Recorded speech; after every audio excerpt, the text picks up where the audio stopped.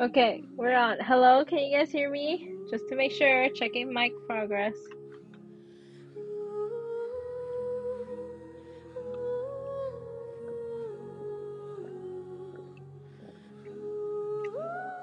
Yes? Okay, cool. How are you? How is everybody actually?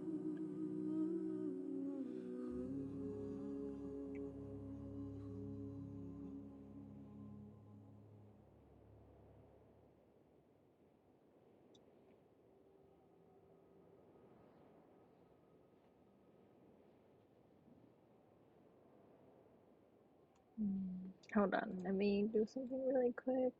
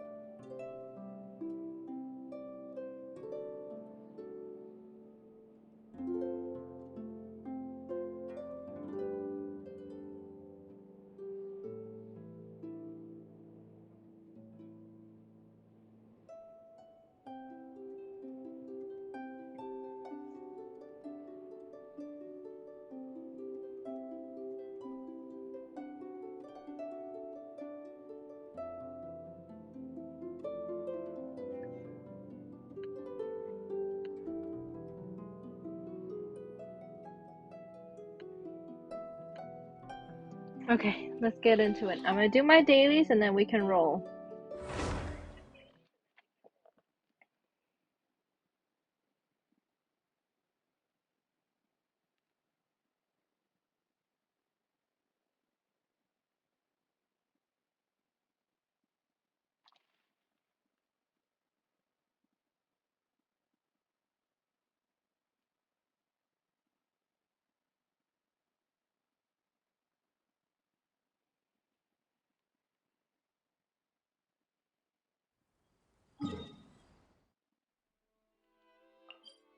Let me check them really quick.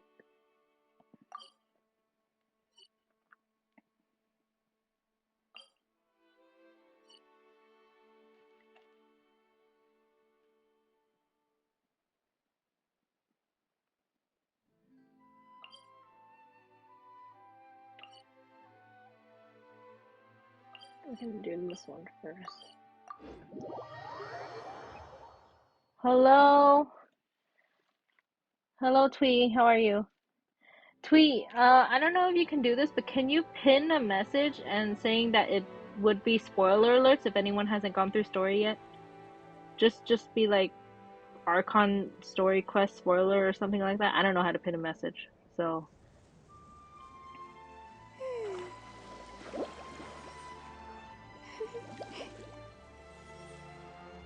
thank you.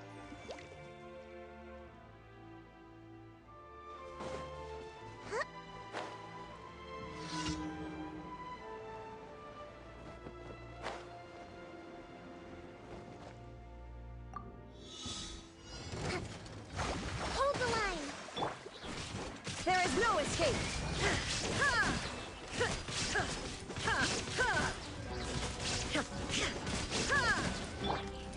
Here you are.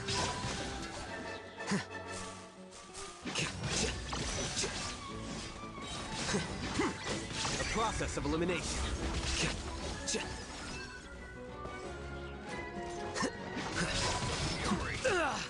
Order guide you. Gather. Illusion shattered!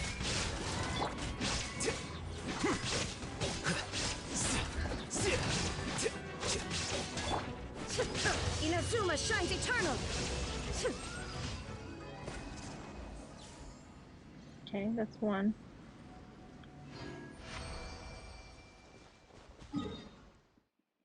Now do the rest.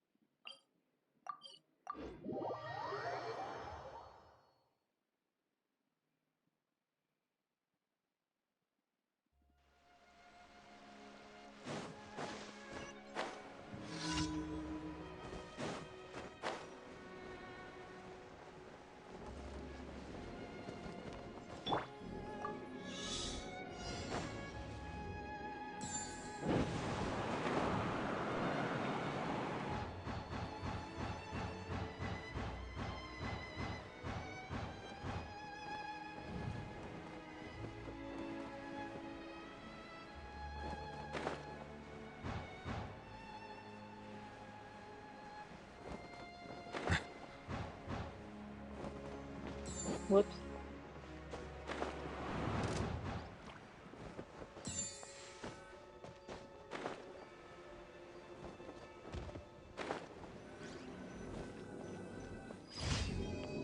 That's 2.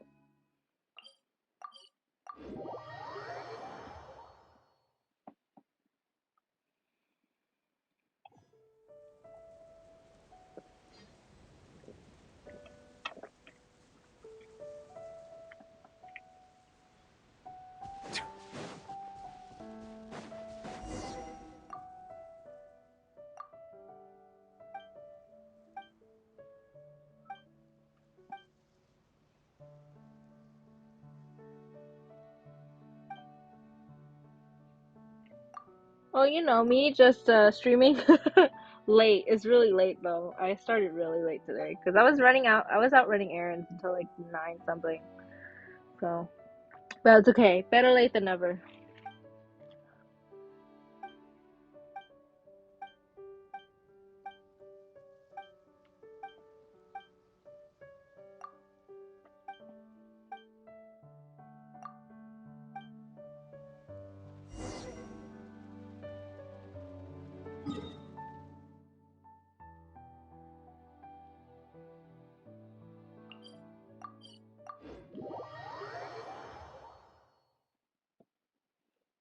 I don't work Thursdays.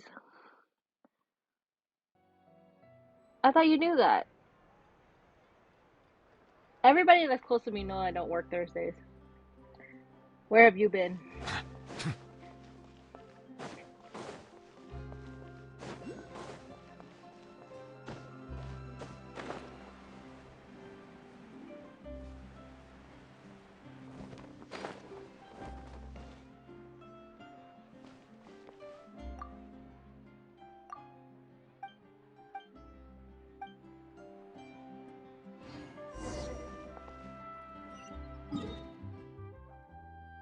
The fact that they're making me go all the way over town.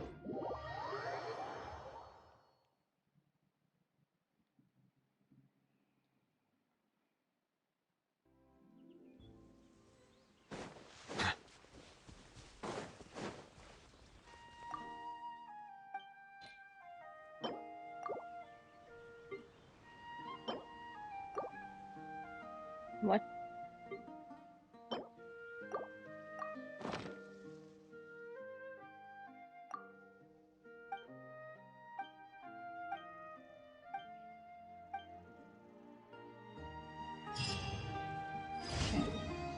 Last one. Like, yeah.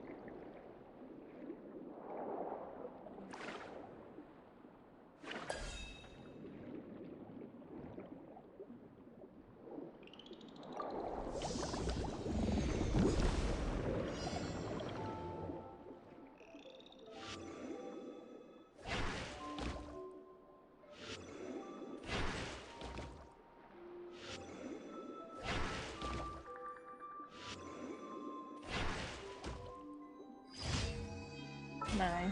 Okay. Clean this.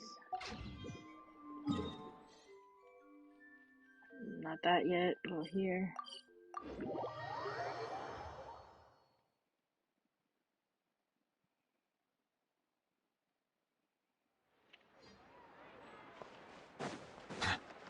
Ad Astra. Thank you for completing today's commission. Ad Astra.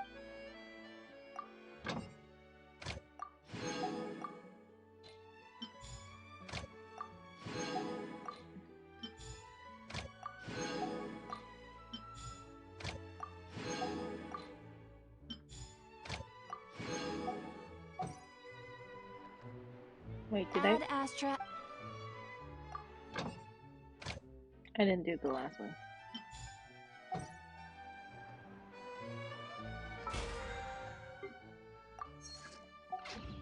Okay, let's see. Hold on.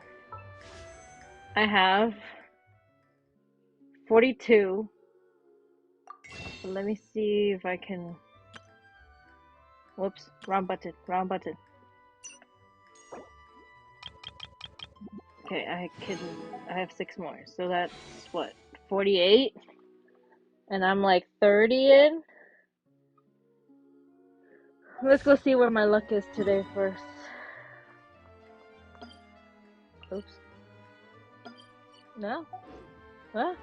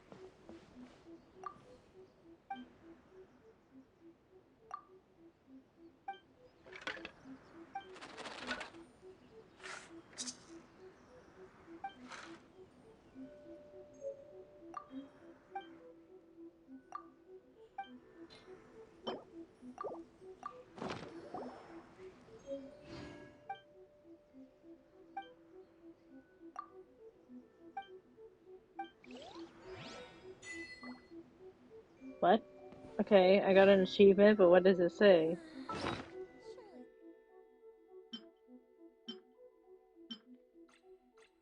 Surely. Where did the slip go?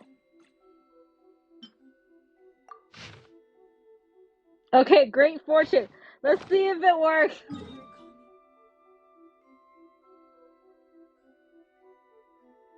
You know, go to where to go?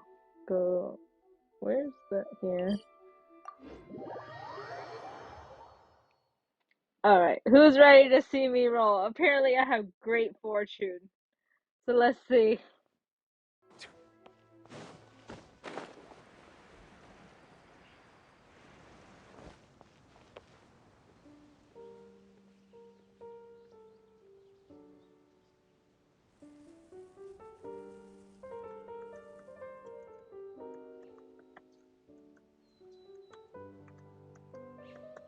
I can't wait to see how this turns out.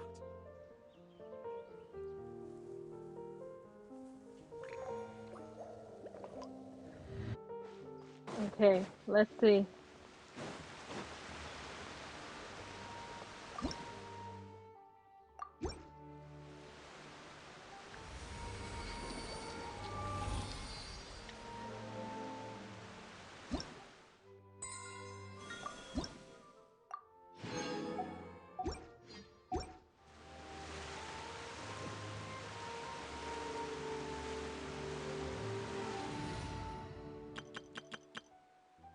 Okay, who should be in my team so that it's a lucky team? Tell me. I want. What's a lucky team for this?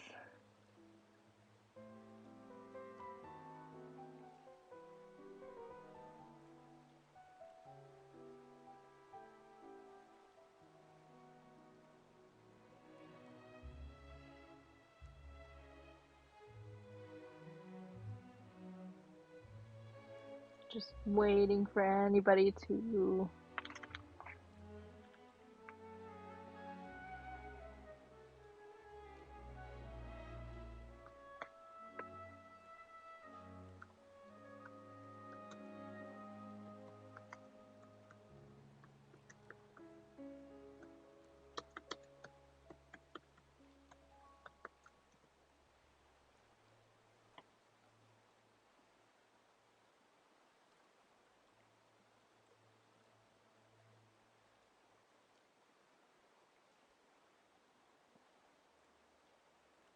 I know I have to throw in a novelette. Maybe Lynette? Okay.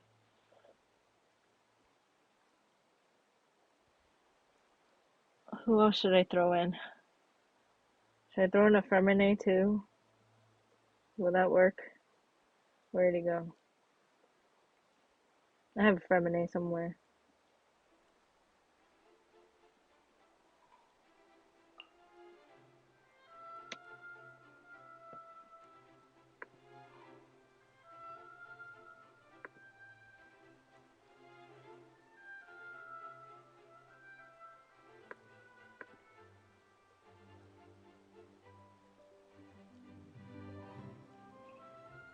It's the last person I should use. I don't have anybody else. I don't think. I don't even have a Charlotte. Oh, that sucks.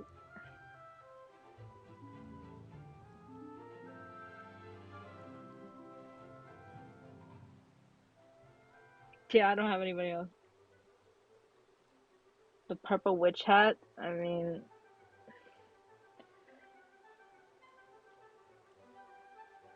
okay, if I use her and I lose, I'm not gonna say anything. This is destiny. Not gonna knock on wood. So hopefully I don't.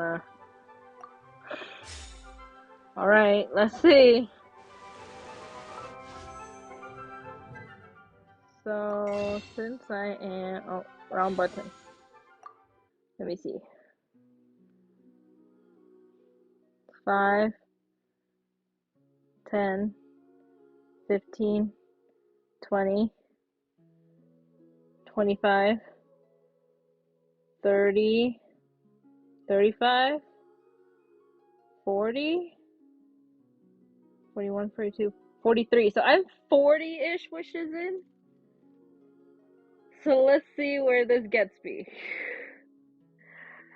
So that's what, 40, 43? This is gonna be 53. First 10.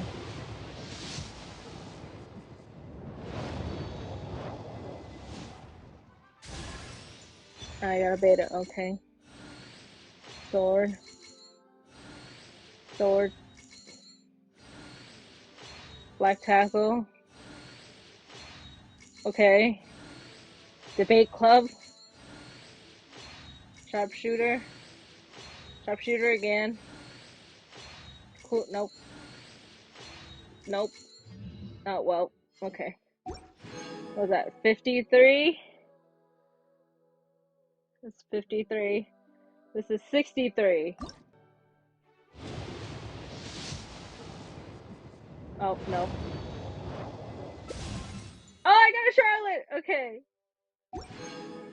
Hold on. Now that I got a Charlotte, let me just throw her in just in case.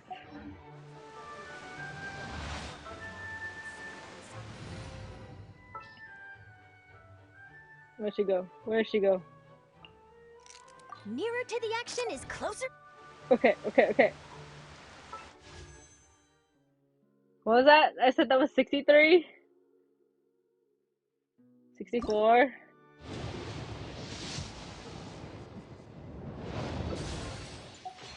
Okay. 65?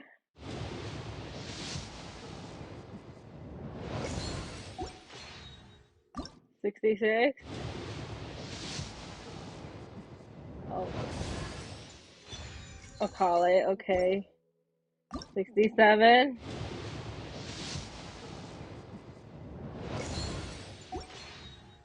68?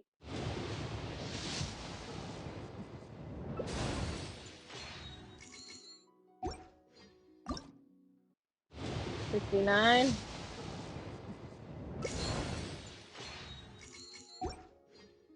Hold on.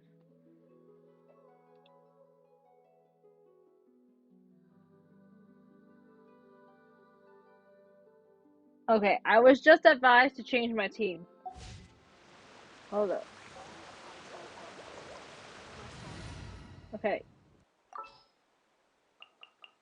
So I was told it was gonna be Novelette, Zhongli, and a Raiden. And leave What one shall spot we open do? and then leave one spot open for Furina to come home. We'll see. Alright. Where was I at? I think was that 70? I think that was 70, right? If I counted correctly. Does anybody remember my count before I lost track?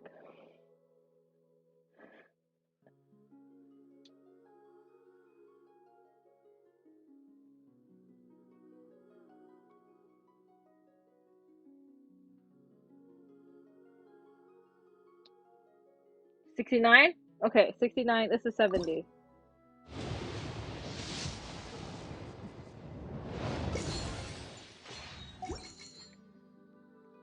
Thank you, Renee. Thank you. Okay. Here's roll 80.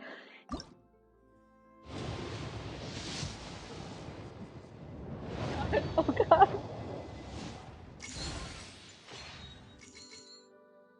I'm so nervous.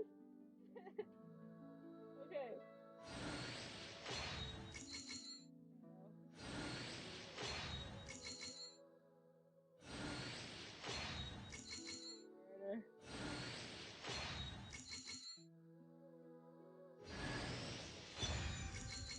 Okay, 4 star. Oh god.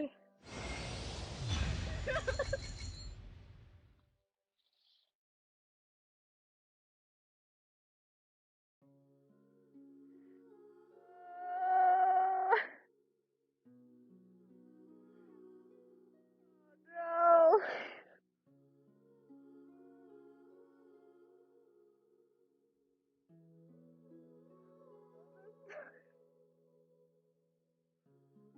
Why?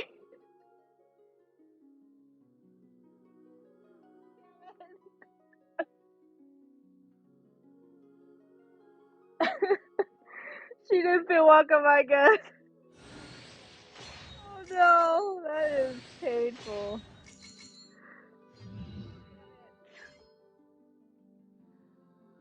And I only have 11 more rolls. Frick.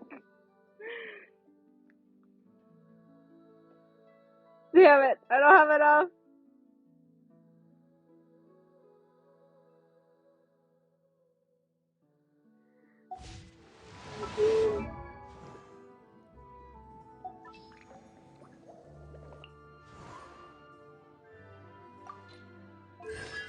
She's at C5.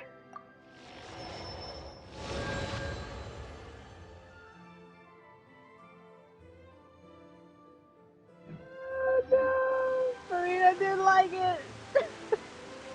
I am guaranteed Navia, but what if Navia comes on the standard? Damn it, I don't know what to do. Water comes in many flavors to the discerning palate. Mondstadt's water is crisp and pure, while water from Liyue has an enduring Oh man, aftertaste. In Inazuma, the water possesses a depth of flavor unlike no one has any other. confirmed that. Sumeru's water, moreover, has a rich and I, I, oh man. Okay, I guess I'll wait for Navia.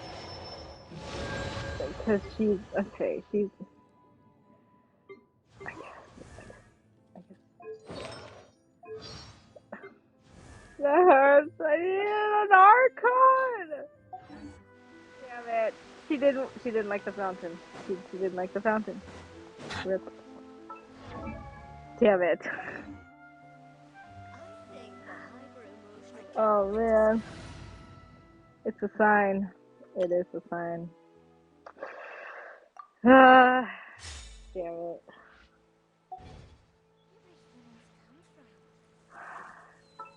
You know what? It doesn't hurt to roll down, does it?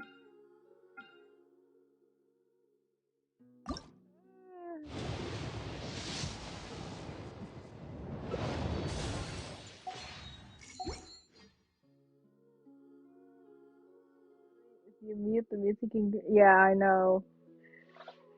Damn it. Oh man, she didn't want to be there. Oh no, I either have to wait for her rerun or just roll for her now, but I don't. Damn it. She didn't want to come home. I should have done it inside the opera house. My bad. Well, here goes nothing. Yeah, that didn't get me anywhere. Yeah, no. Okay, that was not it. No! Oh well then. Did what I could. Thought I could get it. Guess not. I just recently got a Gene on the standard too.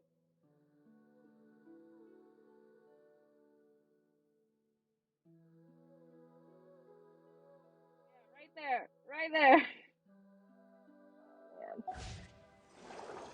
It needs a more romantic touch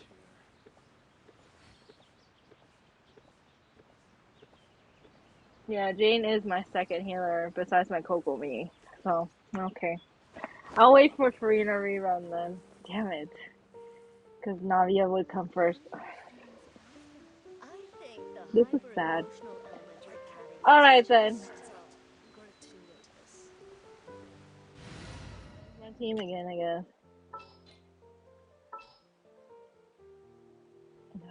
Yes? This is painful. Painful. Painful, I say. All is accounted for. Let's move out. Do I want to use the genre? I will do as you command. She's not even.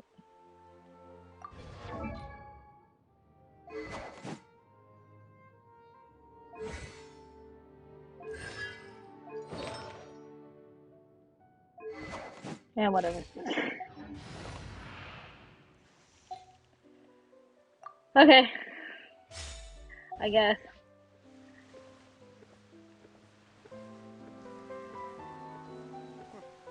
It needs a more romantic Yeah, it touch is good to get her constellation. I didn't mind it, but you know, I wanted a Furina, but it's okay. It's fine.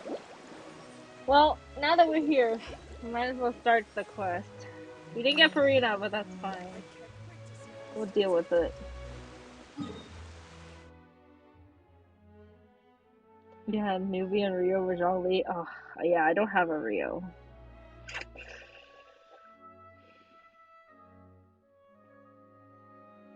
Oh well. When she reruns, we'll do it again. Hopefully we'll be fine. But right now, it's gonna be Navia then.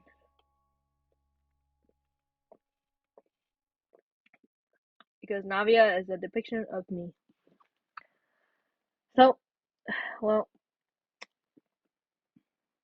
whoever didn't do this yet and wants to leave, you guys can. I will be okay with that because we are gonna start the story now. Since we have nothing else to do. So,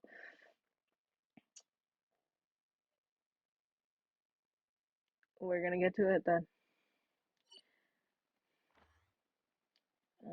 Let's go here. Thank you, Renee. Thank you.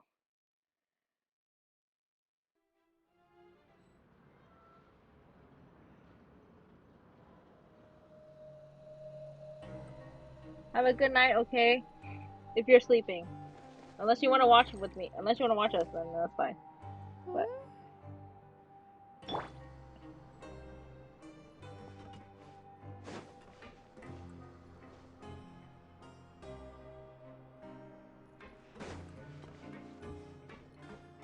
well, I guess we're starting story.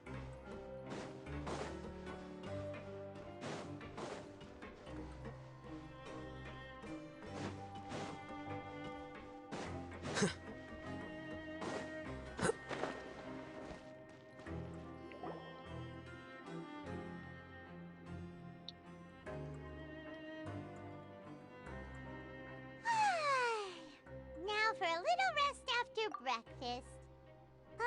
This is the life. Wait a sec. Isn't something important supposed to happen today?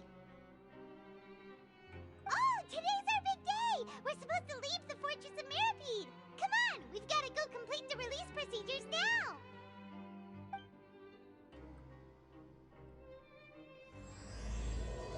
There we go. The Archon quest has started.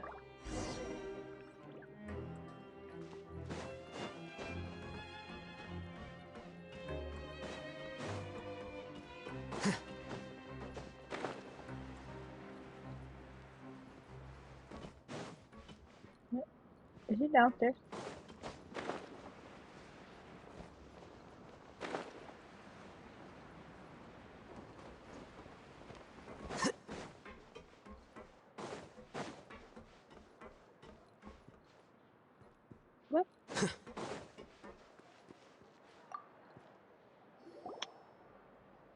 Please, sign here.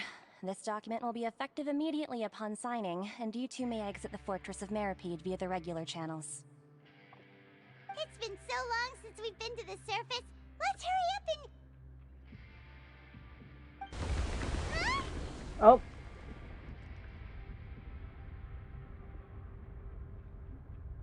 Oh. What's happening? Hold on, give me 1 second.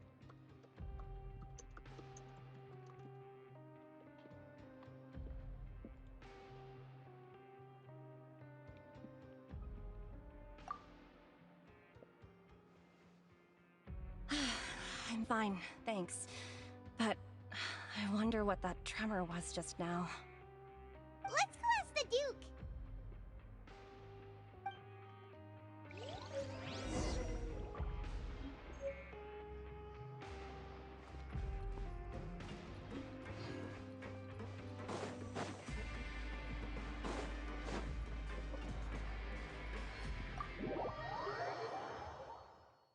Great fortune I had my butt. Didn't even get Furina. Sad.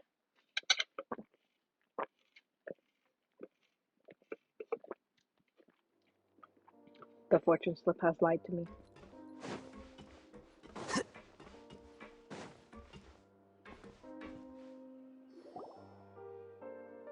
Grace? Ah, good to see you two. Is there something you wish to see me about? Yeah, what was with that earthquake just now? Ah, that. The tremor didn't originate from the seafloor.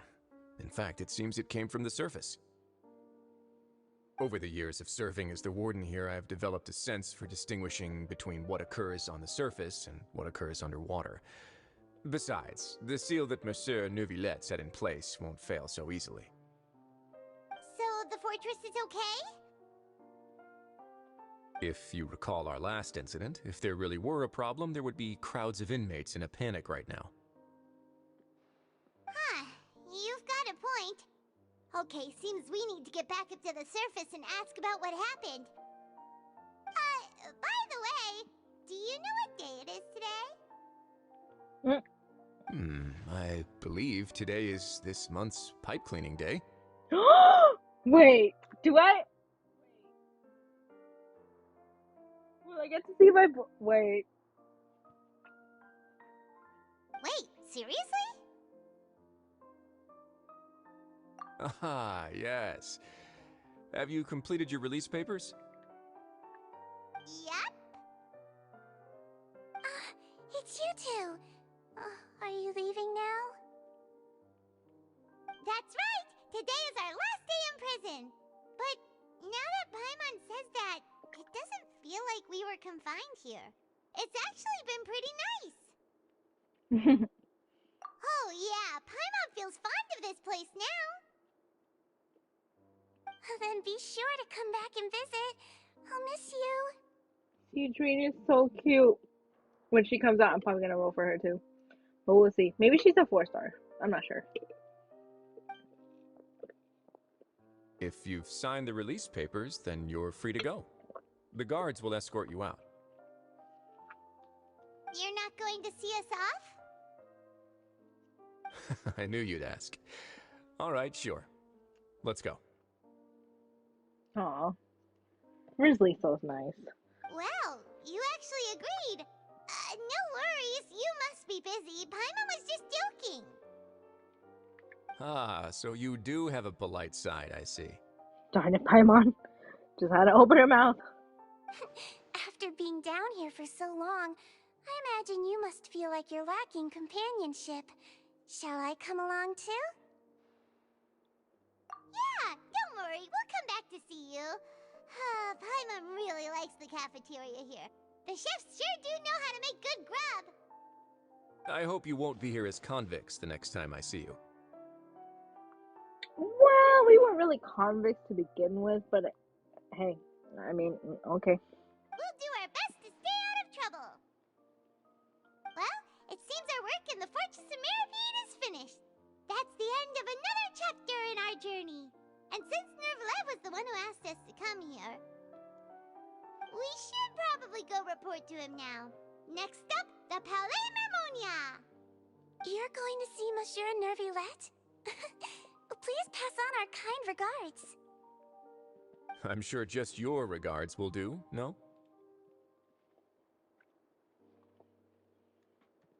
I believe it would be the polite thing to do.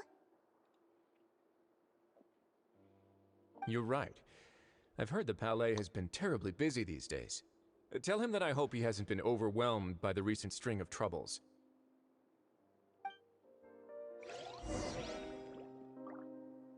Okay, we're going outside then. Where are we going? It is just faster for me to teleport instead of walking there.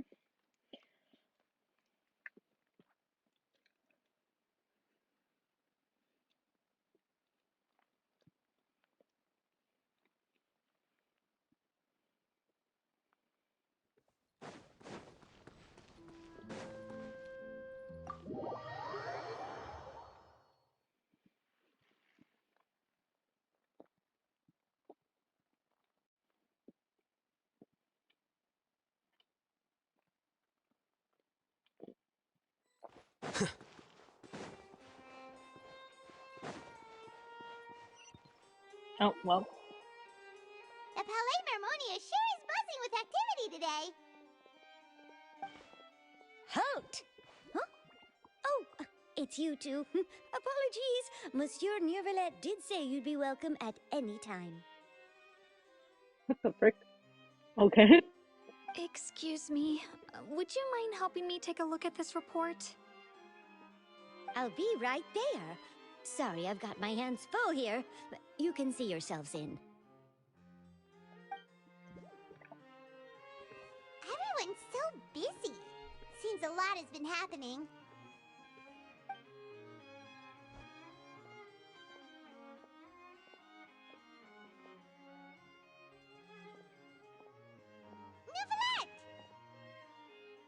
Hello. You've come at the right time, but you'll have to wait for just a moment, as there are some urgent matters I must tend to first. In the meantime, please, have a seat. If you'd like to have something to drink, let the Melusine outside know. I swear to goodness if it's tea. I swear to goodness. That's all right. We just ate. Very well, then. Let's take a break over there while we wait for him to finish his work.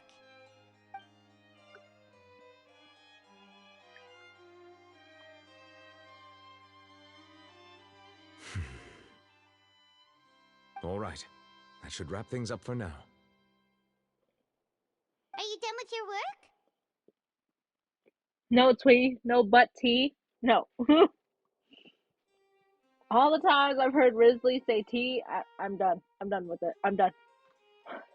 Yes, sorry to keep you waiting. Today should be the day you were released from the Fortress of Meripede, and it appears that you have managed to complete all the release paperwork. That's right, and we came here to see you right away.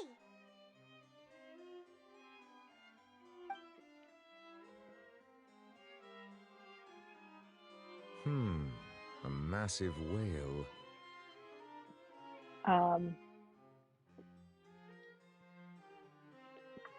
I know what he means by that, but I can't help but feel offended by it, but it's okay. I'm not a whale whatsoever. Not a whale. Do you have any idea what that might be? Judging from your description, that cannot have occurred in any ordinary waters, but rather something like the primordial sea. A whale of that size and shape cannot usually be found in the waters of Tevat. Therefore, we can only assume that Child is presently immersed in primordial seawater. Immersed in primordial seawater? But how? And is he okay? He's not from Fontaine, so he won't dissolve. That's the good news I want to hear. Most people wouldn't be capable of entering in the first place. I'm not completely sure how he could have gotten there myself. Yes? What is it? Ah, right! Paimon felt it too! We asked the Duke and he said it wasn't from underwater, so we figured you might know something about it. It turns out that I have just received a report about this particular matter. In fact, that's exactly what I was busy with a moment ago.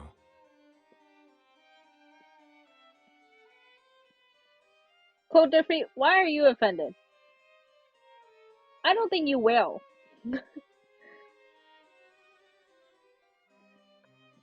I for sure will. Okay, now that I put it out in the open, I do will. Apparently it didn't get me nowhere, but I will. So. The source of the tremor was here on the surface near Poisson. After the shaking stopped, the water levels in the Poisson area rose at an alarming rate.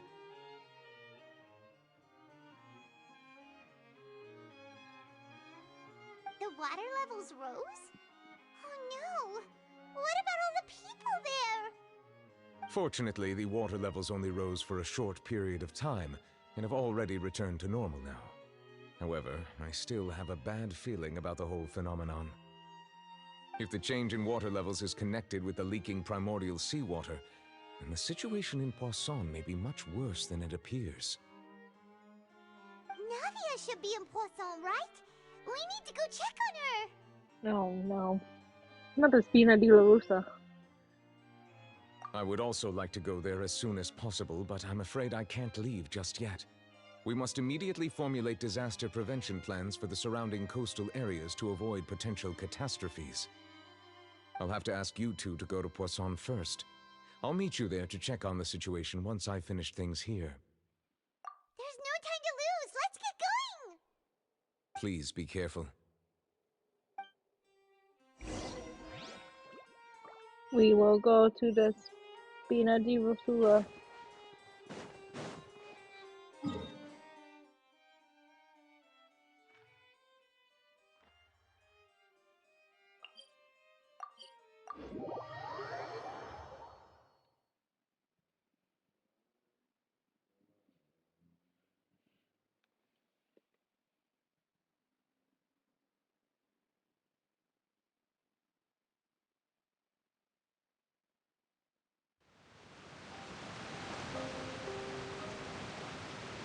Oh no! What happened here?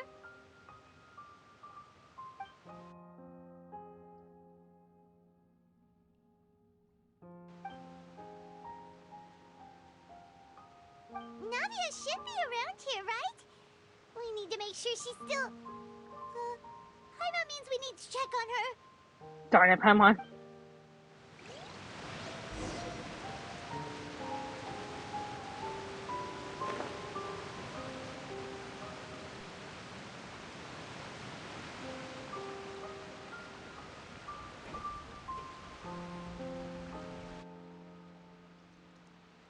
We haven't seen a single soul all the way here.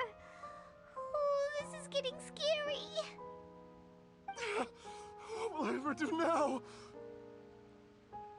Look, there's someone on the roof over there. Just stay put! We're coming up! Watch your balance! All right, just hurry. What the heck?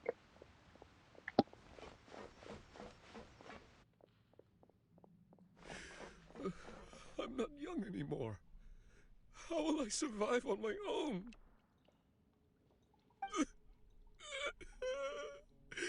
My Desiree!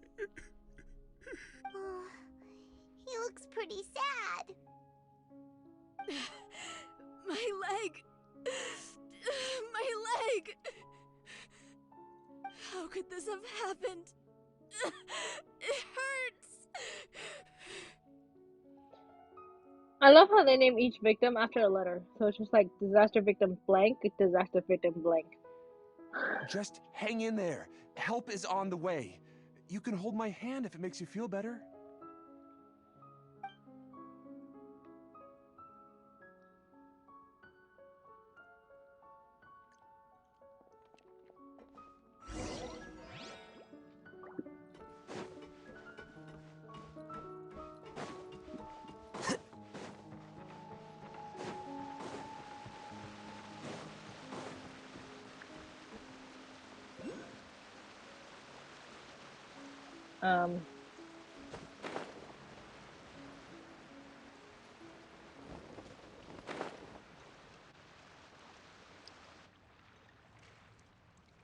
That's true. Better Oh, than numbers. it's Navia. She's over there.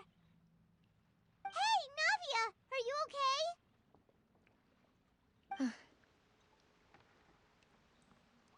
okay? She's so pretty. I love Navia. You're here. We heard there was a situation in Poisson, so we came as quickly as we could. Yes. As you can see, the water level suddenly rose. It caused quite the disturbance, in fact.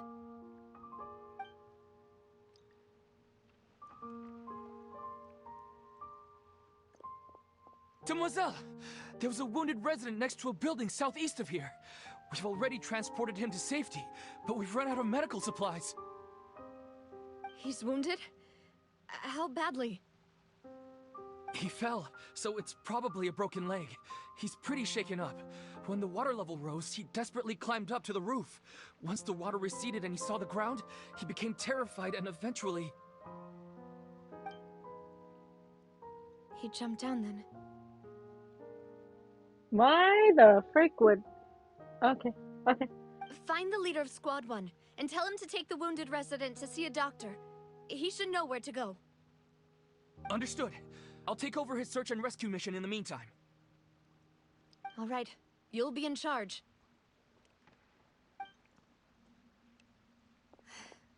I'm sorry. Where were we? The situation in Poisson? Ah, right. Allow me to explain. A little earlier, we suddenly heard a loud noise. At first, everyone thought that something might have exploded in the waterways. But before we knew it, water started pouring out from everywhere. The rushing water seemed a little odd, almost like the unique color of primordial seawater. Some people didn't realize the danger and thought it was just ordinary water, leaking from somewhere. Everyone on the street who happened to be close to the water didn't have a chance to escape. As the water levels rose, they suddenly disappeared. They were all dissolved. Oh no. I think somebody warned me about this Archon quest. Somebody did. I don't know who. Somebody. Gosh darn it. Those who realized what was happening started to flee in a panic, desperately trying to get to higher ground. Many were injured in the stampede, and some people fell from significant heights. The Spina di Rosula initiated rescue operations as quickly as possible, but there have been a lot of casualties. Fortunately, the water began to recede after some time, and the chaos came to an end. The water that flooded the area contained primordial seawater, so the lower levels of Poisson are still hazardous. To ensure everyone's safety, I've asked the people there to leave as soon as possible. No one knows if this could happen again. All we can do for now is try our best to help evacuate the residents. We still haven't completed the head count, but we'll have some numbers soon. How awful. And all of this just came out of nowhere. It was quite frightening indeed. I only wish that everything that just happened was a bad dream. Is there any way we can help, Navia? Thank you for being so willing to help in a moment of crisis like this. You don't know how much it means to me. I really can't express how grateful I am. Don't say that, Navia. That's what friends are for. Oh no. We hit a... God freaking damn it. Demoiselle! We've got a situation here! I'll be right there. Sorry, I need to go for now. And out she goes. Seems it might be a while before she can take a break.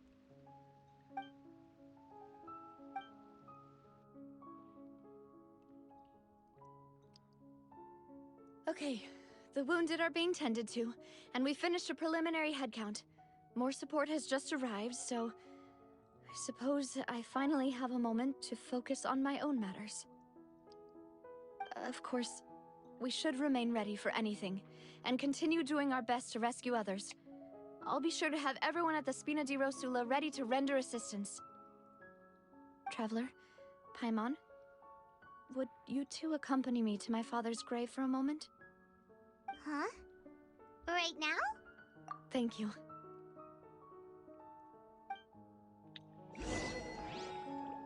Here we go.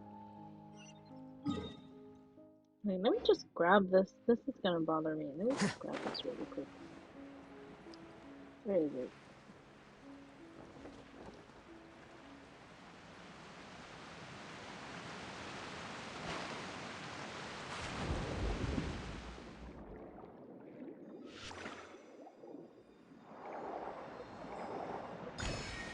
Oh, okay.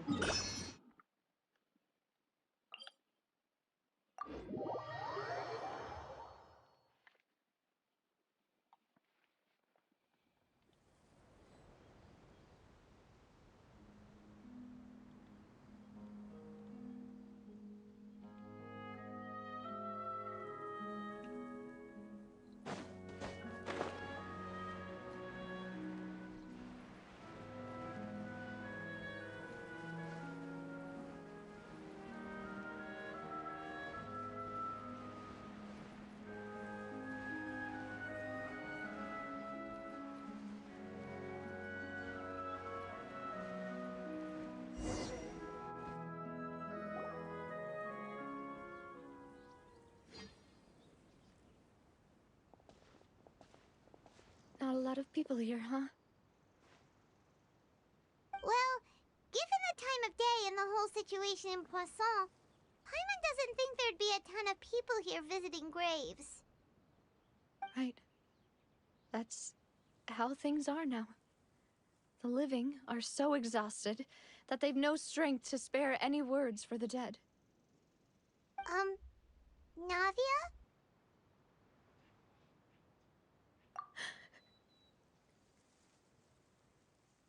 Okay, no worries, Twee. Oh no, I'm gonna cry. Frick. Oh, this game. Navia, what's wrong? Sorry. I just... Malus and Silver... They won't ever come back here again. What should I do, Papa? Huh? What happened to them? Everyone agreed on the rescue plan, but still... I was the one who initiated it. They were helping evacuate the residents, but they couldn't leave in time. And they were caught in the seawater.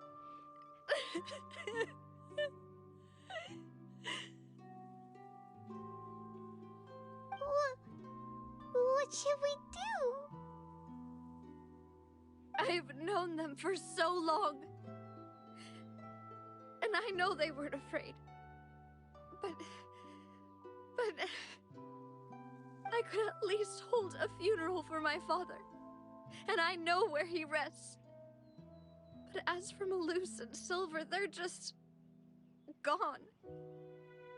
I just can't...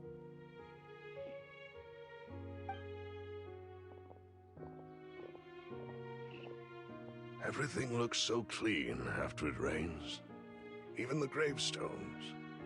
I didn't expect that you'd enjoy a glass of red wine in front of Master Callus's grave. I can understand. Besides, the scenery here isn't half bad. See, it's not just me. I always want to bring something when I visit Papa. Perhaps we might even have a picnic. He wouldn't be angry, would he? Ah, how could Master ever be upset with you, demoiselle? Yet the cemetery is the home of those who have passed, is it not? Everyone ends up here sooner or later, no matter who you are. Buying yourself a plot in advance, are you? No need yet. But when I do, I hope you'll let me be buried beside Master Callus, demoiselle. Hey, stop joking around. I'm quite serious. That way, it will save us both the trip to see each other whenever you visit your father's grave. That makes sense. In that case, could I be buried on his other side? Oh my gosh. After all, besides you, demoiselle, the two of us could certainly be considered Master's closest companions, no? Personally, I believe we fill those shoes just fine. Why are you bringing this up all of a sudden? Seriously. All right. I'll remember your requests. But I'd really prefer not to talk about this stuff. And what do you mean by saving me a trip? I'd make the journey even if I had to visit you two somewhere else. I'd promised to let them rest in peace here. But here I am breaking that promise.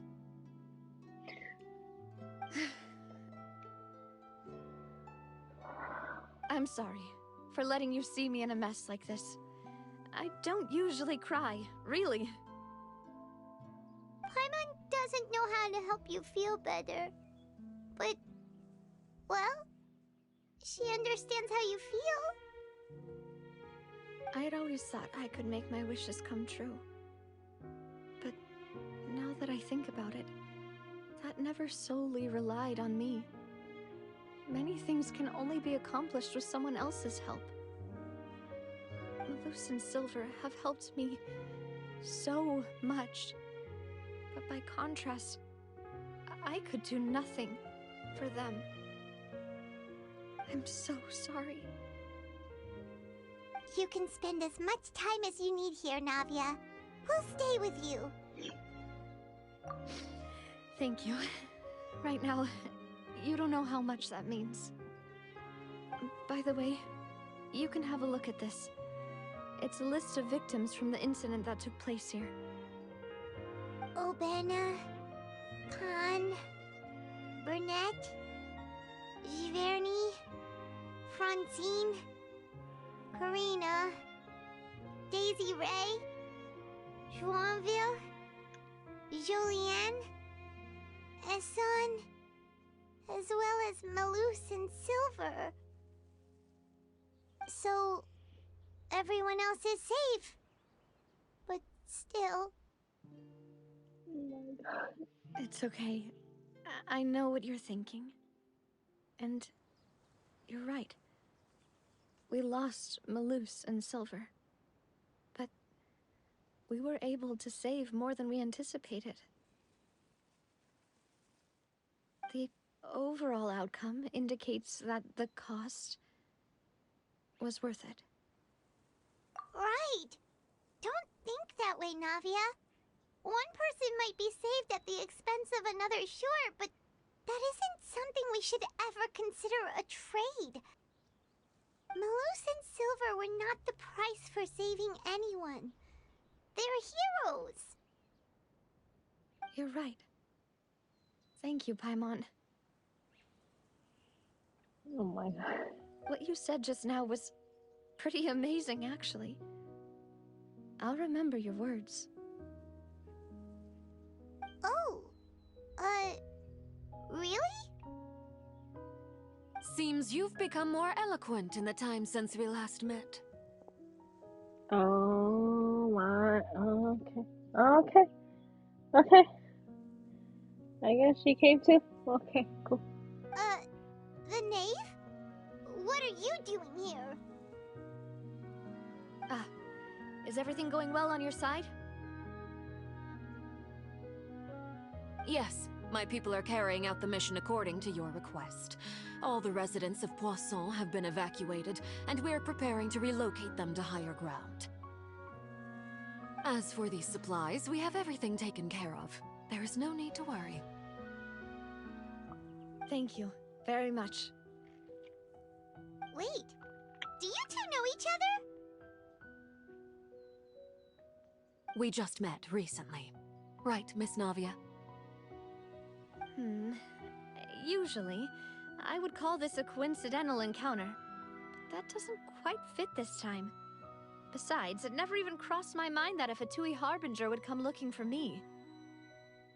Thanks to the Knave, Spina di Rosula received generous support from the Fatui, which allowed us to complete the rescue and evacuation work so quickly. Mutual aid is essential to fostering positive developments. We were already in the area, in any case, so it was nothing. That said, I must say that you're a lot sharper than you let on. I'm sure you understand what I mean. I apologize for all the ways in which I tested you previously. We've never worked with a Fatui before, and it's extremely important for us to know who we're working with. Oh, yeah, cats can give you a lot of wounds. My subordinates have reported that Fatui soldiers have been observing water levels and taking head counts in various locations. I hear that they've also prepared a large amount of emergency supplies. I'm quite surprised. This is nothing to brag about, nor do I intend to. It is simply the way of powerful organizations to act forcefully, whether they are doing good or ill. You've witnessed that firsthand, in any case. As I've told this traveler before, I know of the prophecy, and I intend to prevent the impending disaster. Lending your organization a hand was a natural first step in accomplishing that. As such, do not be troubled by this token of our sincerity. Perhaps one day, you'll also be able to help me in the same way. Without your help, there would have been many more casualties. I won't forget your kindness. Furthermore, I sincerely regret what happened to Malus and Silver. I only wish that my people could have arrived a little earlier to prevent this from happening. Don't say that. You and your subordinates did everything you could. As Paimon said, Malus and Silver didn't choose to sacrifice themselves for any specific person. And they weren't the price paid for other salvation. They chose to become heroes themselves. I've never liked hearing people put it that way. It's like trying to relieve pain by saying some noble-sounding words. But right now, there's nothing more suitable. They really did become heroes. You're right. I'm sorry for your loss, Miss Navia. Water is life to Fontaine's people, and it also spells disaster. It's no wonder that people always say that prophecies represent fate. Fortunately, I've never been one for such opinions. So, you're one who will try to change fate, then? Of course. That is why I'm going to Hotel Bouffe de Thé. I still have some things to take care of, and the children need my attention. By the way, Traveler, Paimon, one more thing. God freaking damn it. Alright, then we'll just... Huh? This isn't right. Paimon thought you would ask us to walk with you for a moment so you could tell us something in private. That is a clever and useful conversation technique, which I do like to use when necessary. But there's no need today. It would not hurt to have Miss Navia listening in. Traveler, I'm sure you remember that I said we could work together when we had the chance. You and I both know that there may be issues with the Primordial Sea. Previously, it was the Fortress of Meripede's sluice gate, and this time it was the water levels in Poisson. These are both signals. Indeed. Allow me to share the latest intel I've received from the House of the Hearth's intelligence network with you. Intelligence network means Linné, Lynette, and Femine. During some recent investigations, A child claimed to have discovered some ruins near Poisson. The ruins date back to ancient times and seem to be worth investigating in many ways. Judging by the dating of the ruins, they may be related to the prophecy and the coming crisis. The situation is becoming more urgent, so any pertinent information will prove extremely precious. My people initially came to prepare for ruin exploration.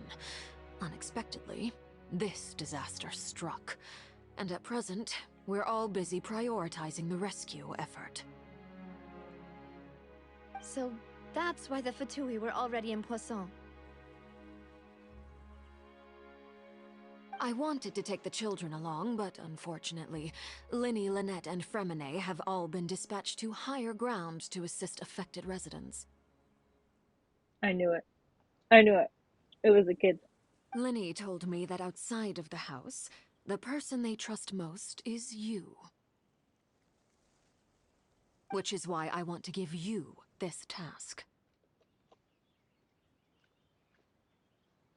The House of the Hearth's members see each other as family, but Linny, Lynette, and Fremine said that they also see you as such, even though you are not from the house.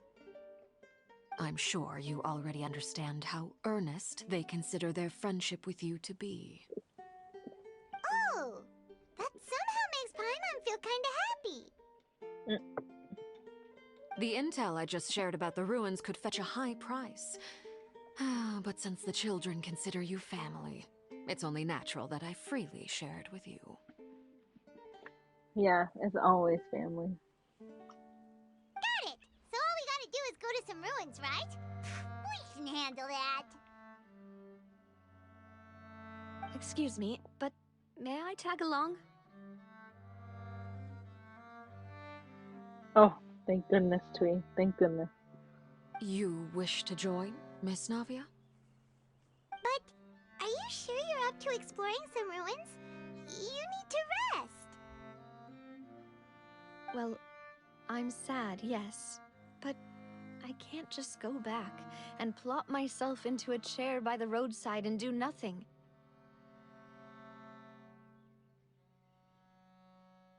There's no point in being depressed while we still have a disaster on our hands.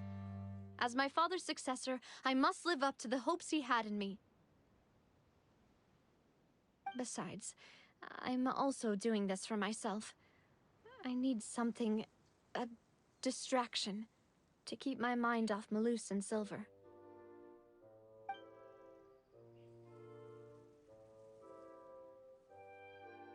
Since you put it that way, I have no objections.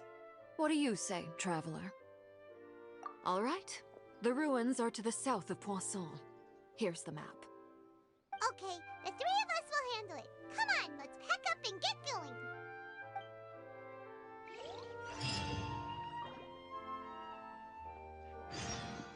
Okay, so let's go. Gosh darn it, why do we have teleports if I have to walk?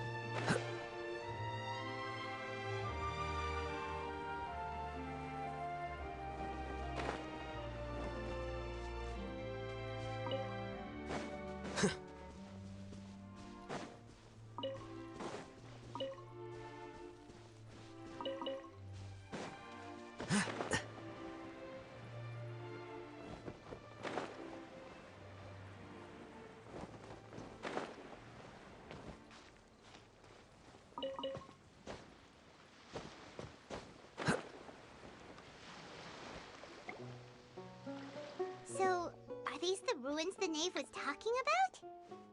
Whoa, talk about old. They seem to be pretty ancient, all right. Let's go in and have a look. Just be careful. She's telling us.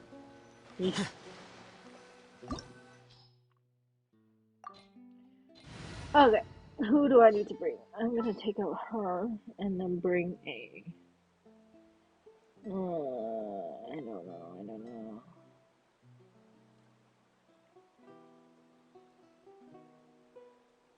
Screw it. Taking her. No, do I? I wonder if. Understood. Just in case.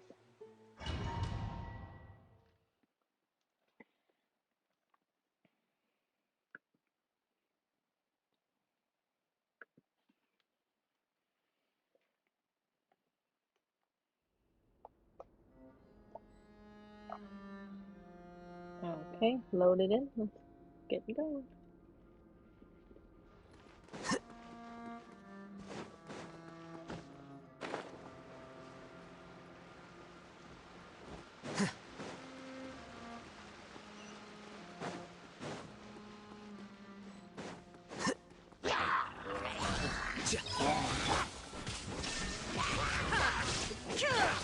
Your life is mine.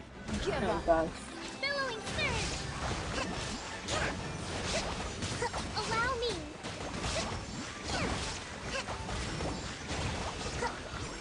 Dada Kundala.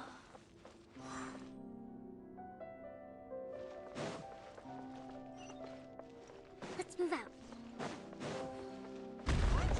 Oi, oi, oi. I almost fell.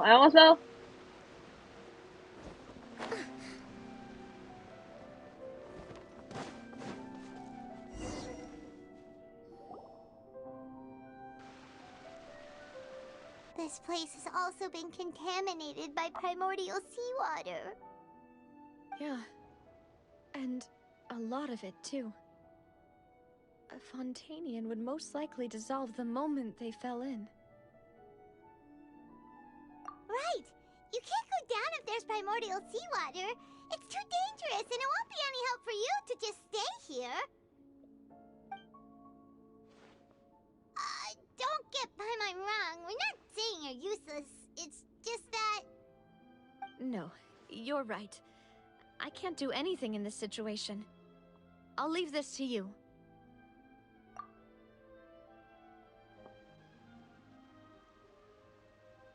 That complicates things. Maybe the only way left is forward. Gosh darn it. In that case, do you want to wait for us here? The water levels here are unstable, and there's a chance the water will rise. So, staying here wouldn't be safe either. I'll go together with you. Perhaps we'll find the exit just up ahead. All right. Come with us for now then, but please be careful.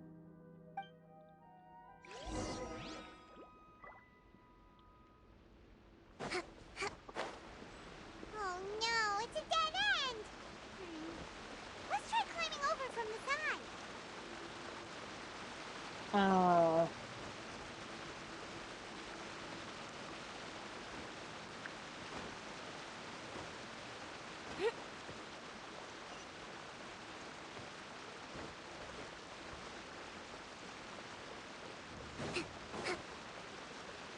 What is this?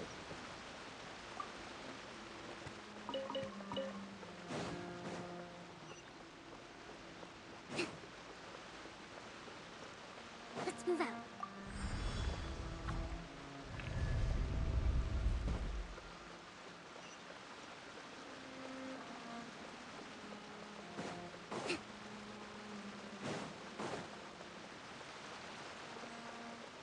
Oh, what the?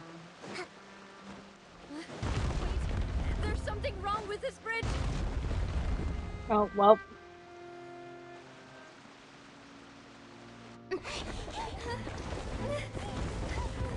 Run, run, run, run, run.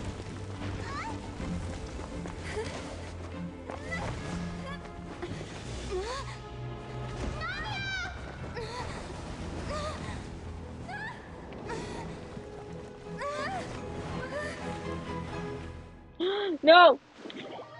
No! What?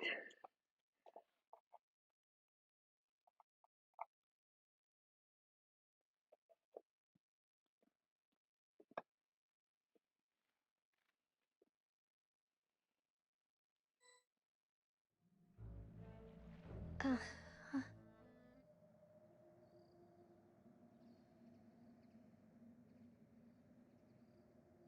Damn it.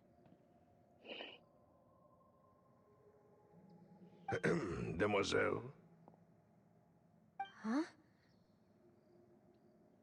Demoiselle, what are you doing here by yourself? Would you be standing here till dark if I hadn't come to get you? Maybe she just wants some time to herself, Maloose. Hmm? Oh. Was I... Was I sleeping? Yes, it would appear so. I must be tired. That's quite possible. However, you were the one that suggested we go out for a walk. Oh, right. I nearly forgot. It must have slipped my mind when I dozed off. I haven't had a nap today yet. Have I? This is a familiar feeling, yet something's a little strange. Mm-hmm. I don't want to think about it. I don't want to think about it. Is something the matter, Demoiselle? Oh, no. No, I'm fine. I was just trying to recall why we came out for a walk. Do you remember Mr. Giverny? He'd requested our help before with foreign merchants who had a debt dispute with him, and we'd resolved the matter not long ago. We were headed to see how things were going with him at the moment. Ah, right. Yes. I remember now. Oh, Miss Navia. Ah, Mr. Maloose. And Mr. Silver, too. It's good to see all of you. How have you been? I've been great. Thanks to your help, those bothersome merchants finally realized that I wasn't the one they were looking for. Why, I wasn't even the guarantor for that person. They were knocking at my door day and night. Even my neighbor, Obina, was getting fed up with them. Sometimes force is required to calm someone down and get them to listen to what you have to say. That's right. Oh, by the way, Burnett, what was it that you wanted to give to Miss Navia again? Oh, yes. One moment, I have it right here. Miss Navia, these are some flower seeds that I prepared. Please take them. They're a very good variety, and they'll become very big and beautiful once they bloom. I don't know what we would have done without your help, so this is a little token of our appreciation. I hope you won't refuse. Ah, did you cultivate them yourself? Thank you so much. I'll certainly take them. Maloose, we do still have some empty flower pots at home, right? Why, we can have as many pots as you'd like, Demoiselle. Perfect. In that case, we'll swap out some of the decorative plants for some of Mrs. Burnett's flowers. Very well. Wait. Something seems to be off here. Oh my god. Excuse me, madam. If I'm not mistaken, your name is Burnett, correct? That's right. Is something wrong? No, it's nothing. This is the first time we've ever met, but your name seemed familiar to me. I must have heard it when I was discussing things with your husband previously. I've heard this name before. Sometime recently, I'm sure of it.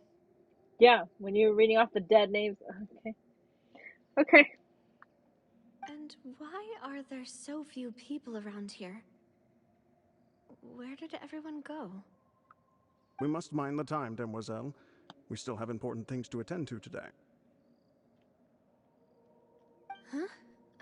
We do? Like what?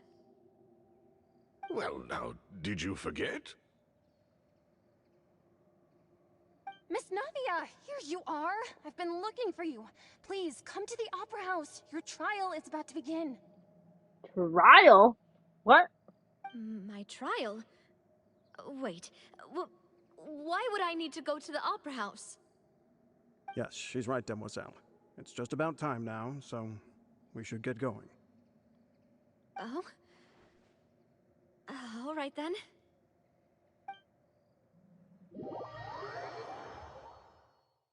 What the frick was that?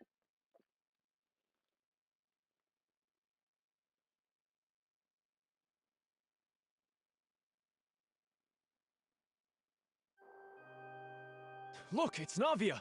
She's here! And her two attendants are with her.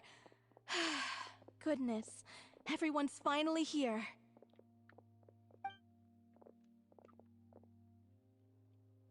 There sure are a lot of people here to see the trial. And they all seem to be oddly excited about something. I even know some of these people. Oh no. Okay. Karina, Desiree, Joyville, Jolien, Essen. Why are so many people here? And why do I have no recollection of this case? And as for the judge... huh? Where's Monsieur Neuvillette?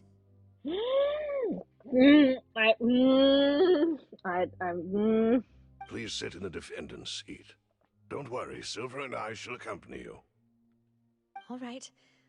But are you sure you can stand behind me? Typically, it wouldn't be allowed, but today is an exception.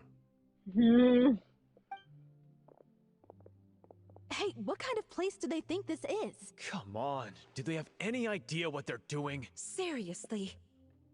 Enough with the whispering! Could someone please tell me where Monsieur Neuvillette is? And why I'm standing trial? My dear Miss Navia, have you not yet realized what you've done? In that case, allow me to explain. As all here know, you are Master Callus's successor, the head of the Spina di Rasula, someone held in high regard by every soul in Poisson. After you took over the Spina, you treated all of us just like the late Master Callus had. If anyone in need reached out to you for help, you responded. Not only you, but your butler, your subordinates, nearly everyone in the Spina di Rasula fought for the well-being of those in Poisson. Wait a moment. Aren't you just proving that I'm a good person? Yes, correct. Absolutely right. And that is why you stand accused. You have helped so many people get through so many difficulties. You are one with us. We are inseparable. I have an idea, but I can't. We are one big family. All of us who are from Poisson, inextricably linked. And with you being so important, we couldn't possibly do without you. Therefore, this fair and honorable court shall declare you guilty, and you shall stay here. You will be together with us forever. I freaking knew it. When she fell. When she fell. It was when she fell. Huh?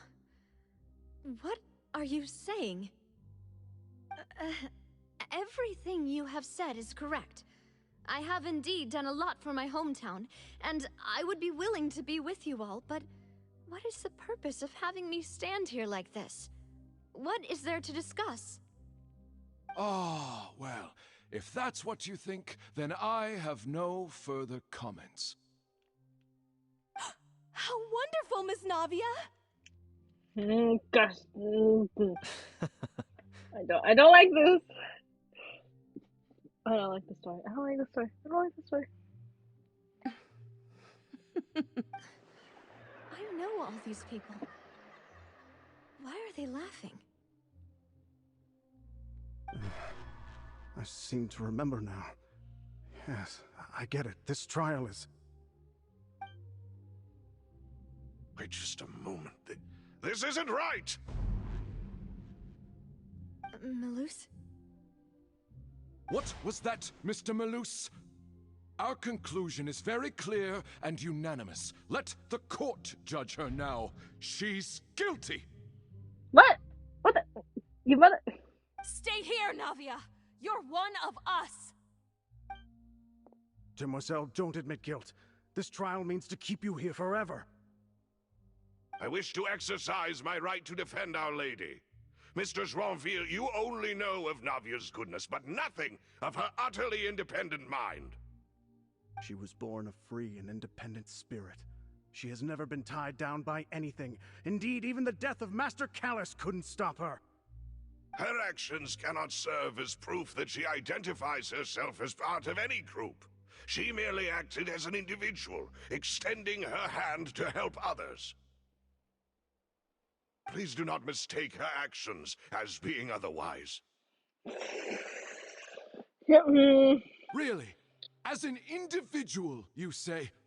Don't forget, we are all Fontanians here. This is the nation of justice, the nation of Hydro! Yeah. I know that. Even if Miss Navia only voluntarily rendered her assistance, that doesn't change the fact that her beautiful soul must return to everyone.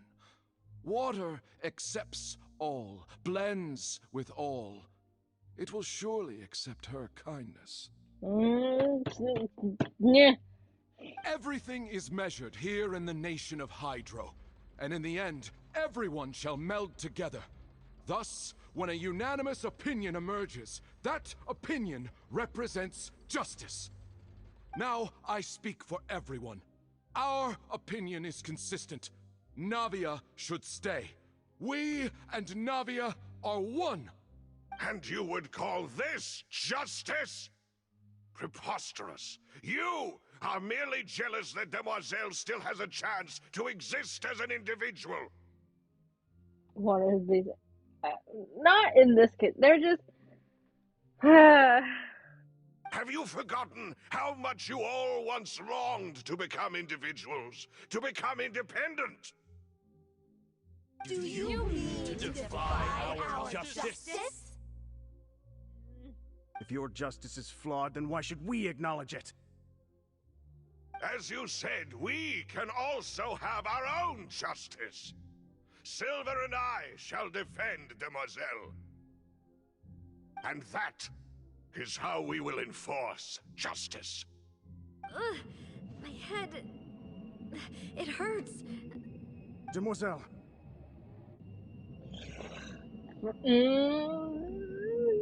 Yeah. Silver, it hurts. My head is spinning. All I can see is stars swirling in front of me. I remember now. Everything that seemed odd from the very beginning.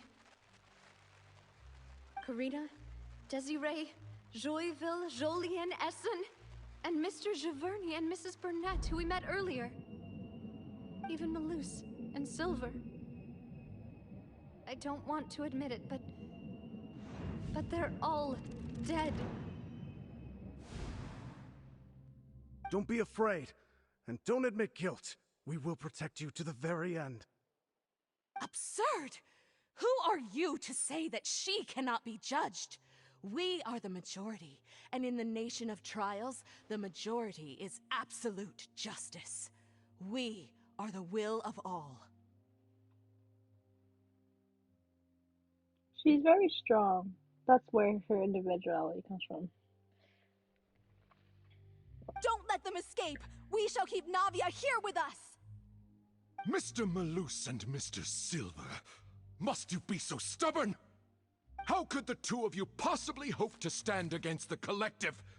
Do not resist. This judgment is fair and just. Navia belongs to us. After all that happened, she should not be left alone in Poisson. I knew it. I freaking knew it. Okay. Okay. What are you saying? No more excuses! He says we're jealous. Jealous? How could she possibly be an independent individual? What's with these people? Who's jealous of her? She belongs to us! Miss Navia, she... Silence! What?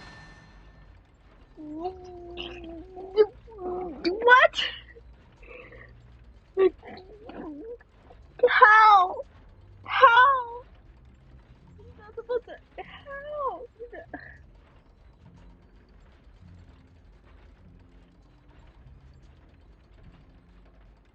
He's not supposed to. That's...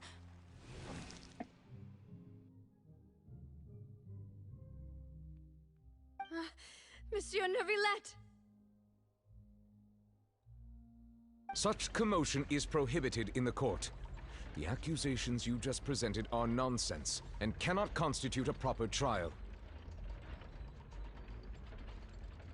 He's not supposed. What? How? He doesn't. He can't. Huh? The court will adjourn for the rest of the day. In this, I shall hear no objections from any unauthorized party. Our thanks, Monsieur Neuvillette.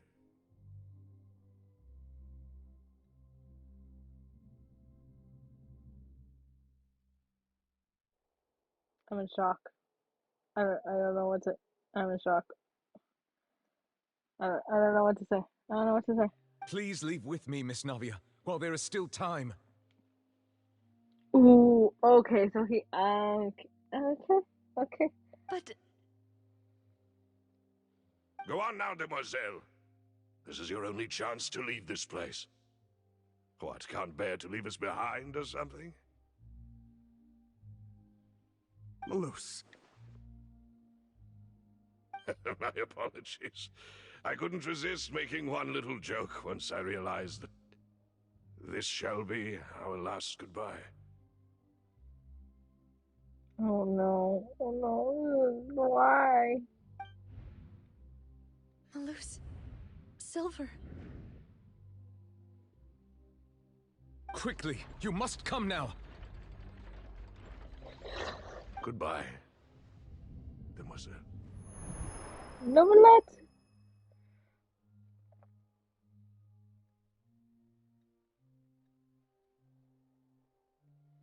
Farewell.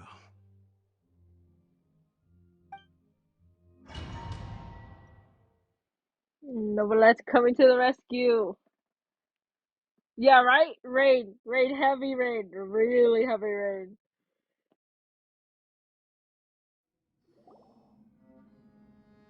No, wait! Just a second! Navia? Where'd he go? Where'd he go? You're awake. Good. There he is.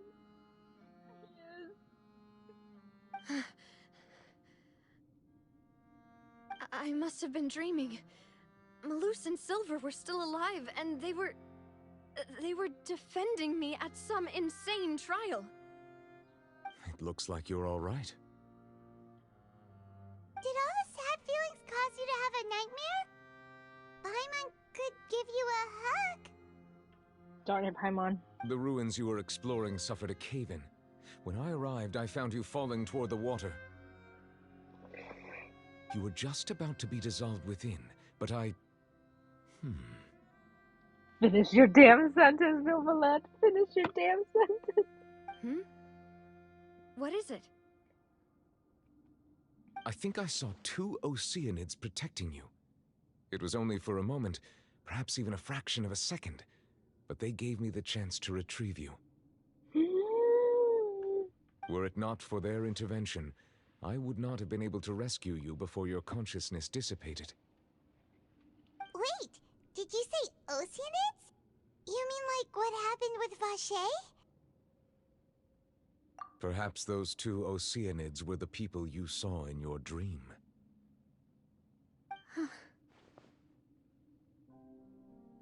I always told them that they didn't have to protect me. To think that they'd keep doing so even after death. Oh my gosh, Navia. Please come with me.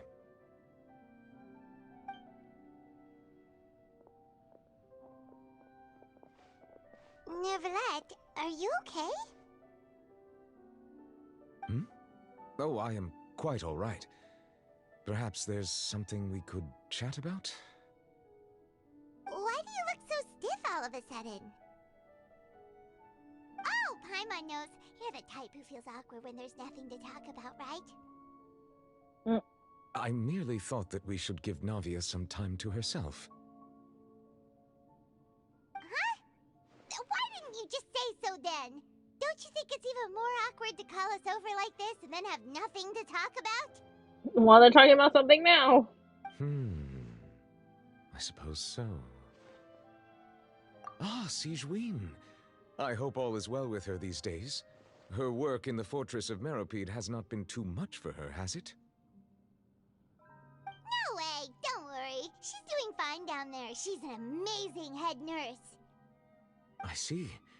Well, that is good. I have always worried that Sigewinne would need a lot of time to understand the world of humanity, just as I have. Oh, and the Duke also says hi! Even though Sigewinne made him do that. He hopes that you haven't been overwhelmed by all that's happened lately. Thank you. I have indeed been busy lately, and I also hope that everything is going well in the Fortress of Meropide. He still doesn't know what to talk about. Let's chat about something else then. So, Neuvillette, you're probably quite the swimmer, huh? Darn it, Paimon. Yes, of course. This isn't going anywhere. Let's try something else. How did you find these ruins? Did the knave tell you? I know, right? A little on the nose there, Paimon. Yes, in fact. I had arranged to meet you in Poisson, but when I arrived, I discovered that the Fatui were helping the residents evacuate. They had even transported a large quantity of supplies to the area. Amid my astonishment, I ran into the knave, and we had a chat. She informed me that she had asked you to investigate the ancient ruins here. Yeah, we originally planned to meet up with you, but we thought you might still be busy with all those official documents. We didn't think exploring the ruins would take very long, and who would have thought you'd wrap things up so quickly?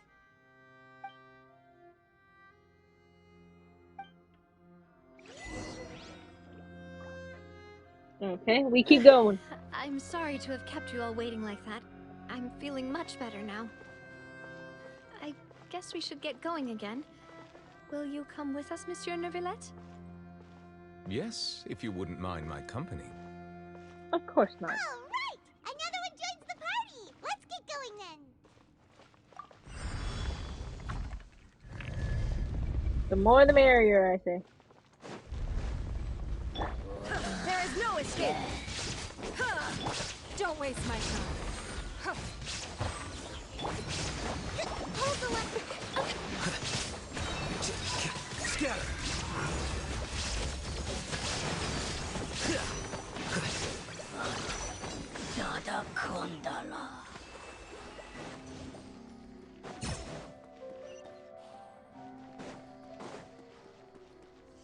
Oh, here it goes again. Oh no! Another unstable path! Watch your step!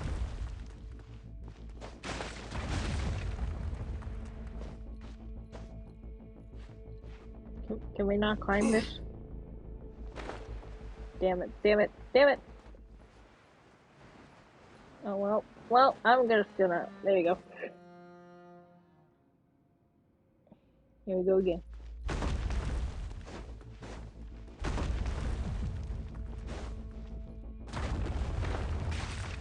No! Fell again.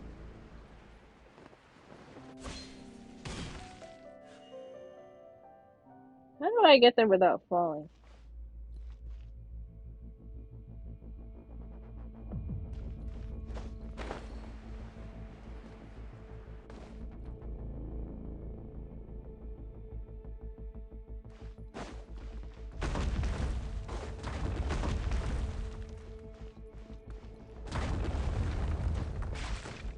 Okay, there you go.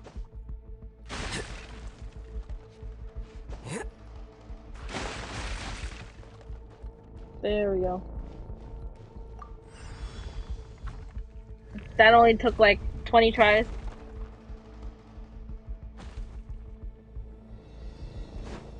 Watch out! There are rock falling over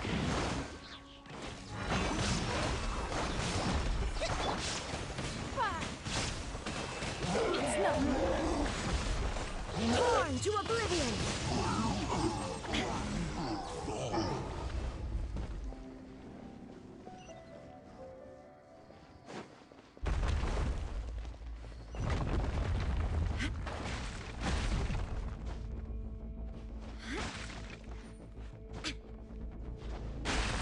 It seems we're almost at the top. Keep it up! Oh, treasure chest.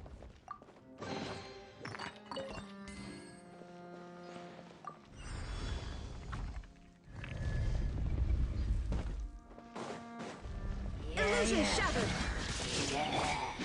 Here you are. Covenant of the Deep! A fresh maneuver! Ha! Give up. Submit. It's nothing. Defract.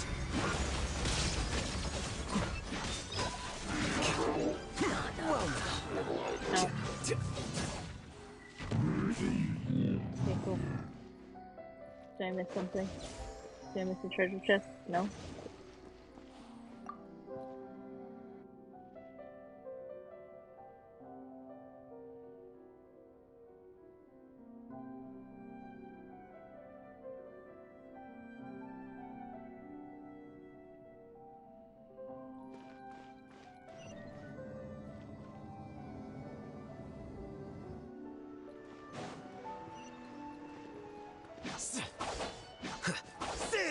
Nothing.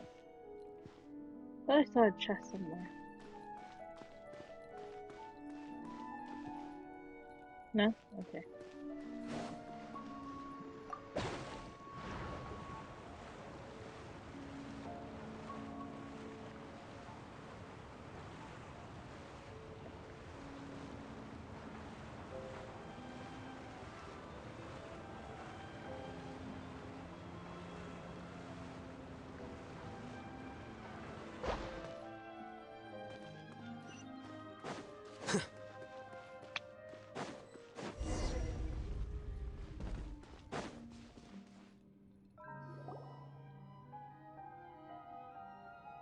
Looks like we've reached the end. This is the place. There should not be any other hidden spaces in the vicinity. The path sure had some twists and turns, but it turns out that this place isn't actually that big.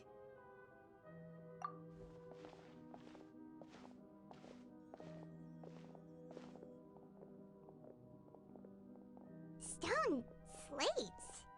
It seems like they were put here as an offering. Could we take them down and have a look? Perhaps we should just leave them be for now. There are 4 locations in total, but only 3 stone slates. The slate that should be in the first empty spot is missing. The surrounding walls also show signs of damage. There's something written below. Let Paimon see. Reason dictates that this nation be destroyed. I shall record the history of its future here in its past. Say what? It feels like someone left these slates and these words here for a purpose. But does he mean that Fontaine should be destroyed? That would fit the circumstances dictated by the prophecy, yes. Indeed, the slate's contents correspond to it. Take the second slate, for example. There's a person kneeling here. She seems so dedicated. And there's a whole bunch of other people behind her doing the same. She's facing this... what is this? Some kind of island in the sky? And is that Lady Furina in the third image? Did the Hydro Archon fall into the water? And is that a ring of people around her? Paimon doesn't quite get it. Are they all in the water? The fourth image. I know this one. This exactly matches the content of the prophecy. The people will all be dissolved into the waters, and only the Hydro Archon will remain, weeping on her throne.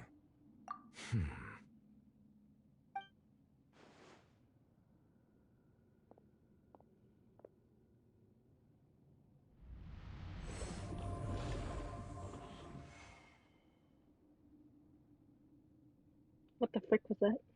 More information should be hidden in these slates, but I fear I cannot easily uncover it, most likely due to us missing the first slate. I am very sorry. What the frick did... What? Don't blame yourself, Monsieur Neuvillette. Deciphering ancient stone slates isn't one of your duties. Ooh, Paimon's getting the chills just looking at these slates. This says that it's the history of the future, right? That means the prophecy's sure to come true. I really hope it doesn't mean that. Navia. Still, Paimon feels like these images are kind of weird when you look at them together.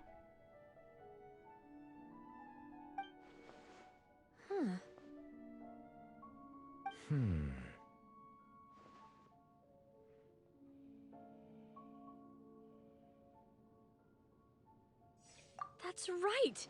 If the images are in chronological order, shouldn't the fourth, the waters drowning Fontaine, come before the third, where the Hydro Archon herself falls into the water? Huh? Wait, let me read that again.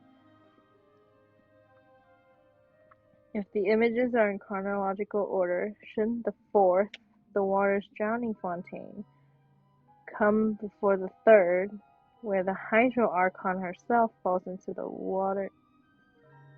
Huh, what?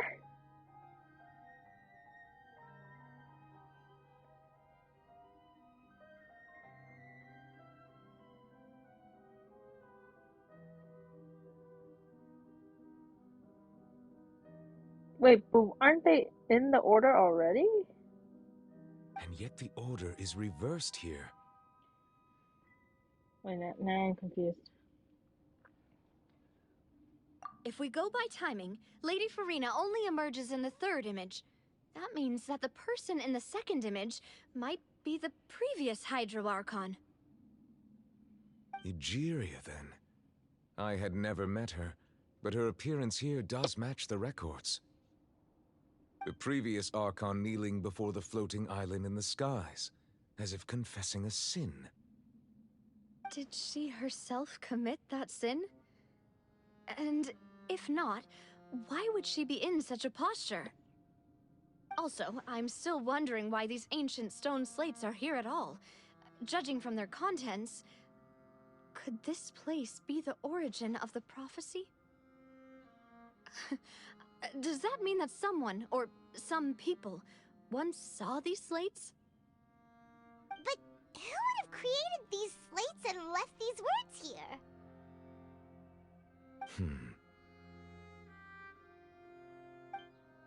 It seems that any further clues will have to come from Furina. Oh, the Hydro Archon herself. In that case, there's no time to lose.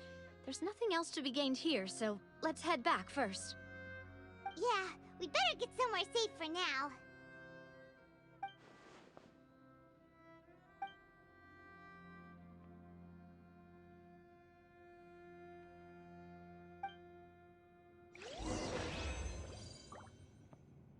Cool, treasure chest.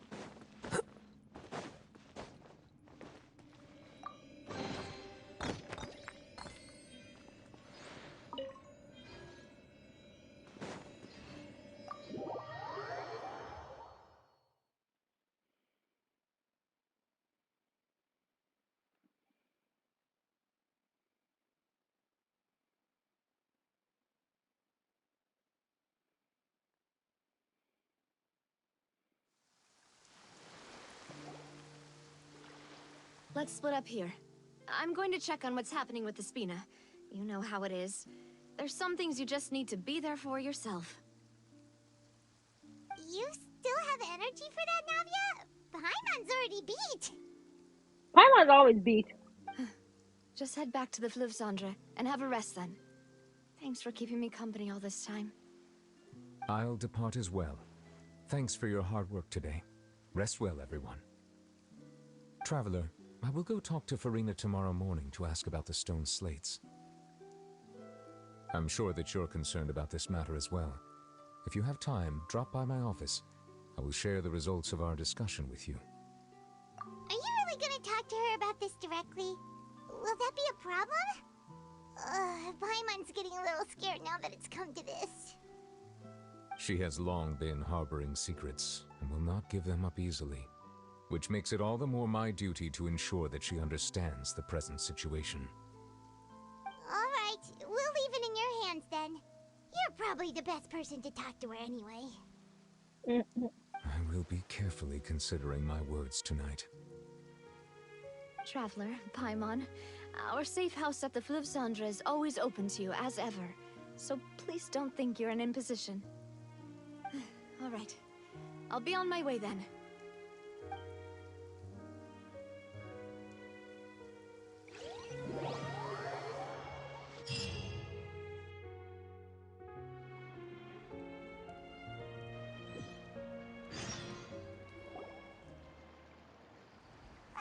We're finally back! Welcome back. We've got a special menu prepared for you two tonight. Yay! And there's good food too! No, the boss is the best. Ooh, desserts! Nice! These are all Paimon's! Man, I want to try all that food. That's making me hungry. Paimon's already starting to forget what happened today. Oh, that voice. Is that who I think it is? Oh no, it's her. Why is she in Fontaine? Why is she in Fontaine? Huh? It's you two. What are you doing in Fontaine?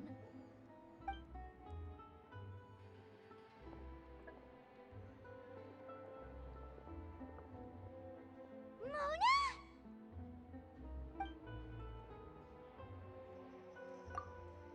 Seriously, nobody just uses a scry glass whenever they've got time to just see who they'll meet on the road.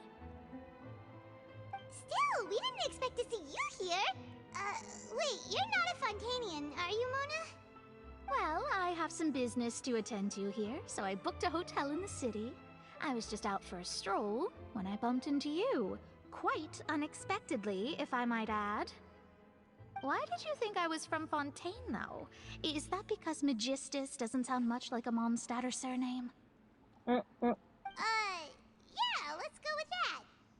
Well, I used to have my own surname, which was, well, some other thing. Either way, the old hag told me when she took me as her disciple that the first step to being a great astrologist's pupil was to change that name. There was nothing for it, really. She really is amazing at astrology, so I changed my name to what it is now according to her wishes. To my surprise, however, Magistus is not the name of some ancient house or clan. It isn't? Nope. Although it is used by us in place of surnames, it generally just means great. Rip. Wow! Imagine including a boast in your name. Wait, are you gonna have to put that into your genealogy as well? I reckon so. In any case, I'd give my disciple a name like this as well, if I were to take one. Astromancer Barbeloth Trismegistus. Whoa, that's a long one. Does it also mean great or something? My name means Mona the Great Astrologist. As for the old hag, hers is, in plain speech, the thrice-as-great Scholar of the Stars. Just take it as a title specific to astrologists. Thrice as great? That's so petty. It says Paimon. I know, right? That's just how she is. She used to call herself Magistus, actually, but when she took me in, she changed her name to Trismegistus. Talk about obsessive. Magistus is thus the calling card of our school, so to speak, which makes it about the same as a surname. It's all right if you don't get it. You can look into it further should you need to study astrology more deeply. Triple strength traveler or triple appetite Paimon? I'm gonna say the triple appetite Paimon because I love messing with Paimon. Terrible! But anyway, you're not Fontanian, are you, Mona? You're from Mondstadt, right? Well, I was born in Mondstadt, yes. My parents migrated to Dornman Port, and I traveled with the old hag for a while, after which I settled down in Mondstadt City. Oh, that's a good thing then. At least we know you won't be dissolved by Fontaine's waters. Speaking of that, I'm sure you're aware that a bunch of things have happened here in Fontaine, right? I know you're not a local, but I'd avoid getting too close to any water that looks strange all the same. Too late for that. We've already gotten there. There's something ominous about it. Well, the water, I mean. That was the main reason, yes. Just a while back, the Steambird invited me to take part in a panel and speak about the circulation of the prophecy as an astrologist. The invitation was sent quite early on. I don't think anyone expected Fontaine to be in this much trouble. What do you make of that prophecy, Mona? Just tell us what you think as an astrologist. Your word would go a long way to make things more certain and less scary. What I can tell you is that I'm an astrologist, and that this prophecy concerns the fate of Fontaine, even that of all Tivat. Ascertaining this is akin to reading the fortune of the whole world. I'm afraid that this is not something that just anyone can do.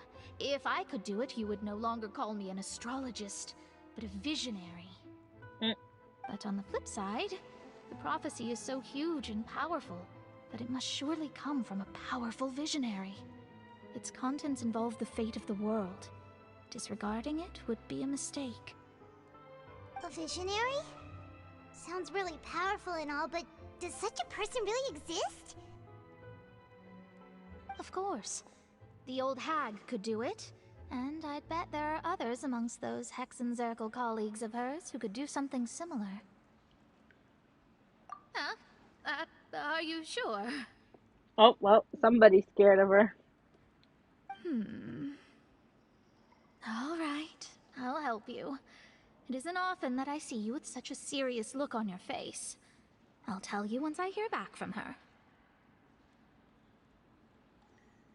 Thanks, Mona! You're amazing as always! Oh, well, this is something only I can do after all. So yes, your praises are quite welcome. That's the greatest of astrologists for you! Of all the people we know, you know the star's the best!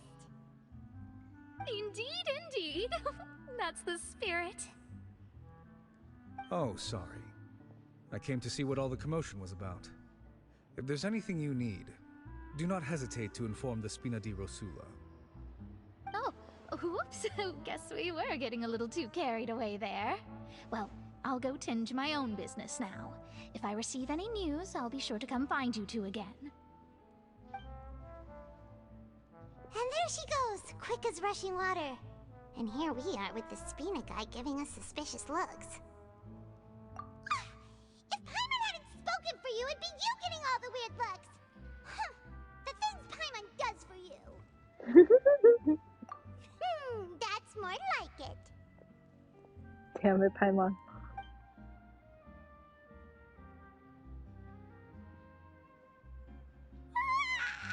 Good morning. To be honest, Paimon's still feeling kind of sleepy. But it's time to get up, traveler. We agreed to go see Neuvillette, so let's pack it up and get going. Going to the palace.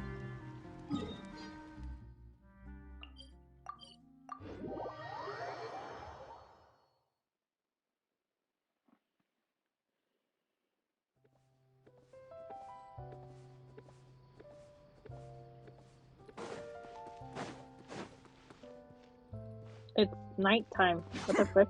Wait, it's not even.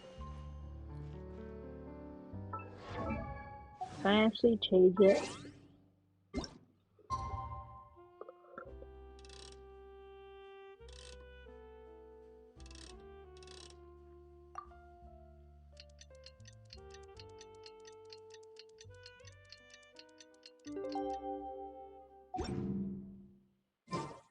There you go. Now it's morning. It was just bothering me.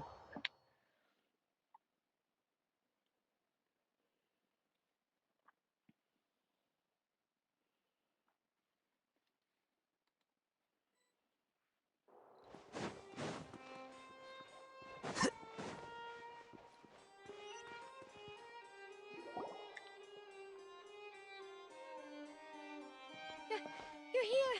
Finally! Is something wrong?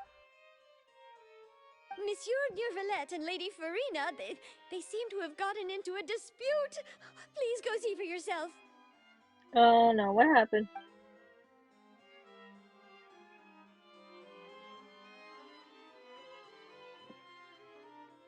Like I said, I've already explained everything. And yet the problem has not been properly solved. There is little space for excuses between us.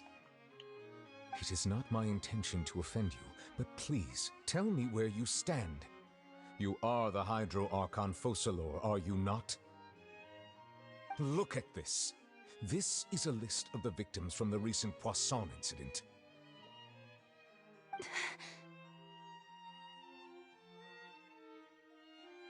You mean... they're all... We did not arrive in time to avert this disaster, and I will not have it happen again. Okay, everyone, keep in mind, she's wearing white. Okay, she's wearing white in this cutscene. Just keep that in mind. I will say this once more. You must tell me everything you know. Yesterday, I found 3 stone slates in some ancient ruins near Poisson. Do you know anything about those? Seriously? You're questioning me like this is a court case now. I don't know anything about that. Rogue, hello! How are you? We're here, finally. We're just getting to the quest. Or, I think we have been for like a good hour and a half-ish now. So, tweet. Every time another mod comes in, she wants to turn her brain off. But you found them in some ancient ruins, you say? Rogue, we'll talk about that later. Right now, my worst concern is gotta get through the story. I heard it's really long, so... That's correct, which is why I came to ask you some questions. There should have been 4 slates, but one of them was missing. The other 3 featured different images that seemed to correlate to the prophecy. The prophecy? The second of these slates depicts the previous Hydro Archon Egeria kneeling before a floating island in the sky, as if confessing something. Do you know nothing of this either? Oh, really? Oh, God. Okay, we got a long way to go. So, and now we're...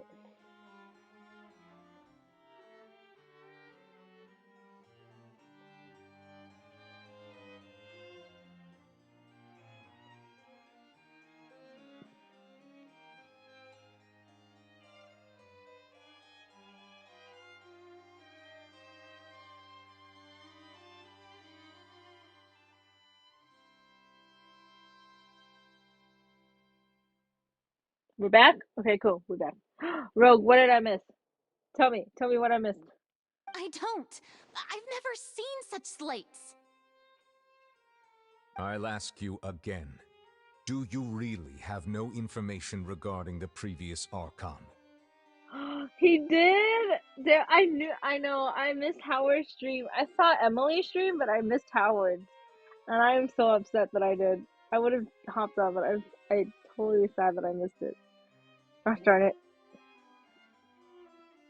My deciphering of the slates indicates that the Hydro Archon Egeria once had to confess to, or apologize for, a certain sin.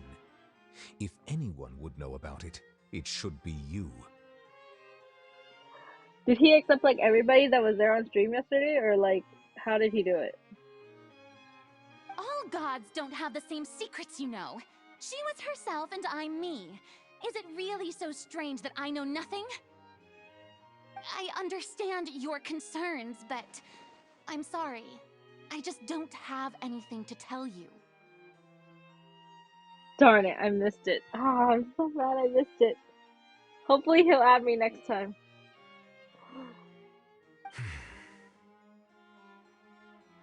Forgive me for saying this now, Lady Furina, but I have long known of your various secret investigations into certain matters. There are several indications that you have been investigating the prophecy on the sly. This is not strange in itself, considering that you are the Hydro Archon.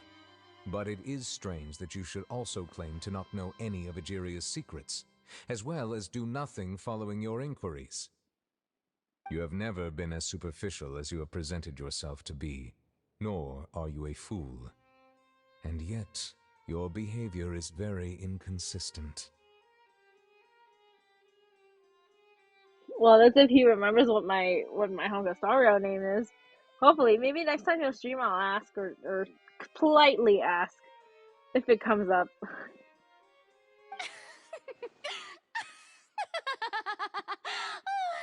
So you've been watching me all this time, have you? I didn't think you were that type. You... Well, since you know about my secret investigations, then you should know I'm actually working to take care of it. There's no point questioning or suspecting me. You're the Eudix, but you're still my subordinate. You should be following my lead. Gosh, friggin' it. Darn it, Furina. Just trust in me. You're Archon, and do as I say. Never mind whether you can truly convince yourself to or not. It'll all turn out fine. Won't just accept anyone? Okay, I have to make sure he knows it's me then. I don't know. We'll see. That's all I have to say. We do not discuss this matter again. Oh, the opera's about to start. Toodles!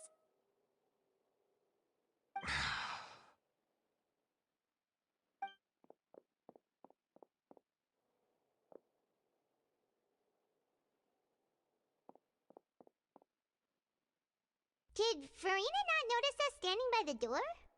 Wonder what's up with her. She was smiling. She didn't seem in the mood to care if we were listening in or not.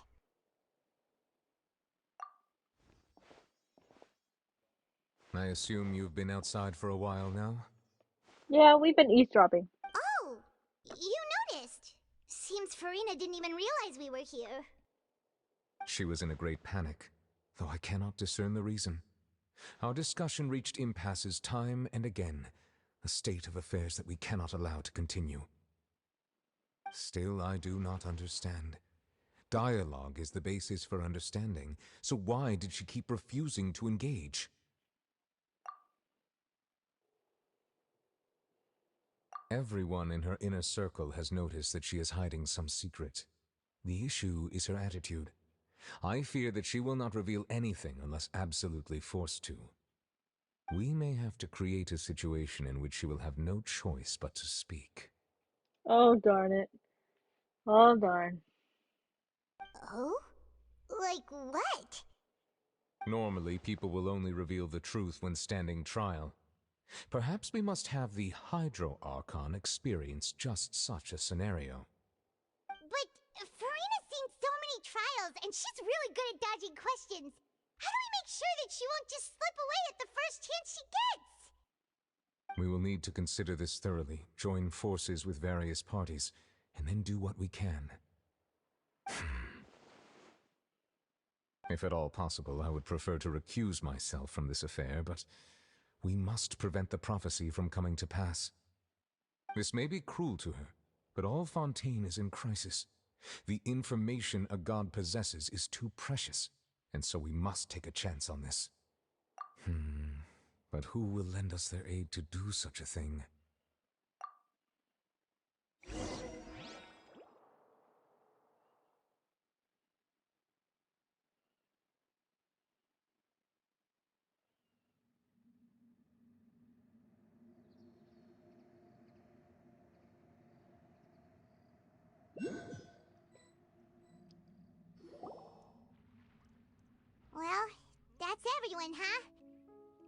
Are we gonna see? Are we gonna see Linny? Speaking of which, it was pretty smart of you to think of hiding here. Poisson was just involved in a disaster, so it's presently devoid of people. That naturally makes it the best choice. I knew it. I knew it was gonna be the siblings. And here you are drinking tea like it's the most natural thing in the world, huh? Oh my god, not the tea. That's what families should do. Sit and enjoy a leisurely time together. It's nice to enjoy tea here, you know? Care for a cup? Lend me your ears, everyone. Or perhaps one of you might like to start us off. How about you, friend? Rogue, I know he's your boy. I know. Me? No, I don't think I can. Then, how about you, good sir? I fear that I will cause the mood on this boat to become as somber as it is in court. Nobody wants to talk. Maybe this is the time Paimon should open her mouth. Well then, I guess we're lucky we've got a local like me to organize things. Wonderful, the spotlight at last. I guess I'll be facilitating things from here. That was a little long-winded, don't you think? Oh, you might be right. Anyway, to cut to the chase, our friend here, the Traveler, has brought us together to discuss something. As for what that is, well, let's start by saying that we'll be pooling our efforts together to create a series of traps. Oh, how intriguing. Well, it's just an expression, really. One that I just learned from Chlorand, and used on the spot. So, let's invite her to explain in detail. A round of applause, please. Huh? Didn't you say that you would be facilitating this? Oh, come now. Your work doesn't involve much public speaking, right? This is a good chance to practice. You might even pick up some fancy oratory tricks to impress your boss with in the future. I see. And what does my boss say? He is glad that you consider him your boss. Do go on. I love Nouvellette. I love Nouvellette.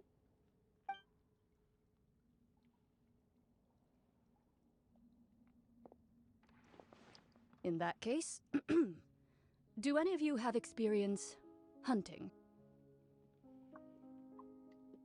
Nouvellette's mannerisms give me Alhaitham vibes. I think that's why I like Nouvellette. Not that I recall. Fremine and I once used a wooden stick in a basket to catch wild rabbits when we were younger. As for Lynette, oh, right. You were sick that day, weren't you?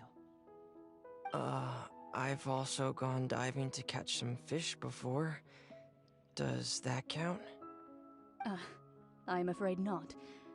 You may or may not have heard, but Fontaine once played host to a group known as the Marechaussee Hunters. Though that was their name, they did not hunt animals, but rather various monsters left behind by the ancient dynasty of King Remus. Today, Fontaine's monster population has already thinned greatly, so the hunters have blended back into society, taking up arms in other lines of work. They even left a unique methodology of hunting in their wake. A trap comprises of the following components: bait, a trigger, and a containment device. Sometimes a lethal implement will also be necessary to deal with the prey. So, if we were to build a trap together, right now, what would you choose to build it with? For me, I would prefer something basket-shaped. Pigeons and rabbits will see the bait and naturally enter the snare. Our line of work requires a deft hand, and we're some of the best in the industry, so you can count on our techniques. You used some of those techniques while moving the people of Poisson, didn't you? My subordinates mentioned that you even performed some magic for the bawling children. Yes, and I even managed to gather some intelligence in the meantime. I'm quite the multitasker if I do say so myself. I'm afraid I can't claim that as my strong suit. I prefer more stable methods, like placing bait in the water and waiting for the fish to come within reach. That's the kind of method I would count on. Calm and steady. Exactly the kind of person who would catch loads of fish. And I can be their assistant. With discretion, I'm sure. I'd probably use some sort of mechanical animal. Papa once bought me some small clockwork squirrels, mice, and such. When placed in the forest, they can attract others of their kind. I remember that you liked those too, didn't you? I did. And that would be a good way to go about it. If they're realistic enough, animals of the same kind will follow them all the way to the trap. What about you, Monsieur Neuvillette? I fear I do not have any related experience. That makes sense. You usually solve problems directly, without the use of any such tricks. But I do have one more question for you, Monsieur. If we were to create a trap now, how would you design it? I would like for it to be effective, but bring no harm to the prey. A more gentle trap would be ideal. Kind as always. However, our intention doesn't necessarily change the containment device and the type of implement we need. If we wanted to kill the prey in one strike, we would need a powerful implement. However, that also goes for prey that must be captured and safely contained. Wait, why's that?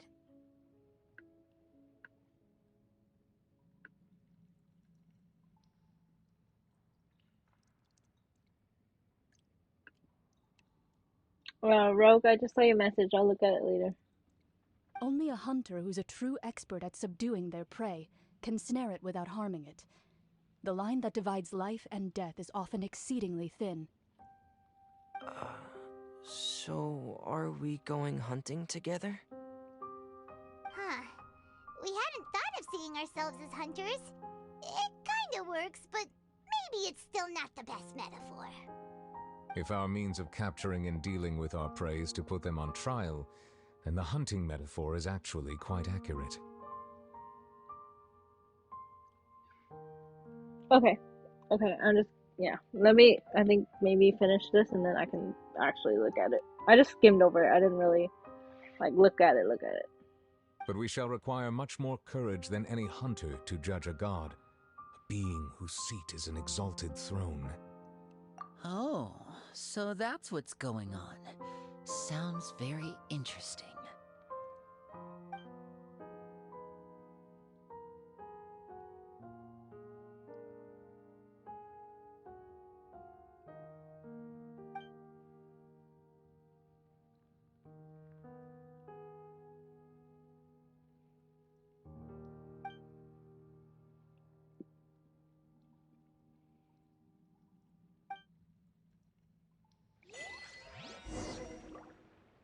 Okay. Dang, this is actually really long. Holy.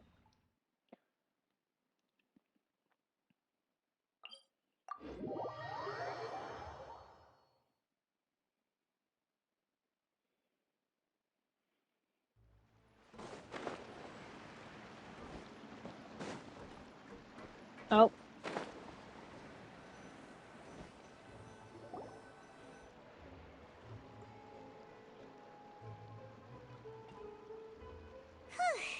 It's been a tough few days, hasn't it? So much has been happening. Hold on, let me change it back to the other one.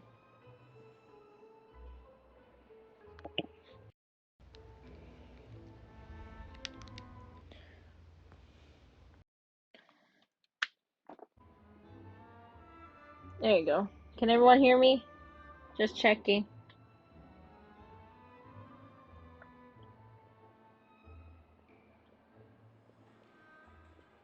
Yeah? Okay. Paimon didn't think the meetings would go on for so long, but everyone seemed pretty fired up, huh? Paimon thought they'd be at least a little frightened. Well, Fremine was, now that Paimon thinks about it, but everyone else just looked a little surprised. Well, it's hard to say. Paimon doesn't have any experience with this sort of thing. But with you around, Paimon sure will do great. After all, you're the most reliable person in the world, aren't you? Did you just pour some tea? Paimon didn't notice you doing that at all. Huh? What? What the? Then what's that? Paimon's never seen that cup before. Don't be frightened. I'm just joining you two for tea. I merely refrained from saying anything till now. Magic says T. I think it's one of the twins. I think it's one of the twins. Who's that voice? But there's no one here. Aw, have you forgotten me already?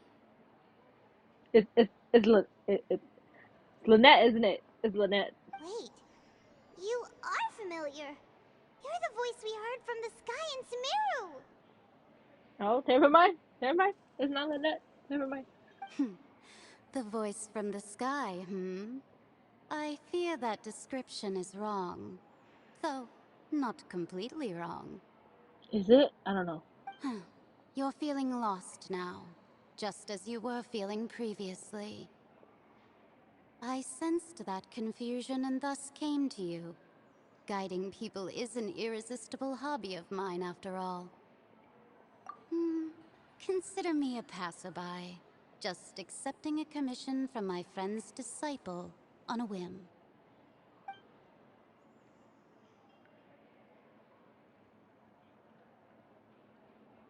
The prophecy. Yes, what has been prophesied will be fulfilled. You may view such things as the history of the future. I think her name was N. Yeah, it says Mage N, but I'm not sure like what. What? Then is there any way we can stop it? I believe you have witnessed a failed attempt with your own eyes. Can everything in Tevat so easily be changed? So you've caught on. Just as prophecies are usually only the future as seen from the perspectives of the gods, could things be happening in hidden corners where the gods' gaze does not fall? If you played the events, you just know. I think I missed some events, but I played most of it, but I think there was some that I missed. So I'm not sure if I remember her from somewhere, but... Are the things that you shall see different from the fate that the gods perceive? What is she talking about? It all sounds really impressive and important and stuff, but it also sounds kind of scary. I believe that you understand, right? Some things are insignificant, but others you must reach out to change. Ultimately, fate shall serve as your only guide, no matter what will happen in Tevat's future. All you need to do is to play your part. This was good tea, by the way. Thank you for your hospitality. Well, that'll be all for today. The voice. It's gone.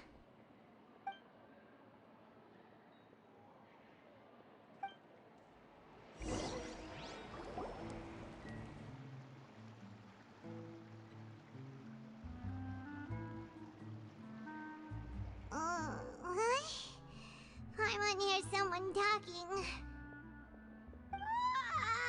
Alright, coming! Hey, it's you who's getting lazy, okay? The rose.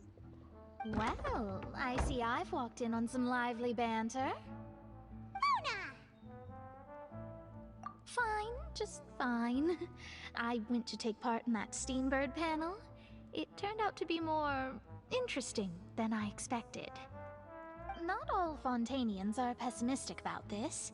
One journalist mentioned that sitting around and waiting for the end to come would be wrong, and that they should make their own rescue preparations. I agreed, so we had a brief chat with her. Did she have pink hair by any chance? Why, yes! It was Charlotte. You remember her, right? That daredevil journalist? I'm in full support of her view. Prophecies are very important, but how can people allow their lives to be commandeered by just a few words? That's right! Paimon's glad to hear something sensible for once. Ah, yes. About what we had discussed before. I did try, but I'm afraid I couldn't reach the old hag. I'll try again tonight, but I wouldn't get your hopes up. Huh?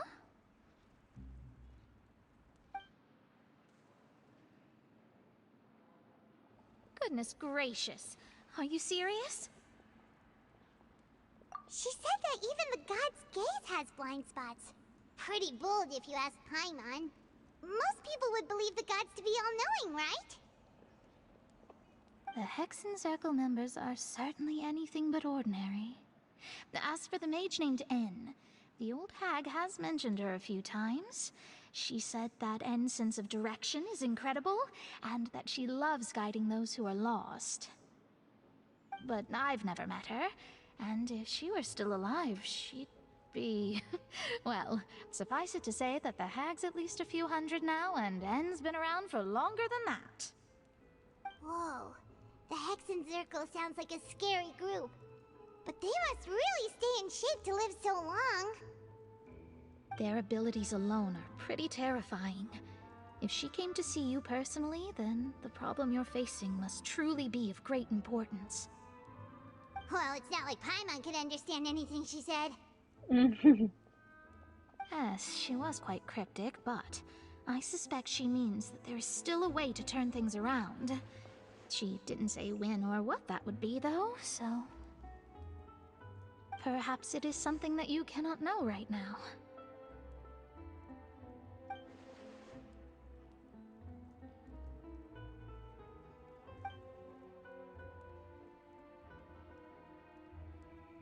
Traveler, Paimon, are you two all right? Oh, we're fine. We're just a little down right now. It kind of feels like the end is coming, you know? Gosh darn it, Paimon. I see. I feel that same sense of desperation, too. I guess you could consider me someone who has often witnessed fate. So far as I have seen, it cannot be swayed. But even so, I still hope for, and believe in, miracles. Astrology is eternal and rational, but fate may not be. It is cruel, but it can also be beautiful. Perhaps that's what N was trying to tell you. Not to lose heart, and to believe that what you are seeing playing out before you is not yet set in stone. I did originally think of steering clear of all this, but I couldn't. Even if this is all futile, I still wish to help everyone. If we don't struggle to the last, then how can we face the end when it comes? Huh. You do have a point. There I go, talking about astrological principles again. Sorry about that. The moment I start talking about work-related stuff... I need to get going. It was worth trying to comfort you, even if only a little. I believe that you'll help those who are struggling in the same way I did. I feel like Paimon gotten a lot better over the course of like this whole thing. I feel like she was really bad at Ninazuma, and maybe even Leeway, and then like Sumeru came around, and then she started to be okay, and then Fontaine is where she really died it down a bit, in which she's okay now. But like she was very annoying at first. I suppose that might be why we always seem to meet by coincidence.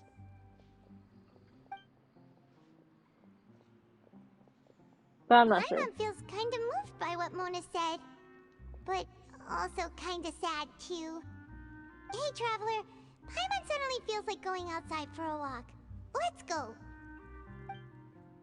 Let's walk around the city, shall we? There's a few spots we always like to walk by. Okay, I need to go up here.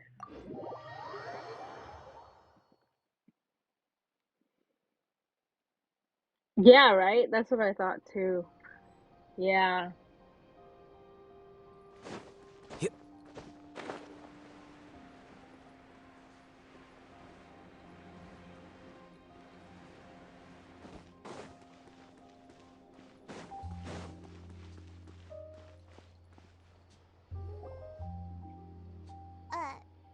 Huh? Our names are written in this newspaper. What's going on? Let Paimon see! The underwater stronghold, the Fortress of Meripede, has continued in its noble autonomy, but that does not mean that others cannot interact with it. My recent attempts to enter the fortress bore little fruit. Huh. Guess Charlotte still hasn't given up on that. Thus, did an Outlander friend become the focus of this report? A blind adventurer with their white fairy, legends trailing in their wake. It is said that this mysterious traveler once visited the underwater fortress. Oh.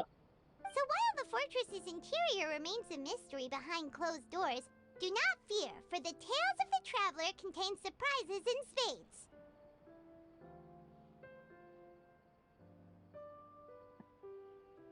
Journalist Charlotte's biggest scoop yet. The Traveler's Trail, World Walker. Huh. Charlotte took so many awesome photos of us and we never even noticed her.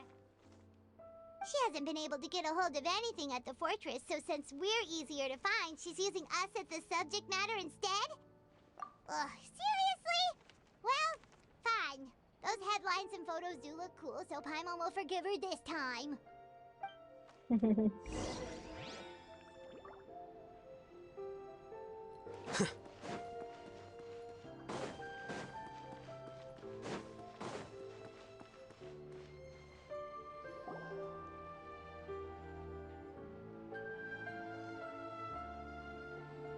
We're here!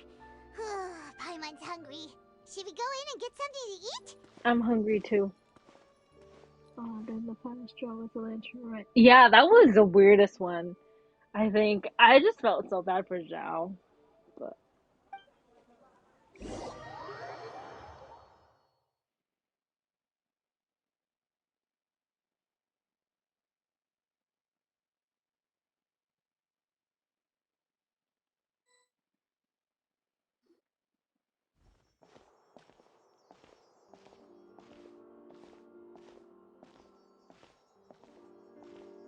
Hey, quick! Look! That's the limited edition only 16 slices a day cake! It was so delicious the last time we tried it! Despite the tense situation we were in, let's give it another go! I'm sure it'll be great! One slice of cake, please. Someone showed up after all! Oh, wait, you're the one from the Palais Mermonia! Oh, are you here to buy cake too? It seems Monsieur Neuvillette was right. You really can eat. Wait, did he really say something like that? That's right. Even he has his own preferences when it comes to food. As for me, I love the cake and coffee here. Do you come here often? Usually every day. Every day? It's part of my daily schedule, apart from work. I shall have my cake and coffee. Then what if someone told you one day that this place would be closing soon, and you wouldn't get to eat cake here anymore? What would you think? I know the melazines are so cute. But why would it close? Well, Paimon doesn't know either, but maybe the waters will rise tomorrow. You know, like in the prophecy. Oh, the prophecy. To be honest, I haven't paid much attention to that. No, still, even if there'd be no more cake tomorrow, that wouldn't keep me from having some today. No, it's the same for eating in general. You might not be able to eat tomorrow, but if you can do so today, then you should carry on. That's what people call living, you know. Huh. Don't be sad. Excuse me, could I have 2 more slices of cake to go? These 2 slices are for you. Sijuin said that this kind of expression you're making is what humans call being sad. Oh, you know Sijuin? I sure do. She was born before me, and she sometimes comes to the surface to teach us things about humans. I love the Melusines. They're so cute. She said that humans are creatures that are saddened easily, yes, and you can only lift their spirits by feeding them delicious food. So please try the cakes here. I've got something else to do, so I'll be going now. You two try to stay in a good mood after eating, all right? Bye.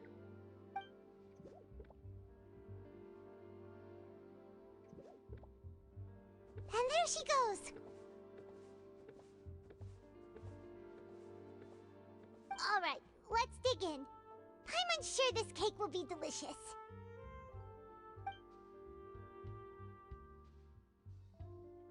It's more delicious than last time, and the flavor gets even better with a sip of tea.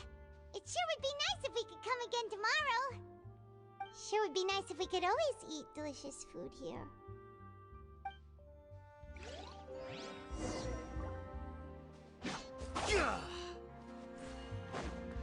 I got stuck. I went the wrong way.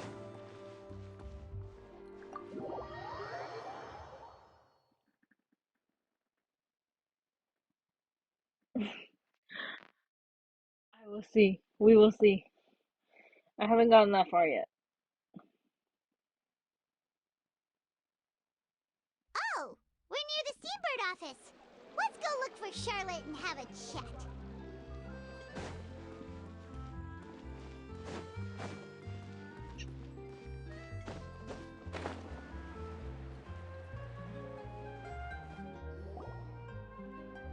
Wow! If it isn't the Traveler and Paimon! Oh, have you seen the article I wrote about you? Oh, I have? Oh! I really like Novelette when he came to save Navia. I really like that part. Ha! You've got some nerve! You just used us to make some quick Mora!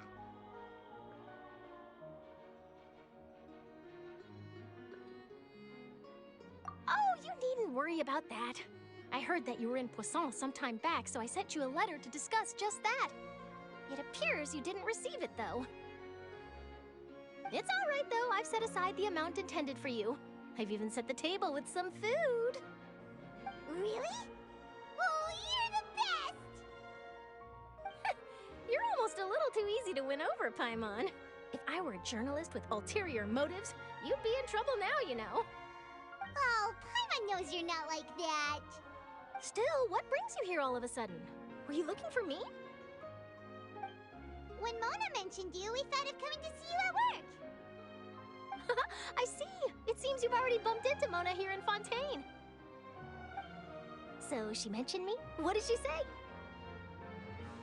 She said that you're a real daredevil of a journalist. Nice. In which case, can this daredevil journalist dare to request an exclusive interview with the legendary Traveler and Paimon? Huh? So your article in the paper today doesn't count? Oh, of course it doesn't. That was more like live photography. What I'd like to do is dive deeper and ask you to talk about the things you've seen and experienced. Yeah, are we even qualified enough? Why not? If I say you're worth an interview, then you're worth it. But not right now, of course. I'll need a few days to prepare.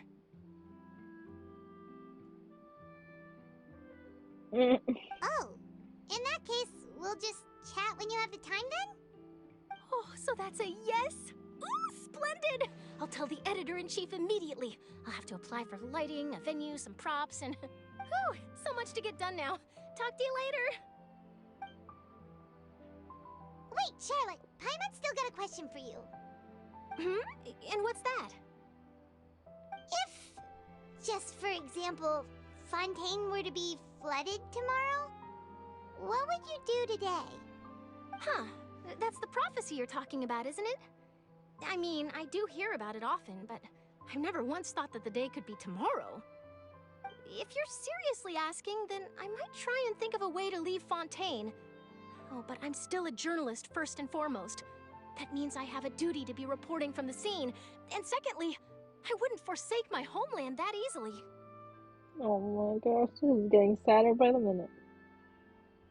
From what I've seen, most people don't know what they'd do should the worst come to pass. In truth, it might be better just to behave like normal rather than worry over such an end. So in all likelihood, I'd probably still be prepping at the office for that interview of ours. I know what you're thinking. That sounds a bit sad, but I've always believed that it's best to do what you enjoy. Just think about it. If this nation really were to be suddenly destroyed tomorrow, but I still successfully finish an exclusive interview with a truly unique person, then the story I would wind up writing would truly be timeless. And then do you know what I'd do?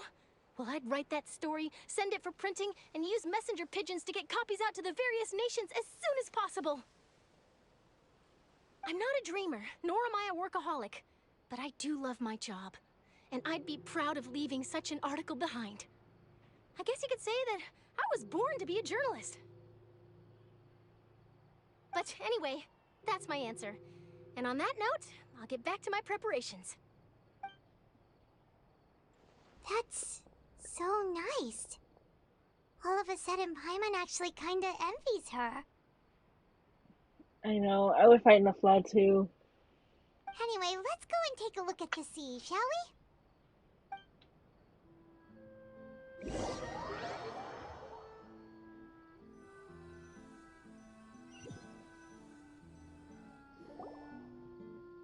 The sea breeze and scenery can be a pretty soothing combo, huh? Paimon's been thinking. If it wasn't Fontaine, but all of Tevat that would be destroyed tomorrow, where would we go and what would we do? No, Paimon should ask, if you could choose, what would you like to do?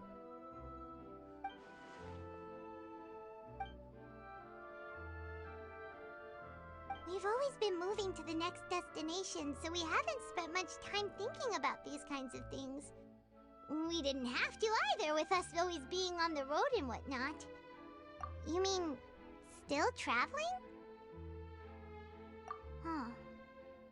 Wait, isn't that what we've always been doing?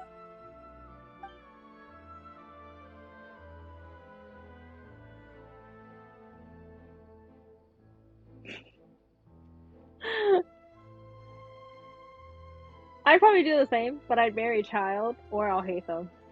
Or Ayato. One of those three.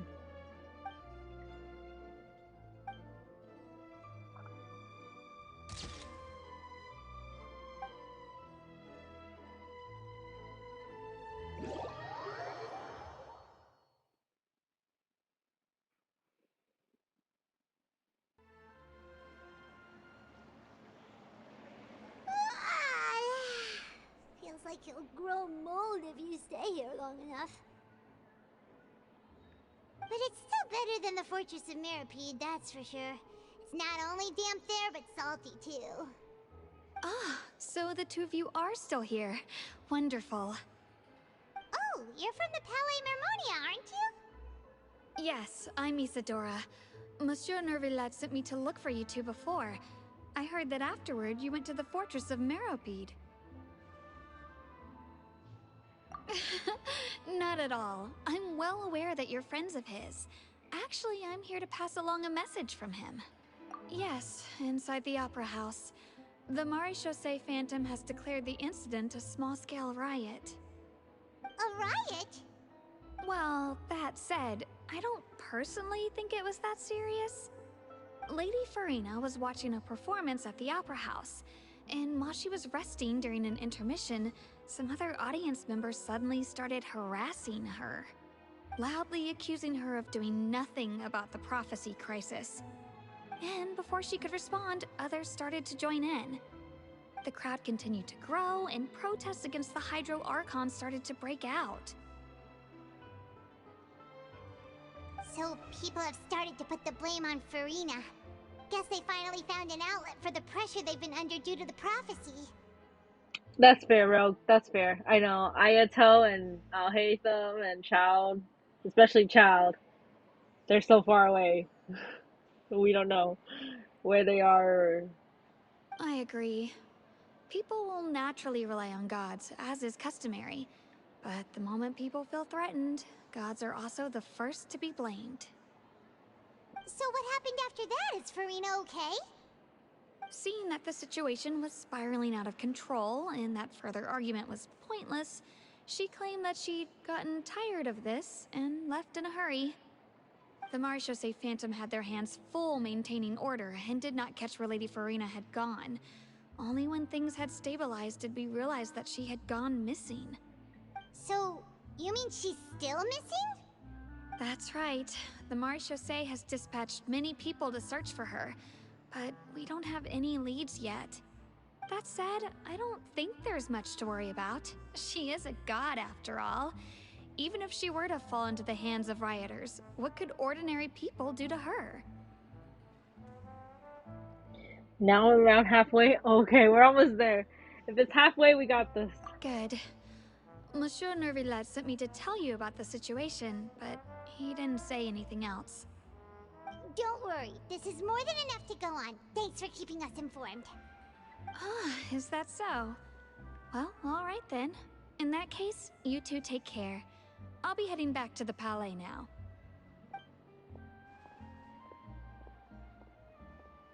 Well, sounds like we should hurry over to Poisson then. If we know Furina, she won't try to fix things in this situation. Instead, she'll look for a place to wait out the heat. Yeah.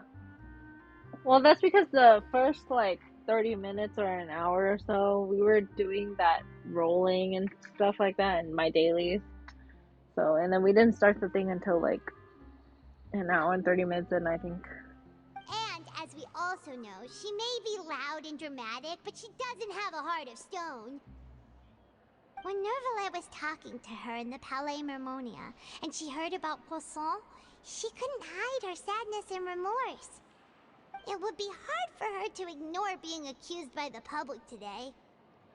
Paimon thinks Furina's probably taken the opportunity to slip away to Poisson and try to relieve the sense of guilt that she's feeling. Huh! Well, what do you think? Paimon knows the answer, of course, but Paimon can do the analysis to back it up, too. Cool, huh? In that case, there's not a moment to lose. Poisson, here we come!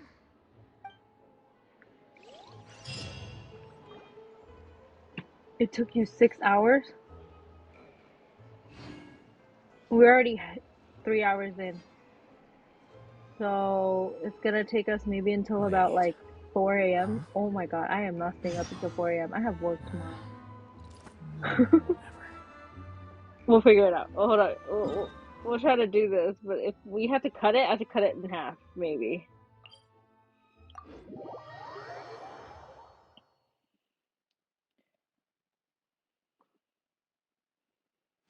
This place looks deserted.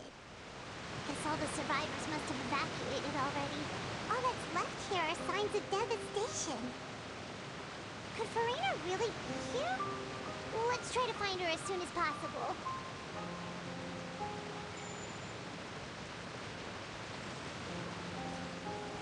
Yeah, I just realized.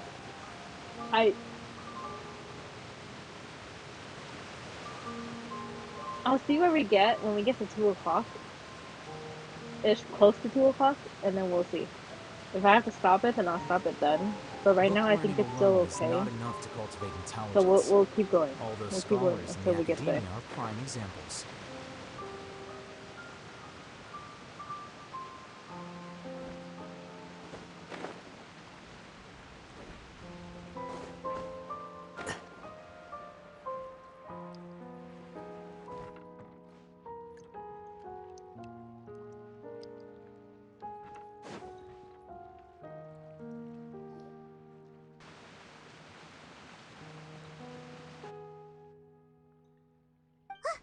That's Furina, right over there. She really is here all on her own.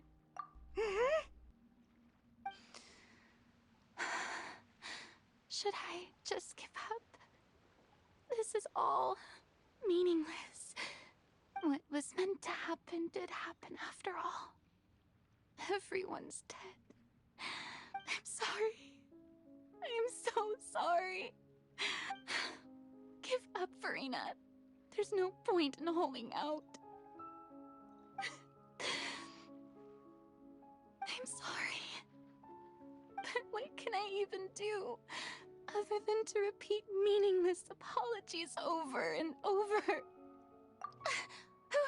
Who's that? Don't worry, Furina. It's just us.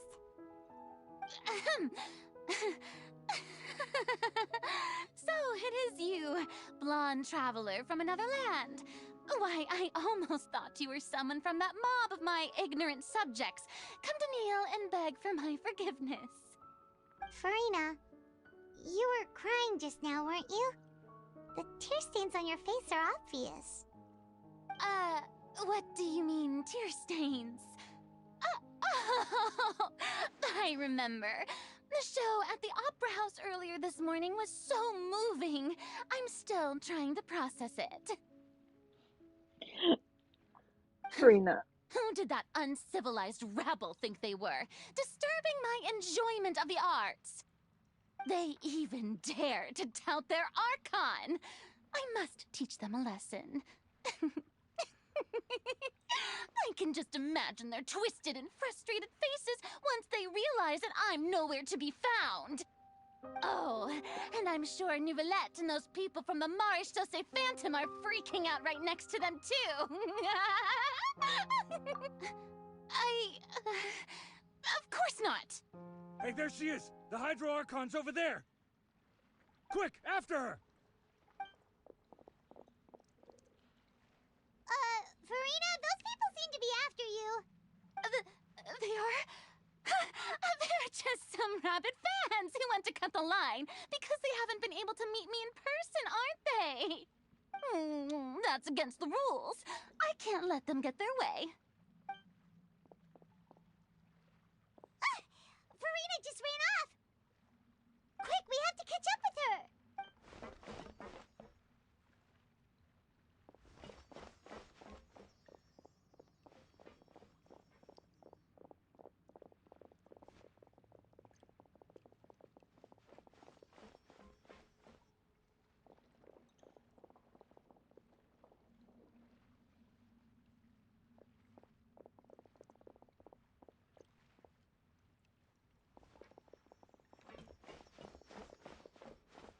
This should be the place, right? Hey, Furina! There's a good hiding spot over here. Quick, come to Paimon before the rest of them catch up to you. What is this place? Hurry, they're almost here! Fine. I suppose haste is warranted. Lead the way. Gosh darn it, Furina.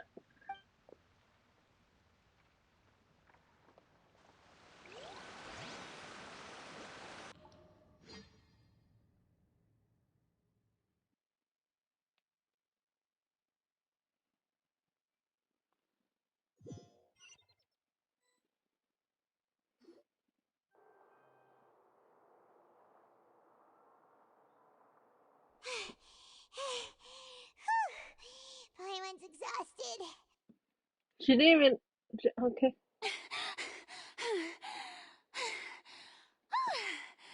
I'm so tired.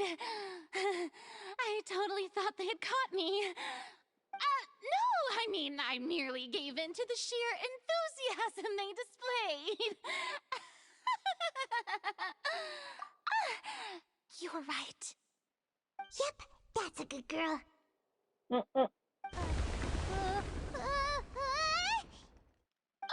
What's happening? The ground's shaking. Is it an earthquake? Yeah, a quake of this kind preceded the flooding in Poisson, didn't it? It can't be. It's happening again. Well, there's no need to worry too much about that. Nouvellette's made some emergency plans, so the evacuation should go a lot smoother this time. Yeah, I hope you're right. But the people of Poisson, they've already...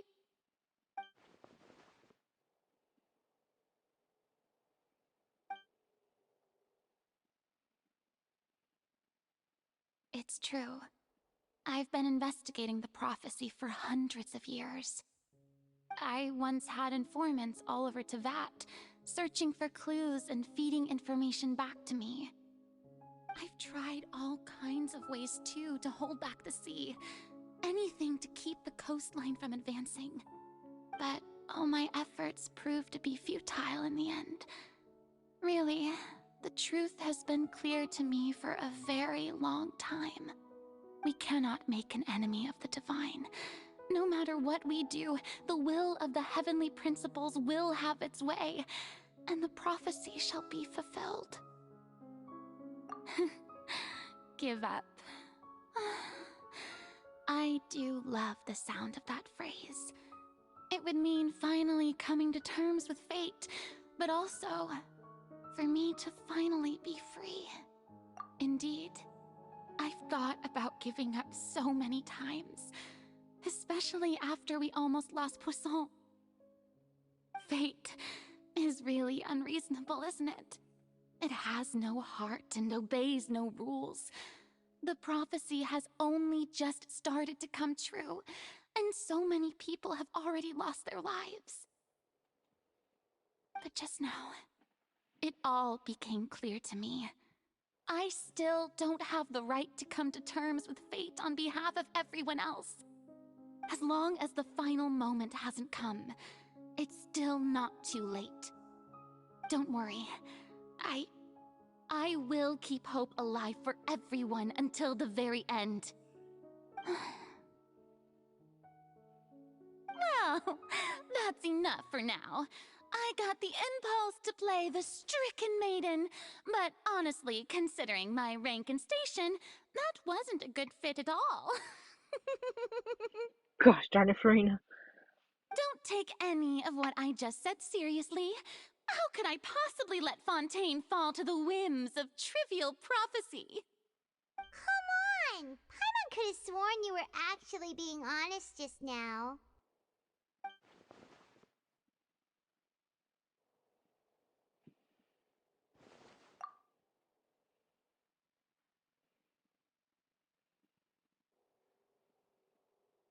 Share my burden.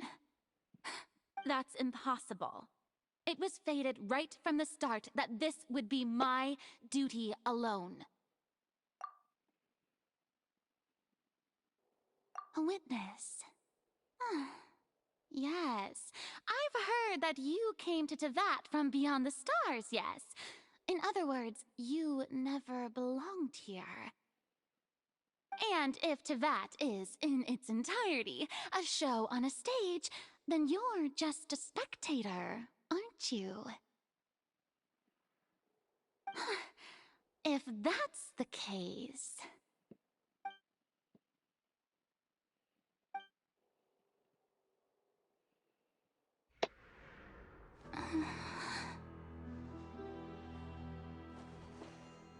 I...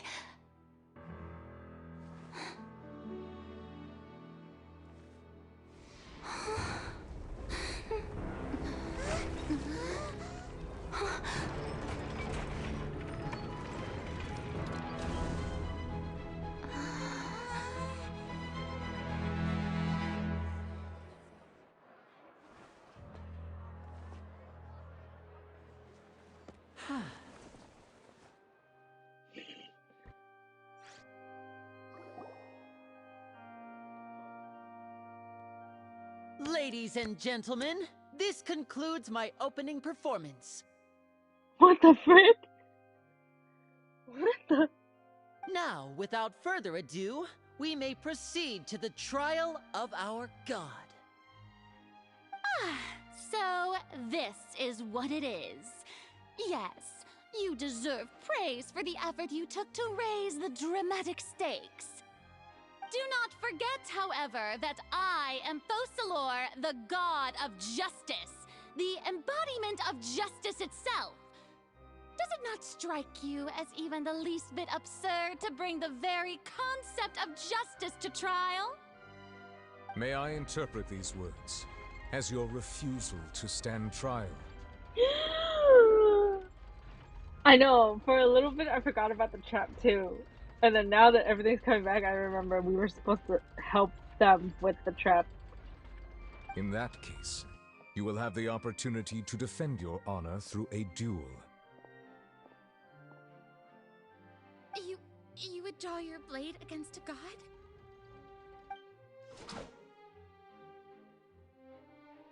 I see. It seems like you have made up your mind.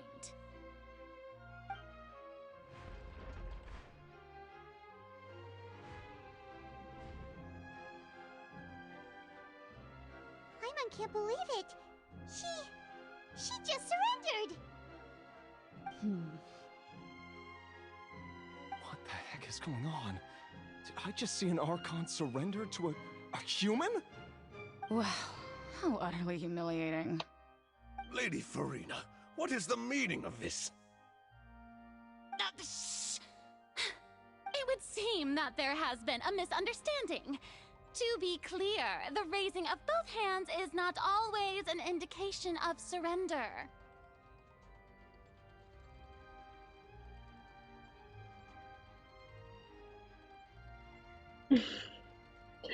Fair, Twee. Fair. I probably would have lost too. Looking for excuses again, huh? I raised my hands just now to indicate my acceptance of the trial. No duel shall be necessary. I will admit that I've been running away for a long time. I'm sorry, everyone. I was unable to protect the people of Poisson. It is my duty to stand trial for my crimes. You are not the only ones to be disappointed in me. I, too, am exceedingly disappointed in myself. But now, it is time for the Hydro Archon to show you her courage and resolve. I, Furina, will use this trial to show the world the true meaning of justice. This time, I will protect you. Applaud and rejoice. One of the most outrageous and fantastical arcs known to the opera epiclese is now unfolding before your eyes. Mark my words, this shall be one of the most exhilarating and brilliant shows ever to grace the stage of Fontaine. The trial of the Hydro Archon, Focalor, will now begin! And she did this to herself. Woohoo! Oh, now we're making history! Why does it feel like Furina just took over the whole thing? Like, come on! Didn't she just get forced to stand trial for her crimes? Also, even though she's still acting super dramatic, she is taking this seriously this time, right? All right, then. Who will be my opponent in this trial? The court asks the prosecutor to please take the stand.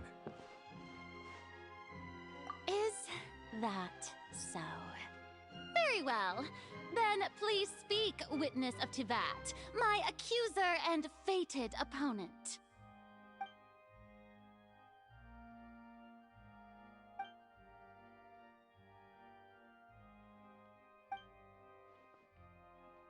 Darn it. Oh, we have to go through this.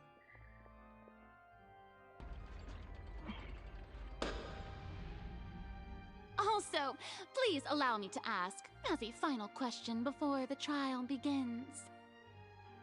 Just how much work did you do to force me onto this stage? Well, we did do a lot of prep after the meeting that day. I can go over the tasks assigned to the Spina di Rosula, since they were rather straightforward and easy. Navia, the president of the Spina di Rosula. Most of the people who participated in the disturbance this morning were my subordinates. They changed into plain clothes and came to the Opera House as regular audience members, waiting for the perfect opportunity to incite insurrection against you. The people's resentment against their Archon has been building as more and more of the prophecy is fulfilled. A spark was all we needed to turn smoldering anger into a flame. I know you love Lenny. I know you love Lenny. Moreover, according to our understanding and analysis of you, when something like that occurred, you would likely flee the scene and head to Poisson by yourself. So, we arranged for a second group to lie in wait there. So, you mean the ones who scoured the settlement for me were also from the Spina? And their goal was to force you to step into the giant magic box so you may personally participate in the greatest magic performance in all of Fontanian history. That's right. That house was a magic box, rather than someone's residence. As the super ultimate version of the setup that I used when I first performed at the Opera Epiclese, the volume of the box was increased by a whole order of magnitude, and the distance it traversed was the entire gap between Poisson and Aranias. Its cargo, of course, was an Archon instead of a human. My thanks, Furina.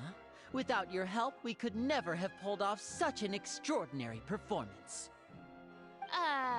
You're welcome?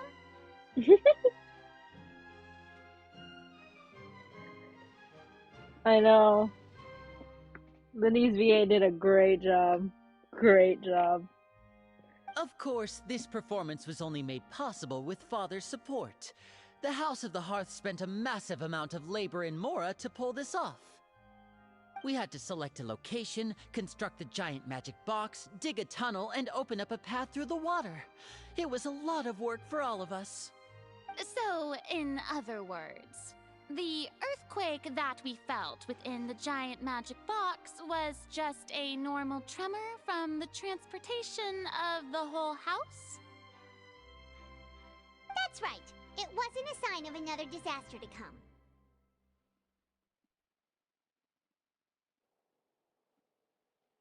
That seems appropriate for that seems appropriate for Damon. That seems appropriate. Damon's such a sweetheart. I haven't met him, but I have a feeling he's such a sweetheart. Then, I can guess Nervilette and Cloran's parts. You gathered a crowd, prepared a stage, and made sure that the champion duelist would be immediately ready for a fight. Also that as soon as I appeared on the stage, the trial may commence without a hitch. Am I right? Yes, that is correct. Well, Clorand, I must commend you for your courage. Only the most outstanding champion duelist in all of Fontaine would accept a duel with an Archon without flinching. I want to meet Damon so bad too. Thank you. As for you, traveler, I suppose your role was to keep me distracted with conversation once you found me in Poisson. You'd make sure that I didn't notice anything amiss before revealing yourself as my prosecutor once we'd arrived onto the stage. Oh?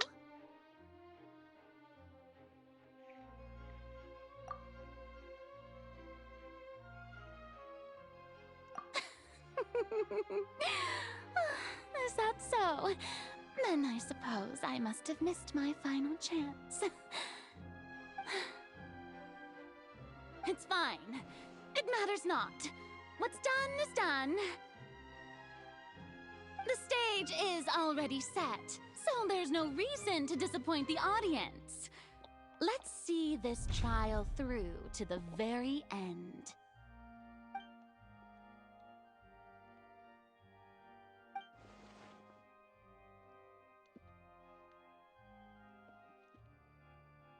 Madam Prosecutor, please allow me to pass this along.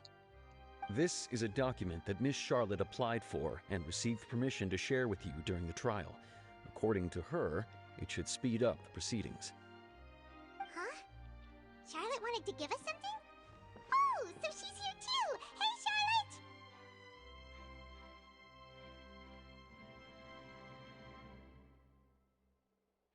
Charlotte! Yeah, it gets very hot in California, especially during cons.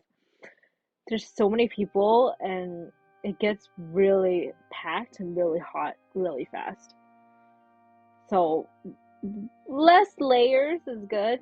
Yeah, and less suffocating cosplays would be nice. Oh, let Paimon see. Isn't this the exclusive interview that she did with us before?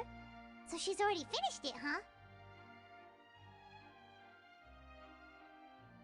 Yeah, Linny would be a good choice. I saw a lot of people go around as Linny in the net.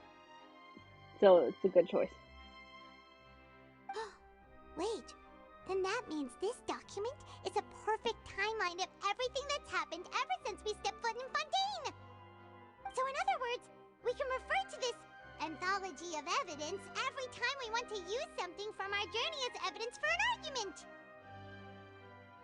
Let's quickly confirm the information in it. Just think of it as a refresher, alright? You defeated the Hydro Archon in the very first duels you took part in at the Opera House. That's one for the history books, all right. I didn't think that you'd wind up getting to the bottom of the case I'd been following all this time. I guess you could also see this as a happy coincidence. This is the first time Monsieur Nervillette had a difference of opinion with the Oratrice. Even the Hydro Archon can't figure it out.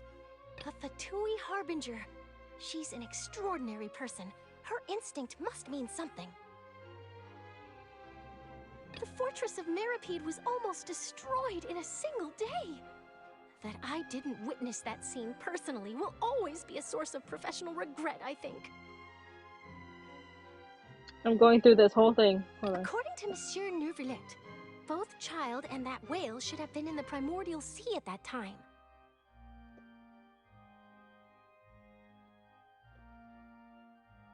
I nearly lost my awesome friend Navia. To be honest, that still gives me shivers. The words of someone as extraordinary as a witch can probably only be truly understood when something surreal happens to you. Okay, so...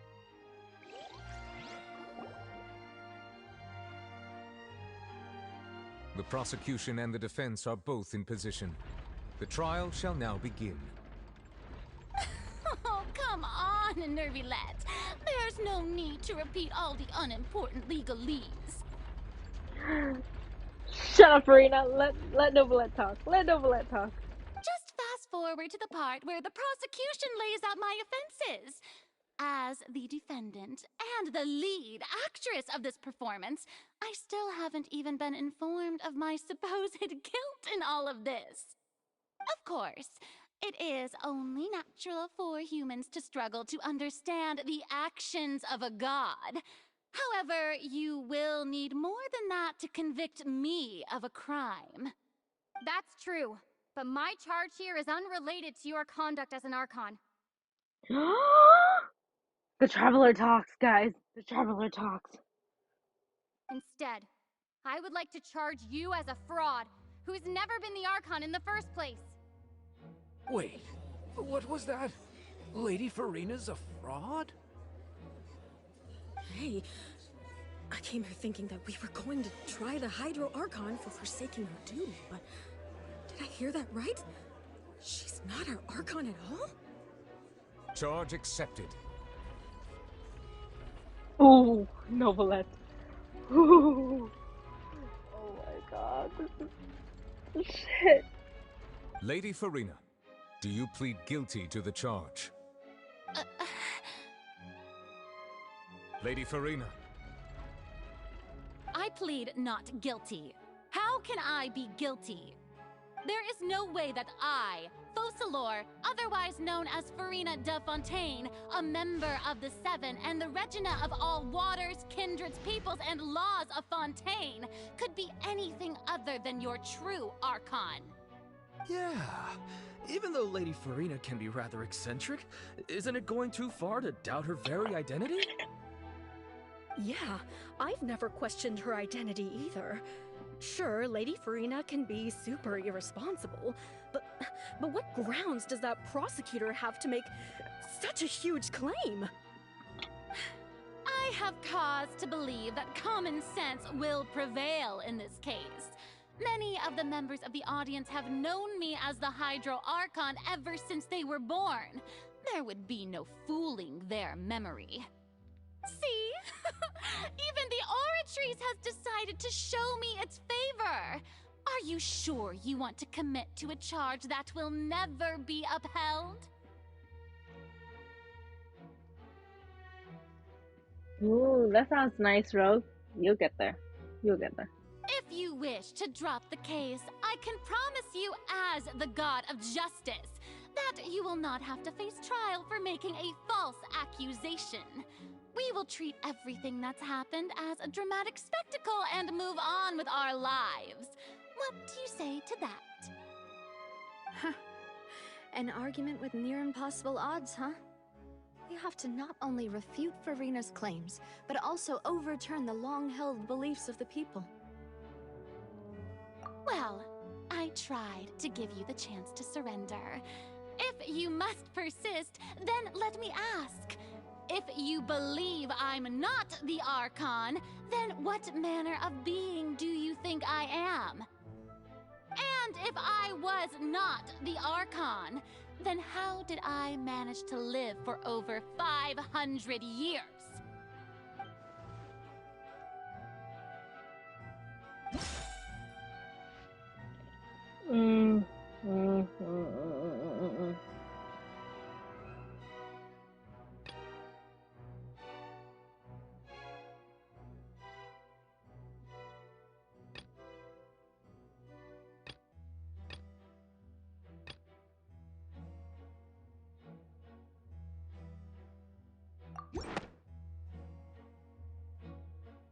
First of all, you may be a member of another long-lived race, which would allow you to naturally possess an extended lifespan. And second of all, even if that wasn't the case, there could be other ways to extend your life. Who gave you that idea? Was it the knave? You'd sink so low as to use a harbinger's words against me. A curse? I once thought it possible that the aura of an Archon might naturally resemble a type of curse. But in light of this claim, perhaps what I sensed was not your divinity, but a curse after all. We're getting there. We're getting there. Or if Howard is there, I'll be like, hey, that's a good one. If you show up as Luca, Howard would be great. Howard would love you. For sure. You sensed it too, huh, Neverlet? Lady Furina is actually a human? Well, it is true that it's extremely difficult to tell humans and gods apart just by looking at them. It's not impossible.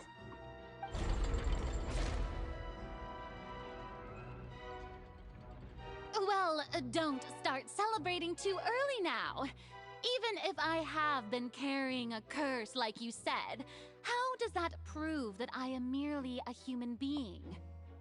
Besides, everyone knows that the main difference between a human and a god is the possession of authority. Gods can do what humans cannot. That's why they're worshipped as gods. For centuries, manifestations of my authority have served the nation of Fontaine. One need only to turn their eyes towards the Oratrice Mécanique d'Analyse Cardinal in this very opera house, or consider the indemnitium that is used in every aspect of life.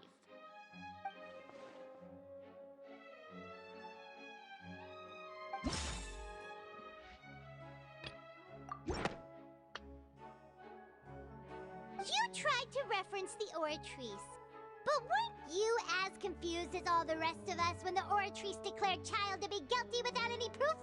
Otherwise, you should have come up with a good explanation for that by now. Didn't I make myself clear at the time? The decisions of the gods are naturally difficult for humans to comprehend.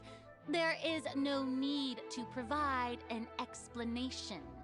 Lady Furina, I believe a reminder of your current circumstances is in order. While the court is in session, the principles of justice in the law must come before all else. While you are an Archon, you are also first and foremost the defendant in this trial. Oh, this is getting interesting. This is getting interesting. You will prove yourself unable to defend against the prosecution's charges if you continue to withhold vital information against the rules of the court. I never thought you'd use that kind of rhetoric against me. That was no trick of rhetoric, Lady Furina. I've merely reiterated the rules of the court. Rules that all should respect and follow. So, you neither knew why Child was declared guilty, nor did you understand the structure and operations of the Oratrice. Instead of having been created by you, the manifestations of authority you mentioned have been made by the real Hydro Archon, haven't they? The real Hydro Archon? Well, now you're really losing me. It is true that I did not know why the Oratrice gave out a guilty verdict that day. But the Oratrice handed out that verdict unilaterally, and it has been operating independently ever since it was first created. You can't argue that just because a divine creation is flawed, that the god behind it must also be no god at all. She's still throwing out all kinds of excuses. Seems like she's confident that we won't be able to produce proof that she has no power over the Oratrice. My power as an Archon. There are many ordinary citizens in the audience. How can I just carelessly demonstrate the formidable power of an Archon? If that poses a concern, I'm prepared to extend my protection to the audience. You don't need to go that far.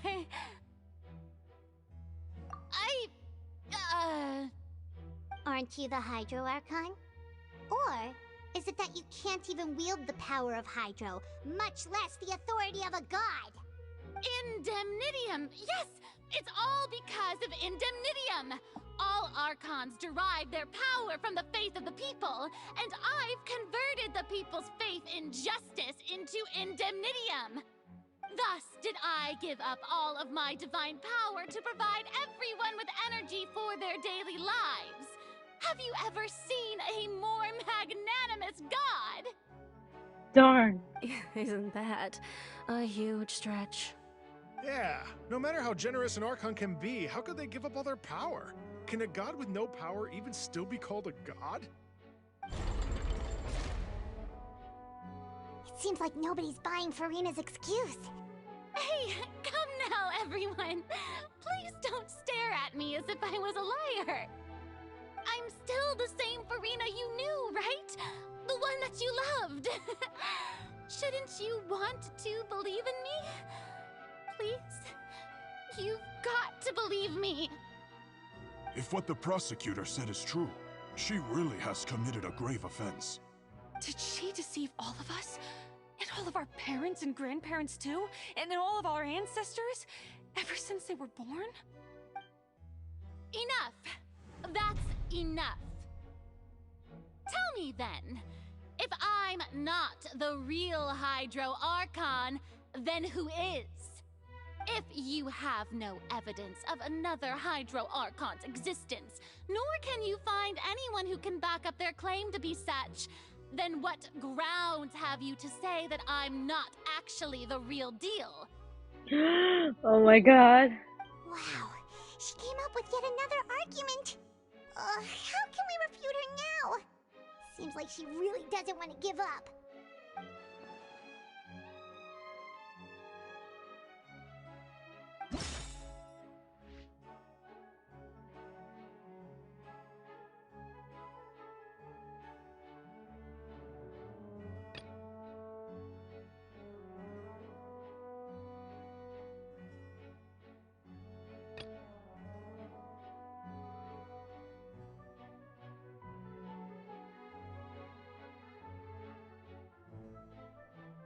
What evidence can prove that Furina is a human? Oh god. I don't.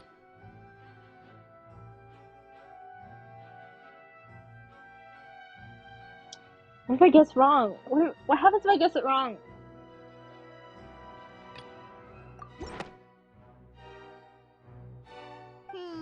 That doesn't sound right. Okay, so that's not the right one. It has been established that all Fontanians can dissolve in water from the primordial sea. And that means... Since you insist on claiming to be a god and not a human, then there's a method that you can use right here and now to eliminate all suspicions of you being the latter. Miss Navia, please apply to serve as a temporary attorney for the prosecution before addressing the court.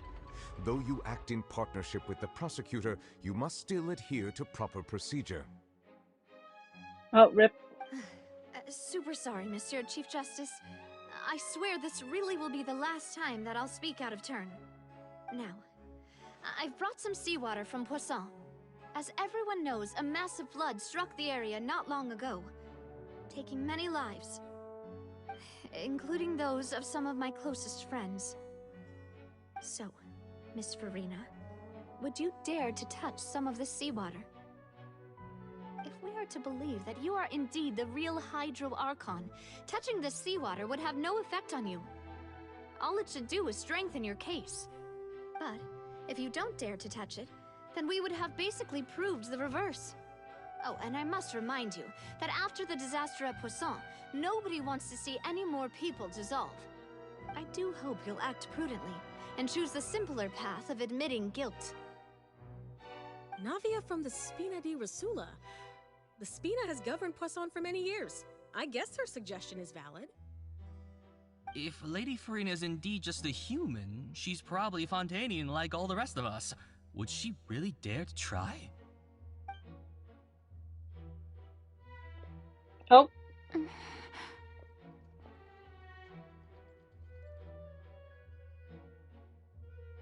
Lady Furina, this test has been unilaterally proposed by the prosecution. As it falls outside the realm of standard court proceedings, you possess the right to decline participation.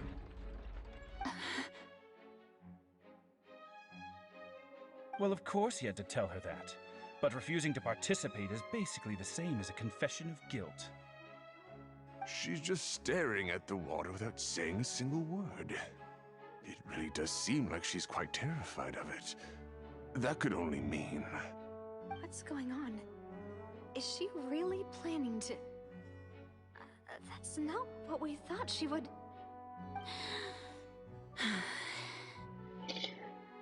I don't know what to think.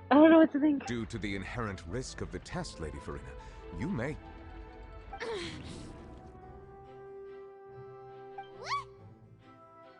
Hey!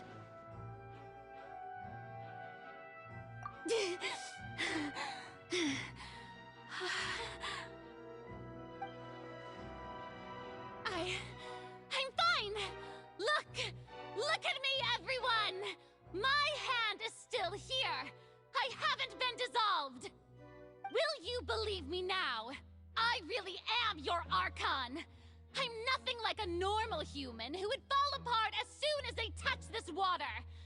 Really? Was this not the most obvious thing in the world? Miss Siegewien?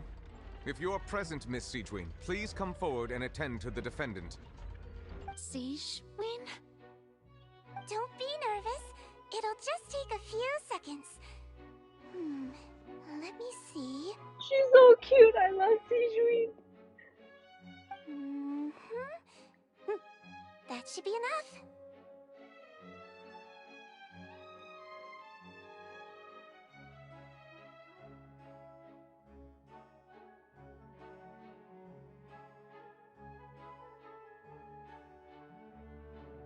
Please announce the results of your evaluation to the court, Miss Siegewien. As everyone doubtlessly saw, Miss Furina was displaying symptoms of hyperventilation and flushed skin. These indicate that she was experiencing the adverse effects of exposure to primordial seawater. The extent to which she was affected is the same as other humans when exposed to primordial seawater of a similar concentration. Thank you, Miss Siegewien.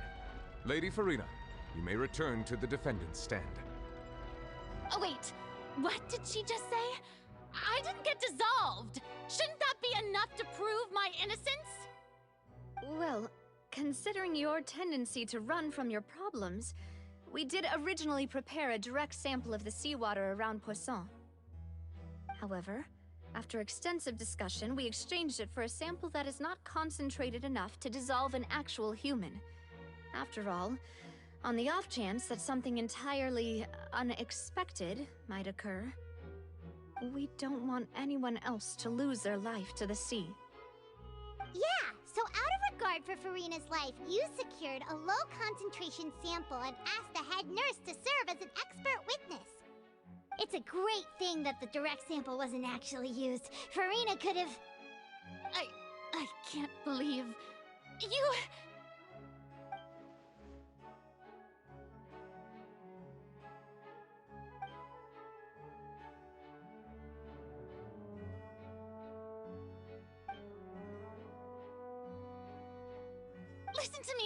Listen to me, everyone! Please don't give me such cold and disdainful looks! What happened just now didn't prove a single thing!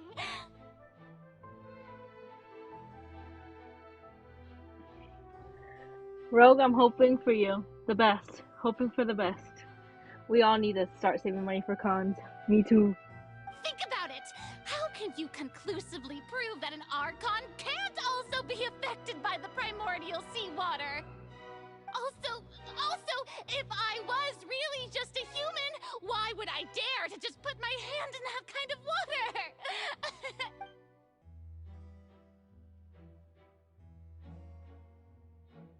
Please, everyone, anyone, just listen to me! I swear, I really am your Archon!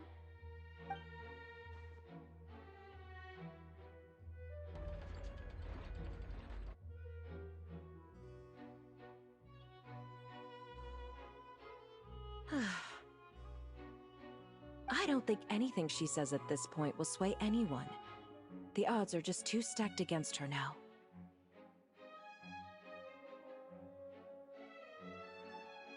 With all the things that have been said, Paimon doesn't think there's any way left for Furina to win. Huh? Rogue, what did I say? Something BA? What the frick? I believe the time for arguments and presentation of evidence has come to an end. If there are no objections, we will move on to the final judgment.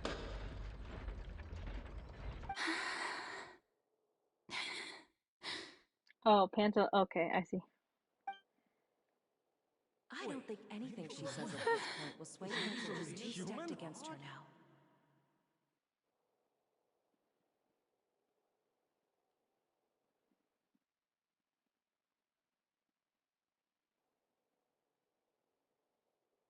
In my capacity as Chief Justice, I shall now render judgment on Furina's misrepresentation of herself as the Archon of Fontaine.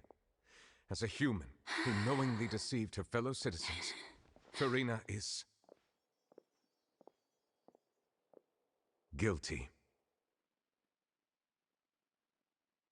What? What just happened? I don't... What?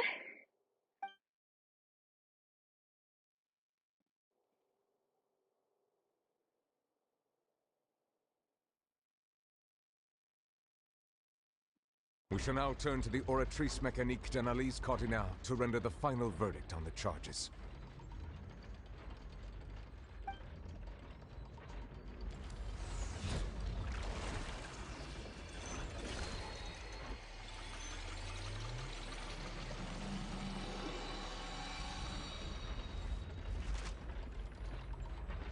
According to the judgment of the Oratrice Mécanique d'Analyse Cardinale, Furina is...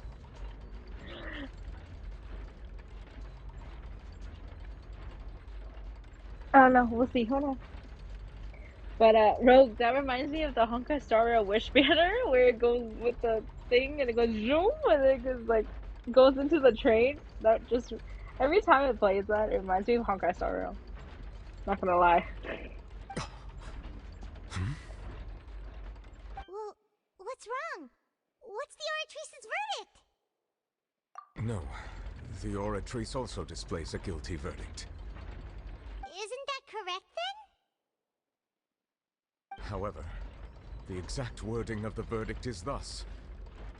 The Hydro Archon, guilty To be punished via the death sentence.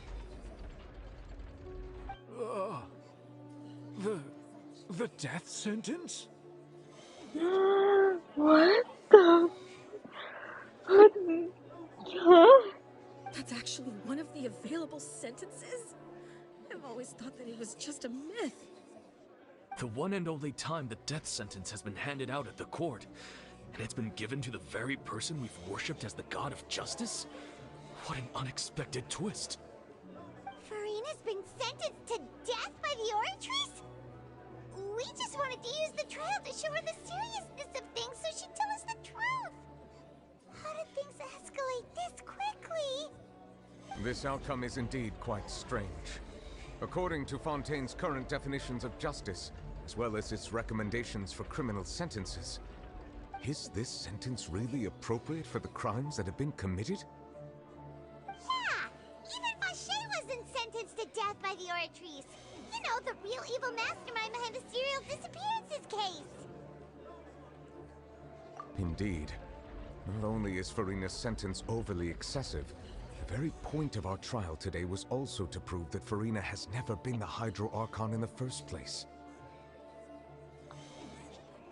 But now, the Oratrice seems to have deliberately invoked the title of the Hydro Archon. What does this mean?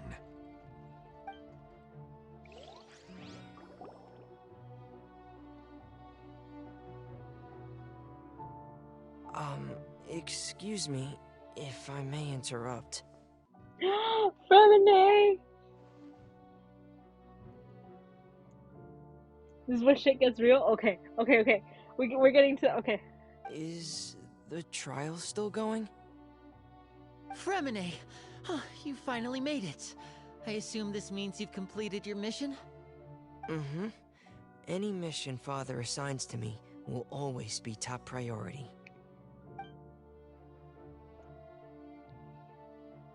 Is that the first prophecy slate? Huh. So the knave privately arranged for Fremine to try and find the missing slate. I looked everywhere and finally found it at the bottom of the sea. It took me a long time to get around some dangerous stretches of water. But has the trial already concluded? Then... doesn't that mean I've come too late? Oh no. Father will be disappointed in me. Thank you for your hard work, Mr. Fremine. Please allow me to review the record left on the slate.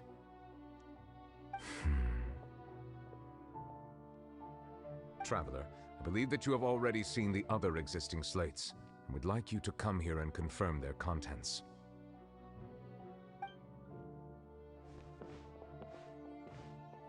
Huh? So what do you see? What is it?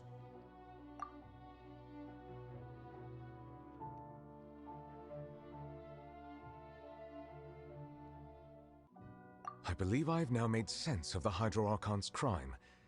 It has to do with Fontaine's lost history. Huh? Isn't the Hydro Archon just guilty of deceiving her people? Oh, wait, no, that's Furina, and we've already proven that she's not the Hydro Archon. So when you say Hydro Archon, do you mean the real Hydro Archon we've been kinda talking about? In truth, everything that you've encountered in Fontaine up until this point can be traced back to the contents of these stone slates. However, I'm uncertain as to how much sense they currently make to you. Okay, let's try to recall the contents of the other 3 stone slates. Paimon will do her best to help you remember.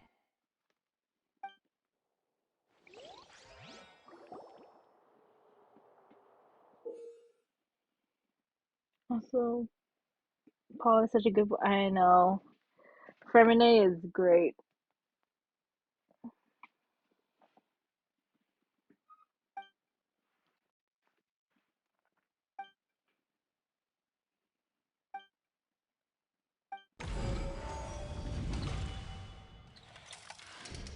The first stone slate describes what you just said.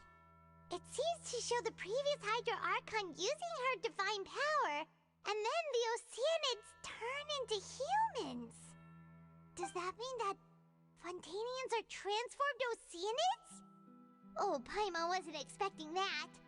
But if Oceanids can turn into humans, then perhaps this process can be reversed as well. The second stone slate shows Celestia floating in the sky, and the Hydro Archon and her people worshipping it together. But the heavens still brought judgment down upon them. This must be the point when the Hydro Archon and the Fontanians were branded with their original sin.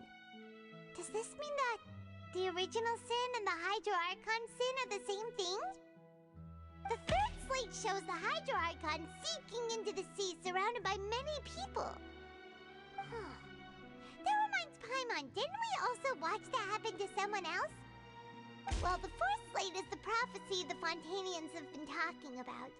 People dissolving into the sea, the Hydro Archon crying on her throne, and so on. We didn't believe that such a crazy disaster could happen at first, did we? But after that incident, it was just a question of when and not if. Oh my god, I have to brain this thing? Okay, hold on.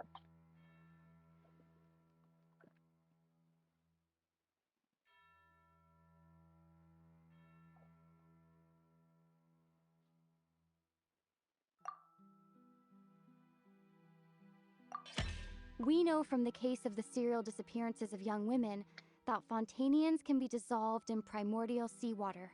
And the first stone slate tells us that long ago, the Hydro Archon used her power to turn Oceanids into humans. This might be the reason that Fontanians can dissolve. Okay.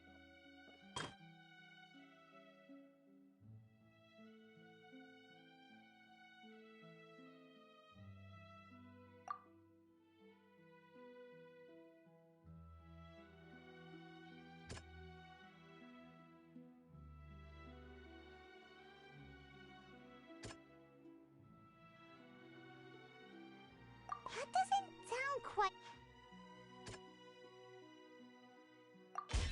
Perhaps what is about to take place has all happened before. The true sin of the Hydro Archon that Nervilette mentioned, and the original sin cast down on the people of Fontaine by Celestia, as recorded on the stone slates. Oh, okay, okay.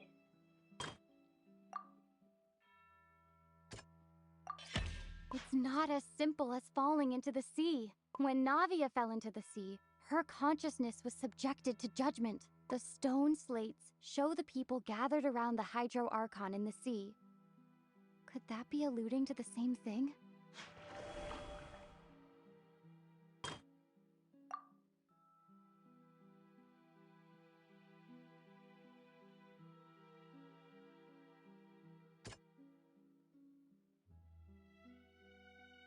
That doesn't sound... Okay, okay. That doesn't sound... Well, then there's this then. The prophecy from the stone slates found its way into society, but not many people believed it at first. The fortress of Meropide was nearly flooded with primordial seawater, which we know can cause Fontanians to dissolve. It seems increasingly likely that the prophecy may come true. If we hadn't dealt with it in time, things could have gone very badly. They'll dissolve into the primordial sea but won't cease to exist. Their essence will flow in the seawater, converge, and take the form of an Oceanid. This is long to understand. The Hydro Archon was sentenced to death in court, shocking everyone present. Perhaps this means that her sin was actually Fontaine's original sin. Navia fell into the water inside those ruins, and she nearly dissolved. She was surrounded by the people of Poisson in a court within her consciousness, and was forced to take part in a trial meant to make her stay. The eruption of the primordial sea at the fortress of Meropide was the surest sign that the prophecy was about to come to pass no matter what. The prophecy's contents can all be verified by recent events. If we combine what we know together, loads of truths should come to light.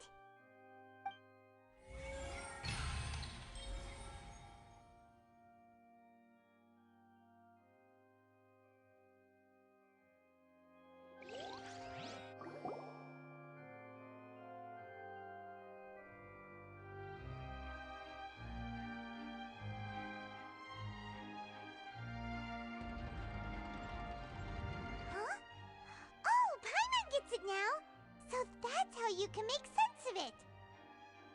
But then it feels like we're going to have to share some truly shocking revelations. Oh my gosh. I can see why this is long now. You have to go through like a whole okay. Let's hear them.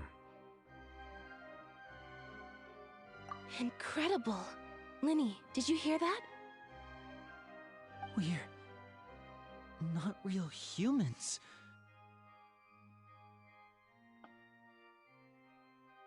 Oh. Rogue. All Fontanians were originally created by the late previous Hydro Archon, with Oceanids as their basis. The evidence for that can be found in how only Fontanians could dissolve in primordial seawater, and how all the girls Vacher dissolved were also turned into Oceanids. Oh, and according to Navia, when she was about to get dissolved, she also saw everyone gathered around for a trial, all of them in the shape of Oceanids. Indeed.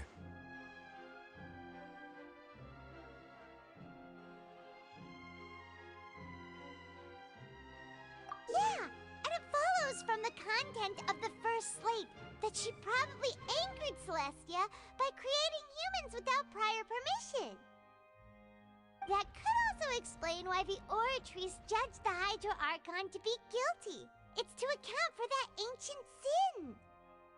The Hydro Archon's true sin was creating us? And yet, after many hundreds of years, the Hydro Archon's creations have turned around to try to judge the Archon within the Opera Epiclese. The twists of history are often the most unexpected of all. Paimon? Yeah, probably. Yeah, isn't the image here just like when Navia fell into the sea?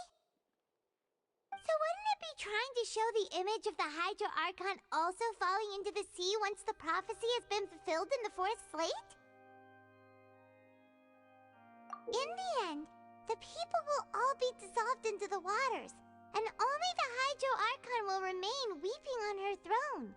Only then will the sins of the people of Fontaine be washed away.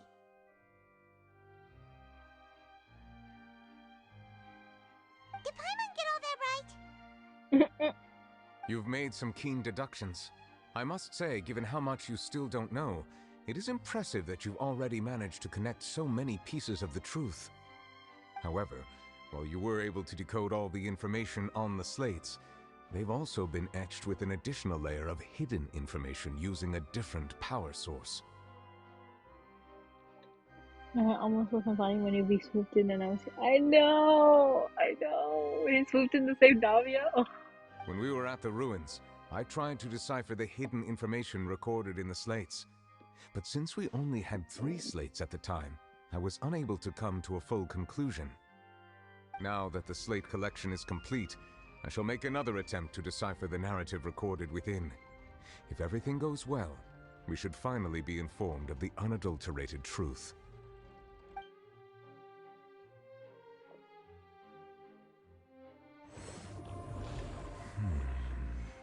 Novelette. Well? Did you get it? Gosh darn it, Paimon, shut up. I believe I should share this truth not only with you, but with all the people of Fontaine as well. I will try to briefly summarize it for you. Your hypotheses regarding the origin of Fontanians and the sin of the Hydro Archon were both correct. In the Fontaine of old, the previous Hydro Archon sensed the yearning of her Oceanid familiars for life on land.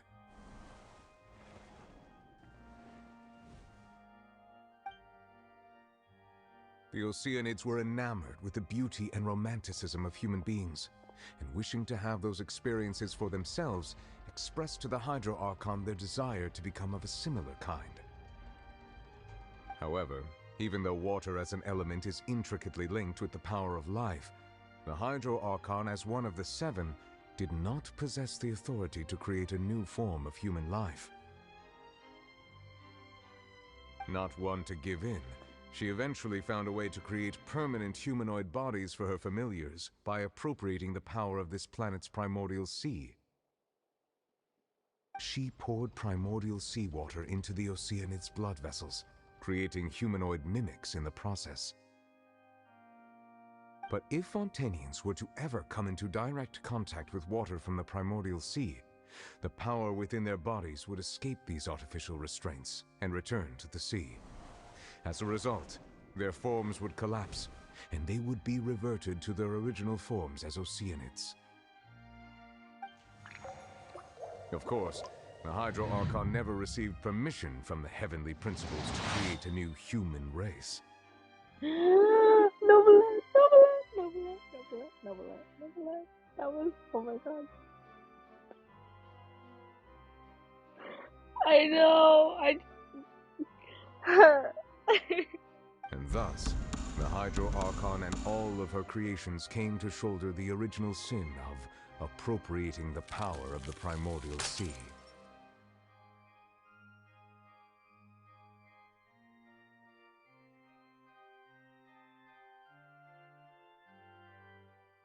That is the true history of how the people of Fontaine first came into being. So we were all Oceanids before we turned into human beings? That's way too much information for me. I think I'm just going to pretend that I never heard a single thing. Wait, but if that's the truth, we can't let the Hydro Archon be sentenced to death. After all, her only sin was creating us. This really might be too much information for your regular Fontainian, but it does answer a lot of our questions. Alas, your hypothesis regarding the third and fourth stone slates was inaccurate. The slates' respective positions are, in fact, correct. Oh no. Okay. A key point of the visual on the third slate is how all the individuals depicted in the water are humans rather than Oceanids. They have not been dissolved, which implies that the water depicted in this slate is not water from the primordial sea. The nation of Fontaine is the nation of Hydro, as well as the nation of trials and justice. Instead of being the literal element, the water in the scene symbolizes judgment and justice.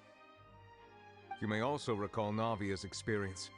When she fell into the sea, her consciousness was surrounded by that of many others who intended to hold a trial to determine her fate.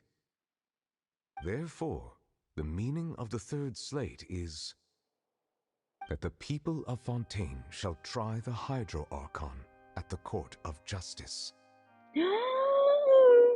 What? What? Oh my god. Yes, it refers to our present situation.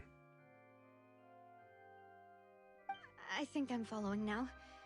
So, what you're saying is, even though we decided to put on this trial to avoid fulfilling the prophecy, in truth, everything we've done has happened exactly as the prophecy foretold. So now, it seems, we're the ones making sure it comes true. What should we do? Huh. No matter what, the prophecy will be fulfilled. Is this what it feels like to be a prisoner of fate? If that's the case, does that mean the scene in the fourth slate will also be fulfilled soon?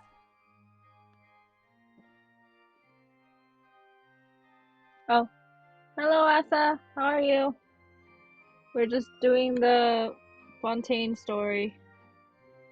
Traveler, I would like to point out another small fallacy in your deductions.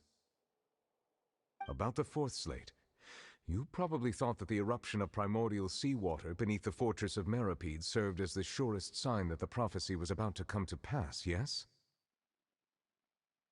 Is he trying to correct us? However, I believe that rather than being a sure sign, that eruption could in fact only be a small warning of something far worse to come. Novelette.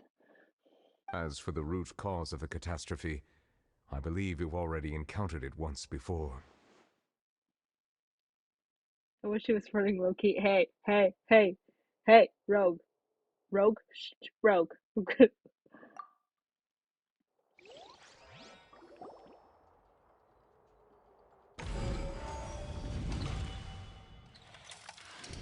This eruption was just a small warning of the things to come.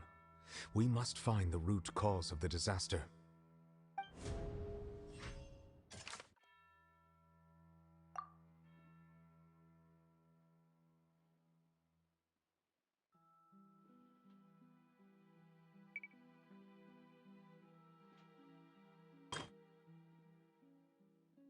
Oh, so we need to. Okay.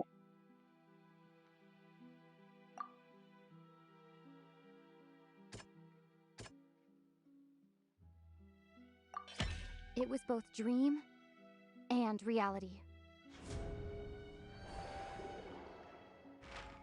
If we're talking about a true culprit, that could only be that thing inside the primordial sea, right? My baby! My baby! The truth, the original sin, the trial, and the root cause of the disaster.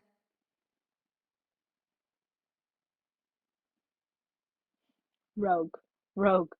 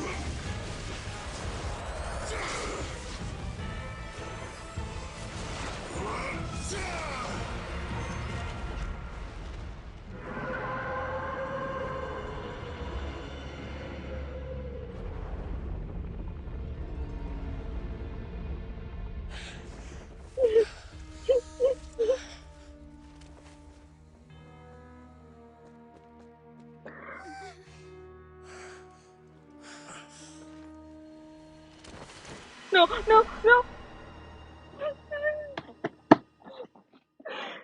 No! My baby!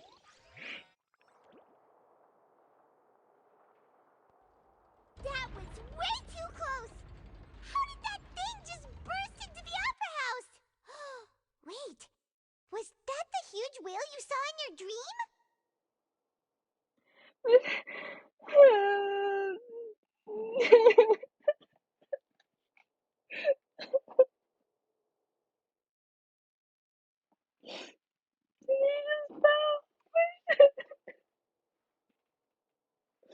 The love of my life. No.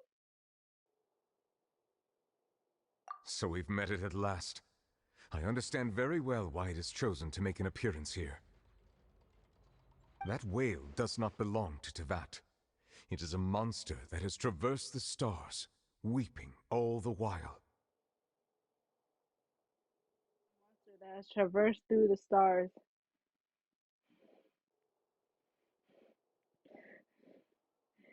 Do you think it's the Astral Express, Rogue? Do you think it's the Astral Express?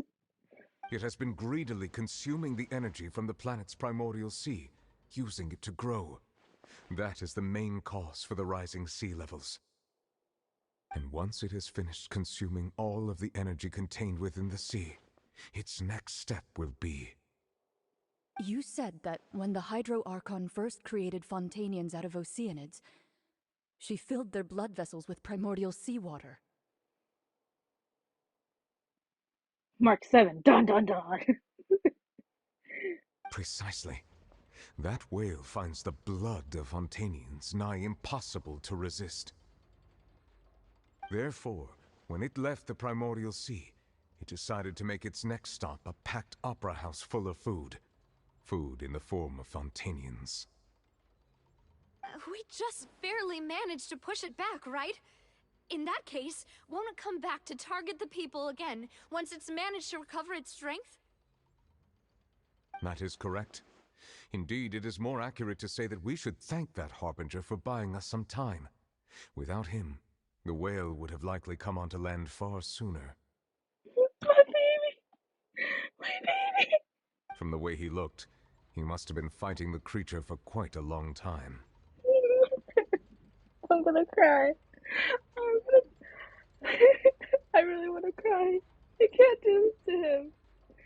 That battle maniac. We've always known that he had a special connection with that whale, but we definitely didn't expect it to help us out like this. Anyway, now that we know that this whale is the actual cause of the disaster recorded in the prophecy, all we need to do to stop the prophecy would be to find a way to beat it up, right? It is too late. It had already absorbed too much of the Primordial Sea's energy before we could notice it. At this point, it has become practically integrated with the sea itself. Even if the entirety of Tevat were to be destroyed, it could still survive and swim off towards some other world. That's not something I will accept. We've already done everything we can, and we even found the true culprit. My baby. We've come so far. You can't just tell me that the last hurdle is some impossible foe. That's just not fair.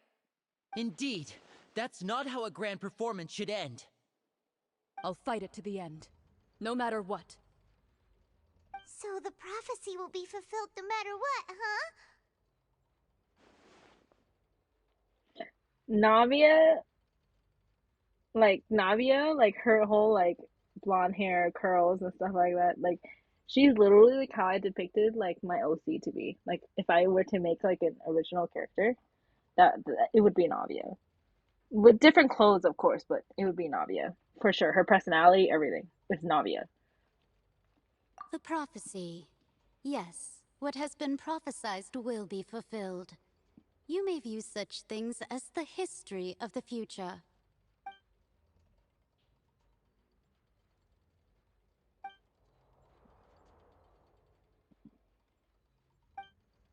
Just as prophecies are usually only the future as seen from the perspectives of the gods, could things be happening in hidden corners where the gods' gaze does not fall?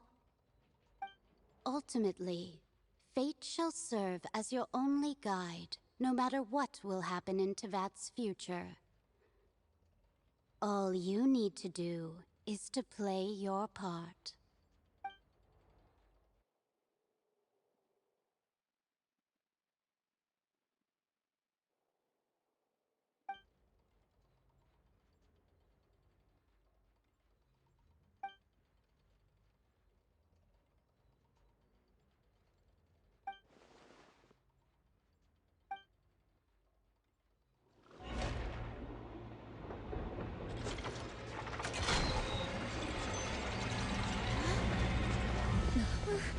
What's happening with the Oratrice? I believe it is preparing to carry out the death sentence.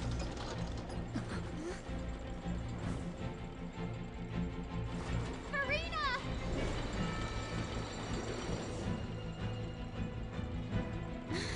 No, I still need answers.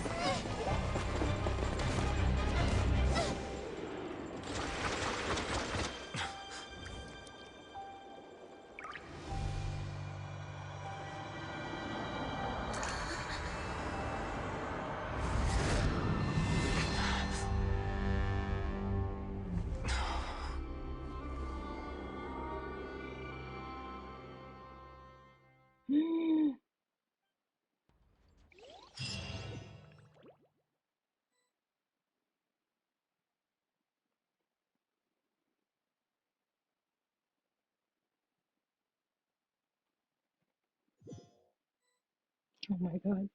Oh my god.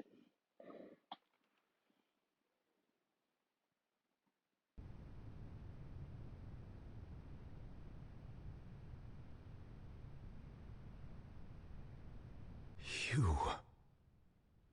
Oh, jeez Louise.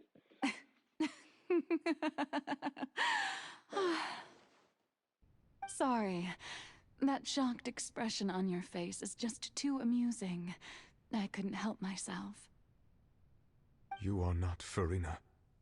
Who are you? Ah, the sweet sound of bewilderment. Marvelous. A sure sign that my attempt to deceive everyone was a resounding success. But to answer your question, I am Focalor. You know, the god. Ro, can I ask you a question? Doesn't this sound like Jingliu? I think it sounds like Jingliu. Focalor, why did you deceive us? Oh, that wasn't my goal, of course. Goodness, no. But I had to fool everyone else too, if I was to stand any chance of deceiving the heavenly principles. Deceiving the heavenly principles?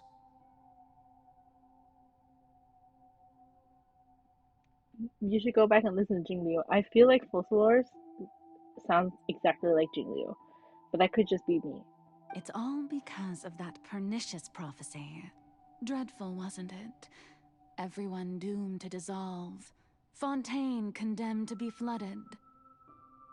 One was not amused. In fact, one was positively bemused when that problem was thrust upon me by my dearest predecessor. That's the former Hydro Archon Egeria, for the uninitiated. It hardly gets more disastrous than a preordained national catastrophe, now does it? She knew full well that the prophecy would surely come to pass.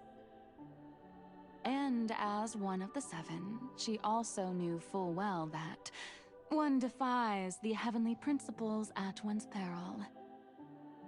So yes, as you have no doubt surmised, it was a rather impossible situation that I found myself in. I spent a terribly long time mulling it over, alone on the ocean floor. And I was almost growing barnacles by the time I finally realized there was only one possible solution to this confounding conundrum. I had to outwit the heavenly principles, allow the prophecy to be fulfilled, ostensibly at least, while saving everyone at the same time. I'm a genius, I know. I can only assume that's why Egeria chose me as her successor. Although, looking back now, it was hardly the inheritance one dreams of. Between the task of saving the nation, the quotidian duties of the Hydro Archon, and not to mention the original sin of creating a new race of humans, I dare say she left me quite a colossal mess to clean up.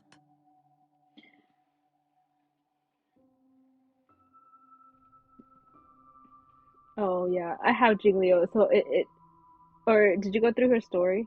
It just Focalor just sound exactly like Jingliu, but I could be wrong. But it to me it sounds exactly like Jingliu. But one can only play the hand one is dealt. I did not choose this, any more than I chose to be one of her Oceanid familiars. So you were also once one of the Oceanids, transformed into a human by Egeria's hand. Yes, I was. I always dreamed of becoming human. And I still do, even now. In my eyes, to be human is to be part of the greatest opera ever known.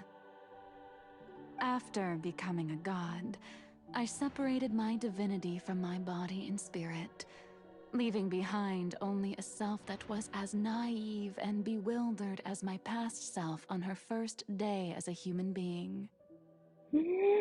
What the? The me you see before you now is that divinity. And the human counterpart I left behind, I named Furina. She could feel joy, sorrow, and everything in between. She could be as vain and conceited, or as meek and vulnerable as she wished. Her strengths were of a kind only a human could possess, as were her shortcomings. But in my eyes, Furina's humanity was what made her perfect. She was perfectly human in every way. The person I always wanted to be. Anyway, so then I cursed her. Well, okay, so it was a curse. Okay. All part of the plan, of course. The plan to deceive the heavenly principles. Do you still remember the final scene of the prophecy? The Hydra Archon, alone, weeping on her throne. In order that the prophecy might appear fulfilled, I invited Furina to be an actress, to play the part of the Hydra Archon in the prophecy. Under the curse I placed on her, so long as I, Focalor's divinity, continued to exist, she could not die. But nor was she free to live her life in the pursuit of happiness. Instead, she was forced to take the stage in the opera house, to embrace the role of leading lady, to forever play the part of the god from the prophecy, all to create a deceitful appearance of that prophecy coming to pass. I suppose now you probably understand why your court is called the Opera Epiclese. But Furina is only human, isn't she? Even though she has had a long life, her mind is no stronger than that of any other ordinary human being. I cannot begin to fathom what she has had to endure. It must have been torture for her. It has indeed. And although she is, in a sense, me in human form, I most definitely owe her an apology for it. It's been 500 years. And all along, she's been playing her part in the most unimaginably long, unbearably lonely, and agonizingly painful opera of all time. Oh my god, Furina.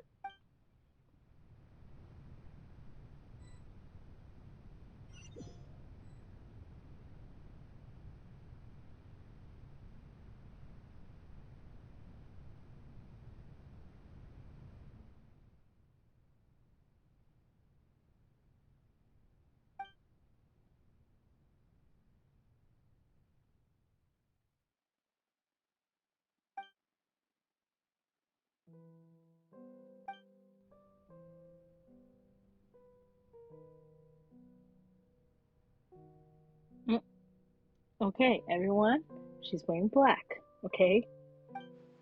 I think. Or that looks like black to me.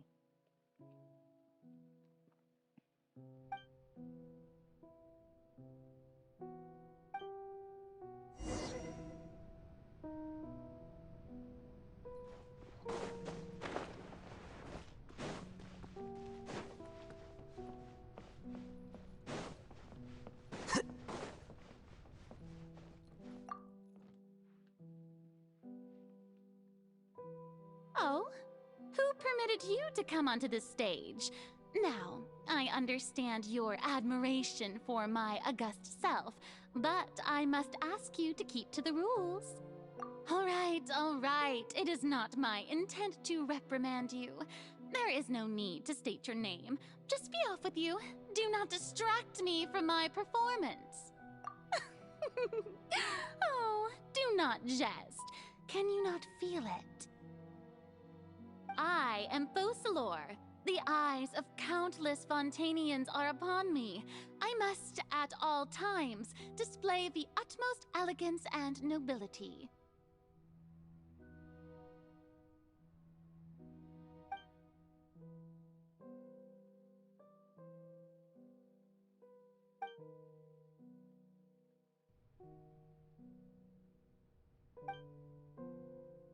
Okay, no, that was white. I saw white.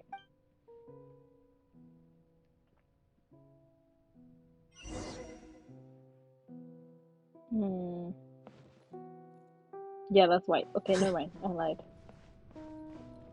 Dear audience, the performance is experiencing a technical difficulty, but worry not. The guards shall resolve it soon.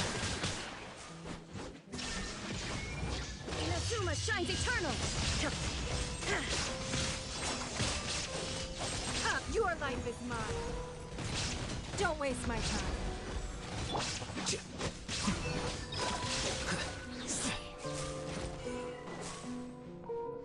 Hey, what gives? The audience is still watching me, you know. Guards? Wait, where are the guards? Guards!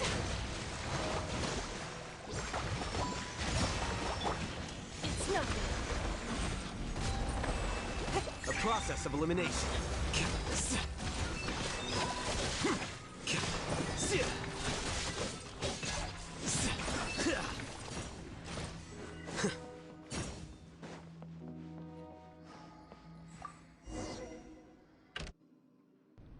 There we go.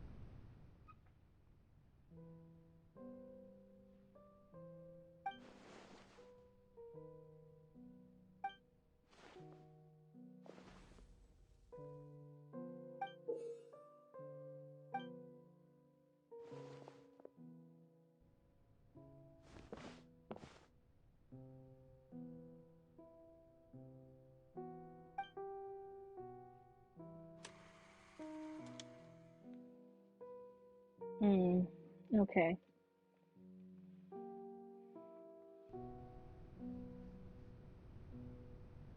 Oh, am I supposed to?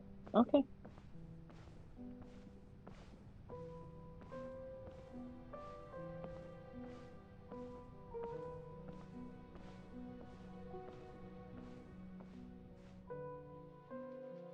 Furina.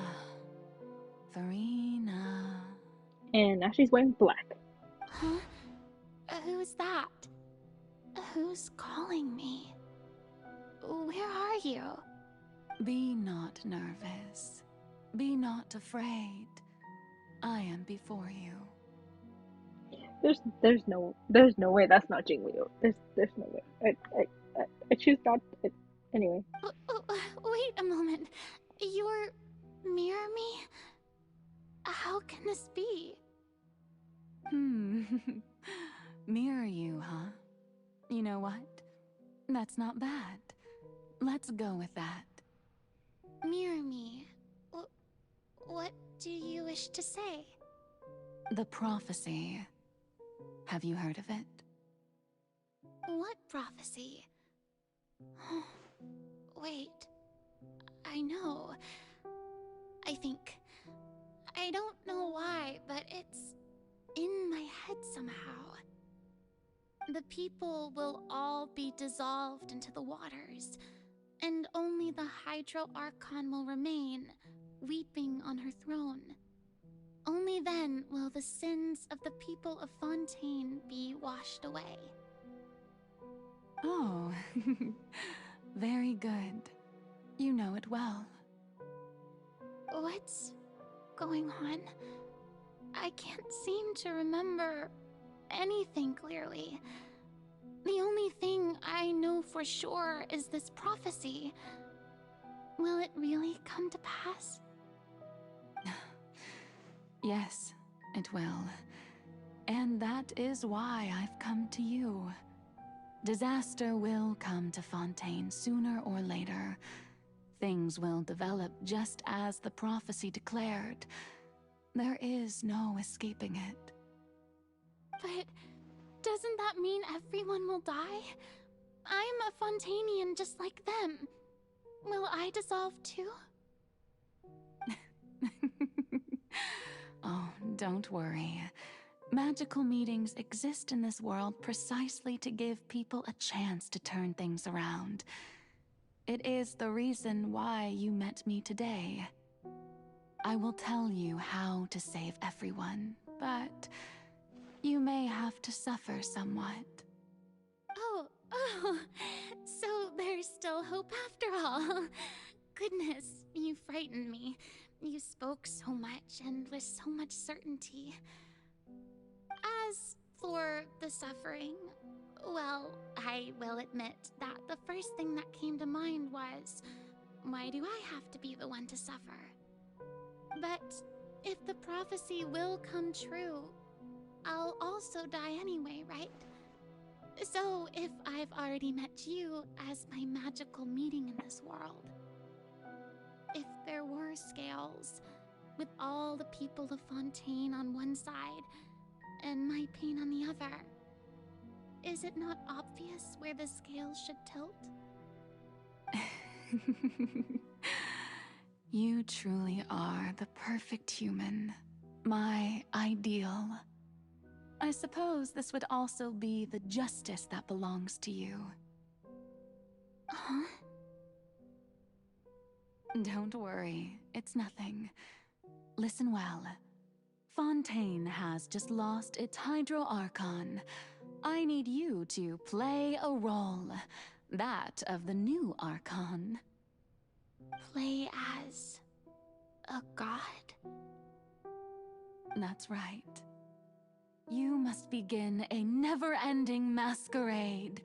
You must never let anyone suspect your identity. If you can keep it up, then I shall have my way of defying this prophecy. But should your identity be revealed, then all hope will be lost. But how will I do this? A human assuming the role of a god without being exposed. Don't worry. What you must do is not to turn yourself into a real god. You simply need to play the role of a god as humans imagine them to be. Being a human yourself, I'm sure you already know what such an entity would be like. Remember, your true challenge will not be pursuing divinity, but contending against humanity.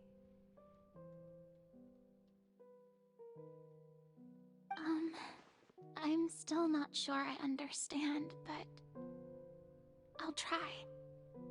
I'll try to do this.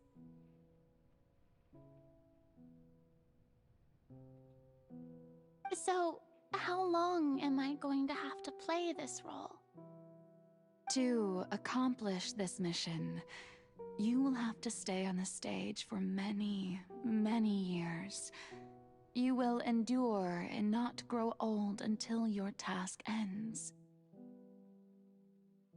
But I promise you, all will eventually end in a magnificent and dramatic trial, and everyone will be saved.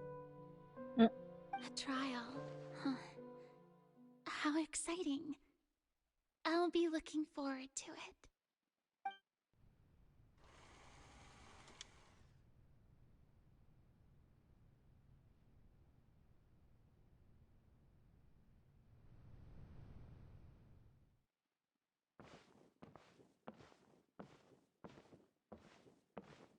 I can see why this takes so long now.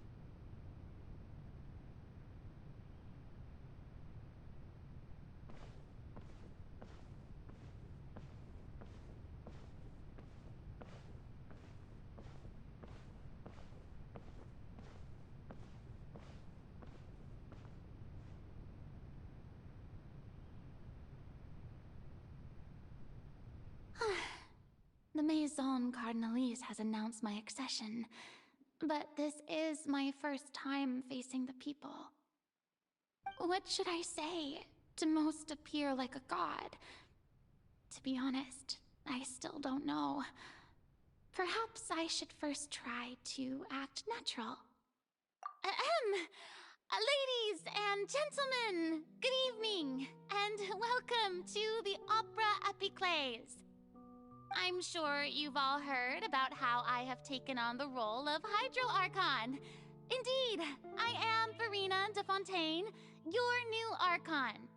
In truth, I know little about becoming a nation's new god, but it will be my honor to guide you all.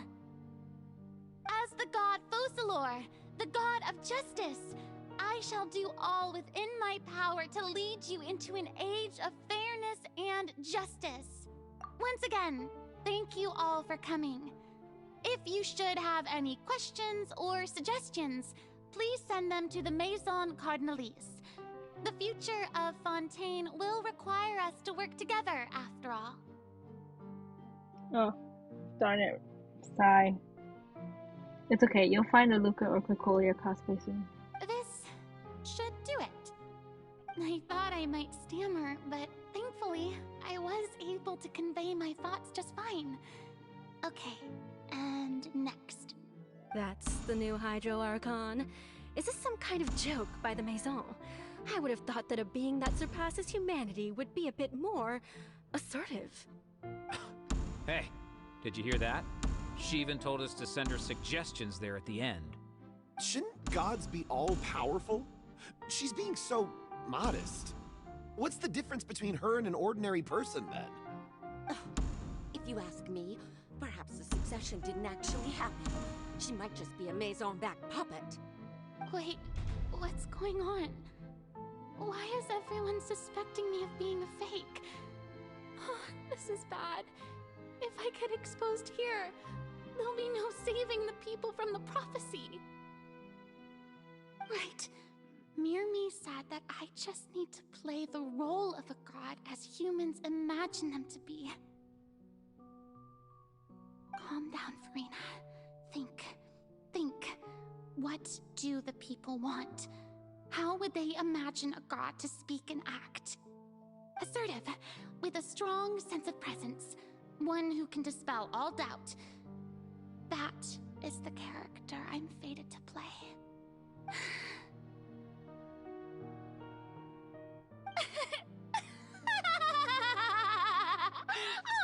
Oh, very good, my people. Only ones such as you are deserving of my rule. Now, I was wondering, if some weak puppet were to one day come onto the stage and claim ownership of this opera house, would the children of Fontaine follow them? Well, it seems that you would all see right through them. Having passed my test, you are qualified to witness wondrous trials alongside my august self, here in this opera house. You may consider my previous act a door gift of sorts. I thought it was a debut that suited the atmosphere. Now then, let us be reintroduced. Ah, so that was just a performance.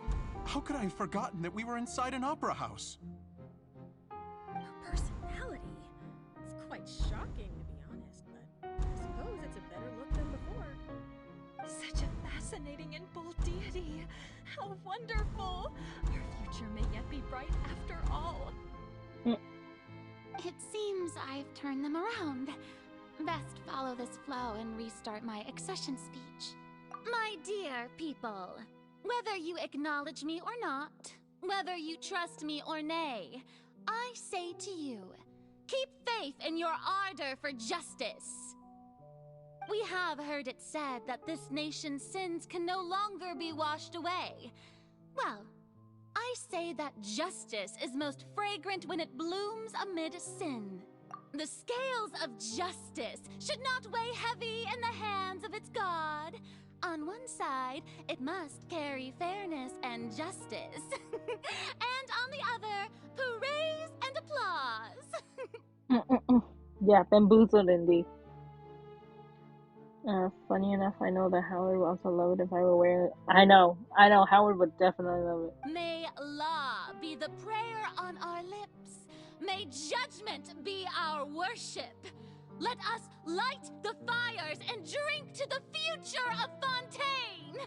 There is no trouble in this world that justice cannot solve. All that is needed is for you, my people, to believe in it, heart and soul. So long as I, the Archon Focalor, stand within the Opera Epiclese. So long as I stand before the Oratrice, I shall even judge the gods of this world!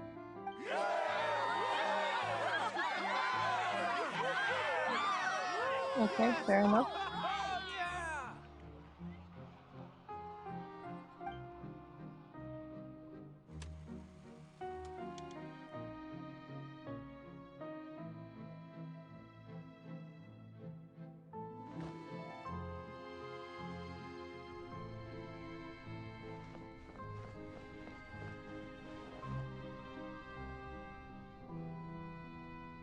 Lady Furina, here are today's case reports, as well as a summary of the follow-up for your perusal.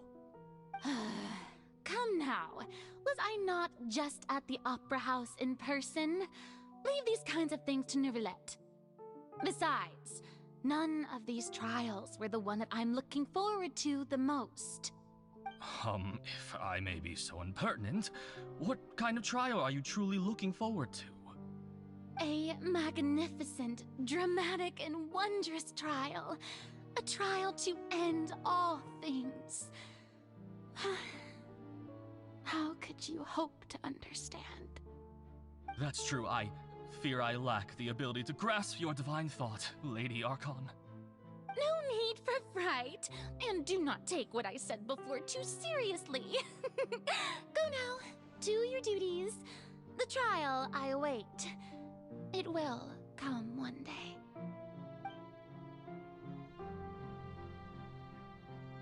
Another one?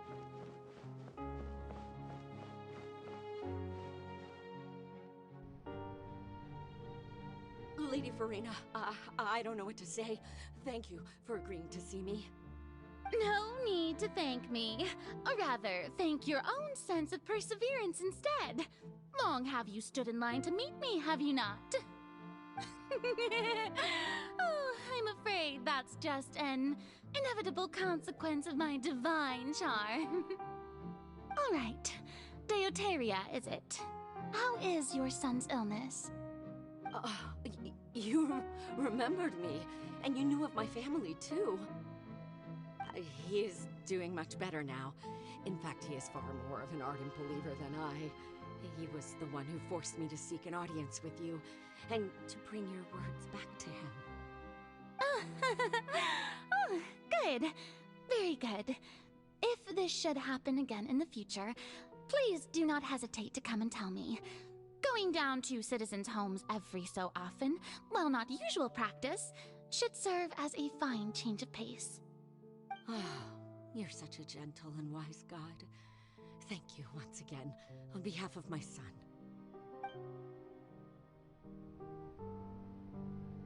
Here's another one.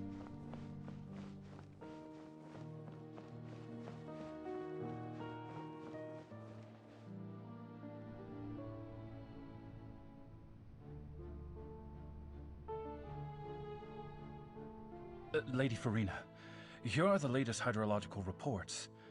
As for the specific parameters you asked to take note of, I'm afraid things still don't look good. I see. It's as I thought, then.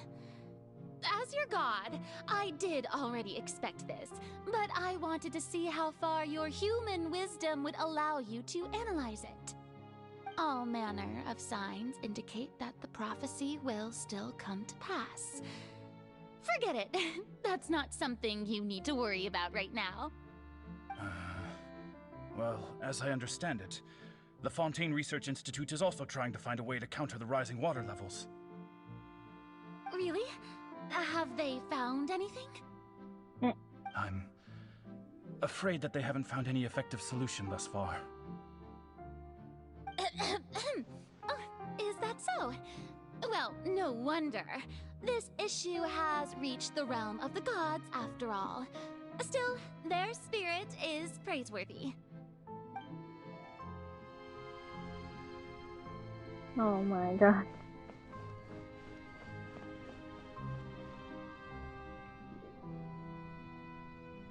The day is finally over. I haven't had a moment to breathe this whole time. But it's good to see that everything's getting on track. There are no longer any voices of suspicion. Maybe this is fine.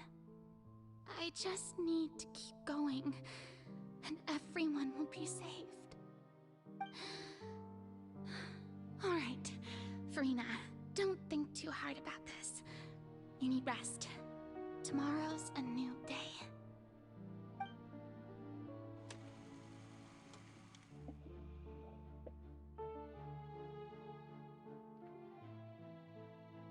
Lady Furina, here are the new trial reports for the latest cases, as well as a summary of the follow-up.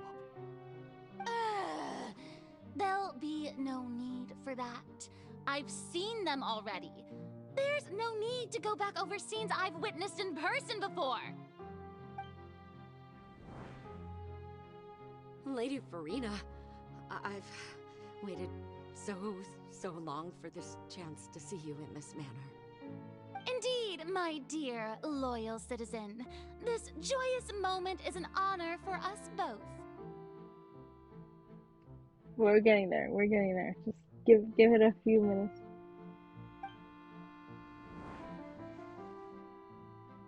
Lady Furina, we're detecting significant hydrological anomalies near Poisson. Understood. Keep monitoring. Keep me informed should anything come up at the Institute.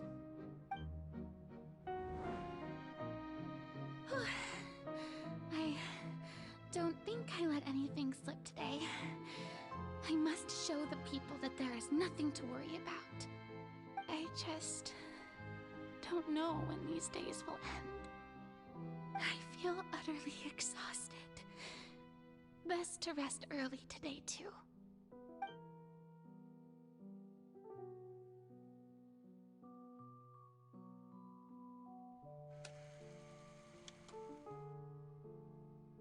Again.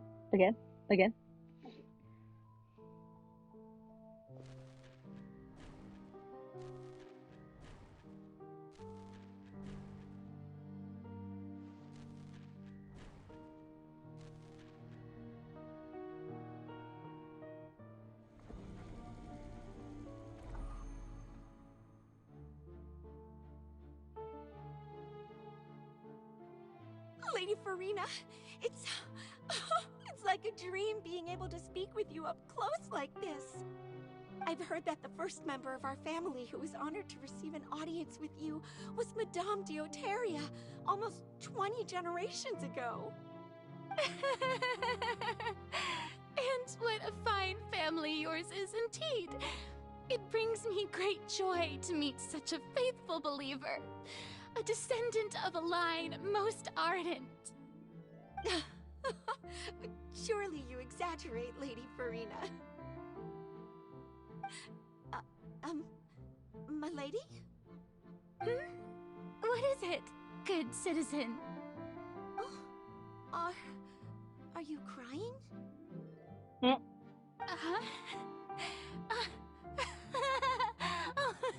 really now?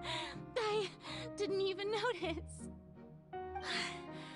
This must be the overflow of hydro from my person. Well, can't quite help being the god whose dominion is the waters, can I? No wonder. A manifestation of your power, then. Oh, Archon, I am honored to have witnessed it. Honored indeed. I'm gonna cry.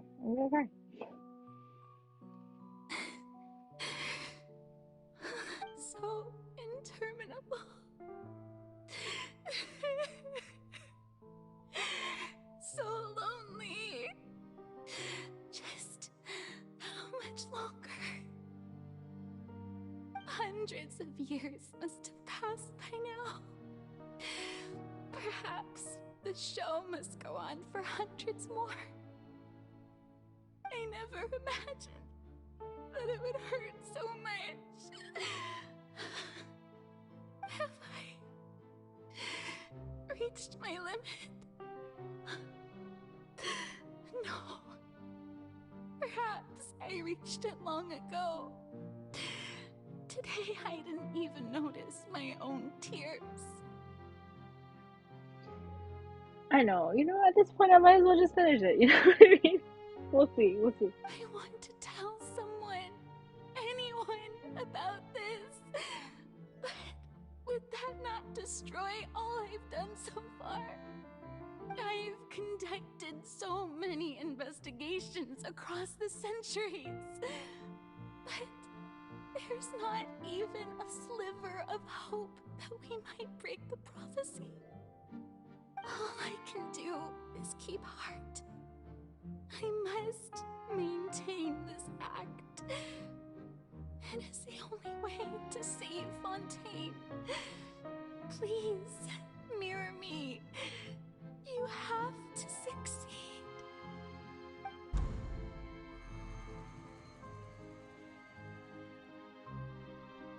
Oh my god.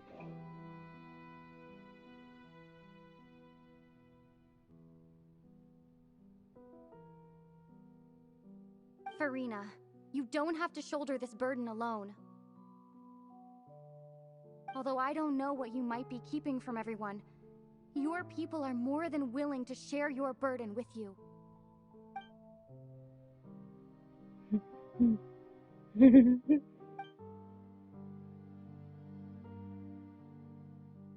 Share my burden.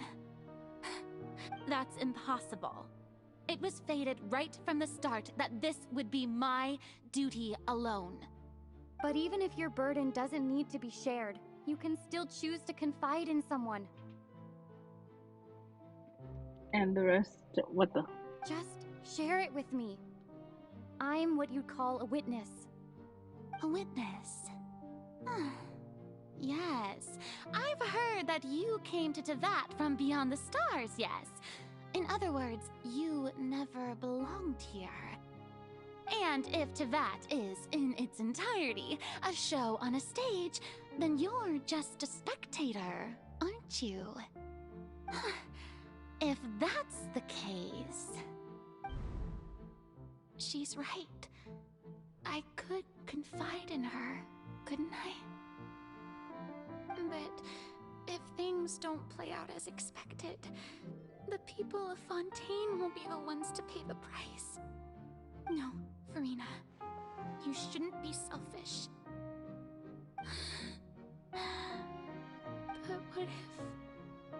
But what if it's really alright? Furina, you've worked so hard for so long.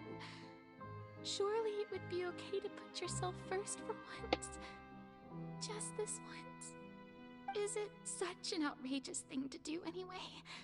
To find someone in whom you can confide your frustrations and sorrows? Surely it could not hurt.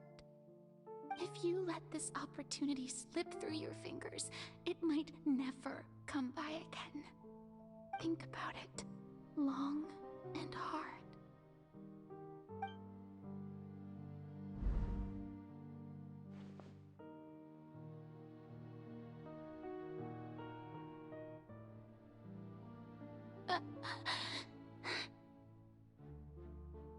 Oh, well. No, I have nothing to say. I am Furina, the Archon of Fontaine. Everything will surely get better. Oh, well, there goes my... Okay.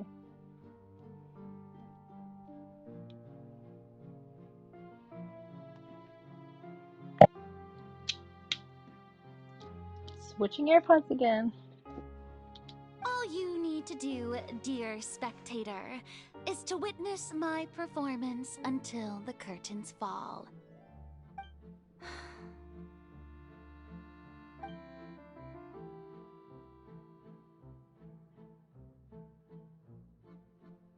Fine.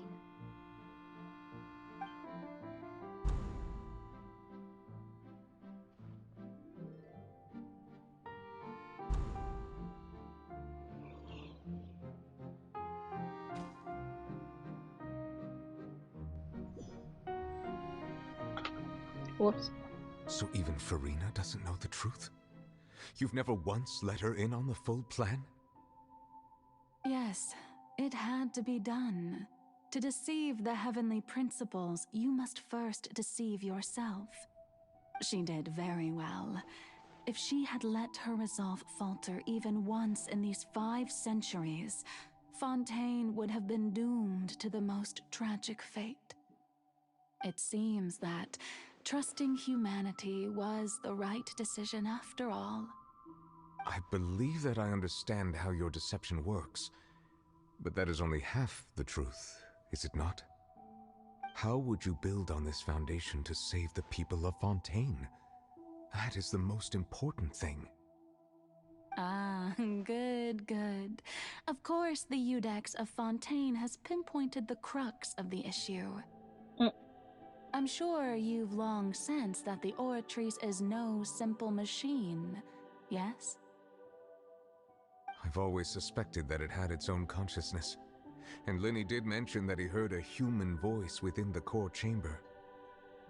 It now seems that that person was you, hidden within the machine all along. Am I right? And then I became one with the Oratrice, taking Fontaine's gnosis with me. Yes, it would seem so, wouldn't it?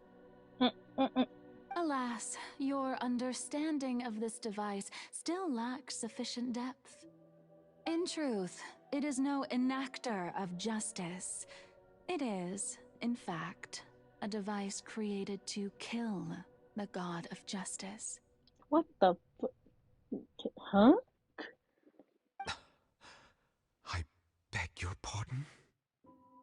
Oh, you have it.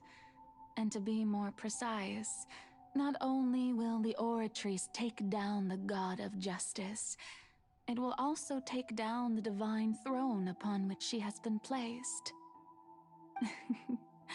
I mean, did you think I would be the sort to enjoy peaceful repose while Furina suffered?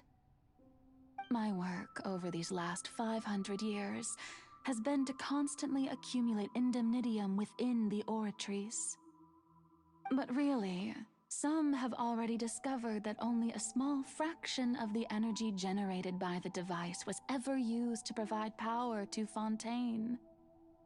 The vast majority had to be, accumulated to enact this death sentence. It was all part of your plan then? Both the trial and the sentence? Indeed. This power, accrued over 5 centuries, could have sustained Fontainians for millennia had it only been used for that purpose. Almost all of it has now been stored within the Oratrice. But only power of this magnitude could hope to destroy the Hydro Archon's divine throne, shaking the rules established by Celestia and breaking through the institution that is the Seven. So the Oratrice's call for death was for neither Furina nor Focalor, but for the Hydro Archon. The destruction of that divine throne. If I do not misunderstand your intent, you must be... Returning what's rightfully yours to you, of course. What the...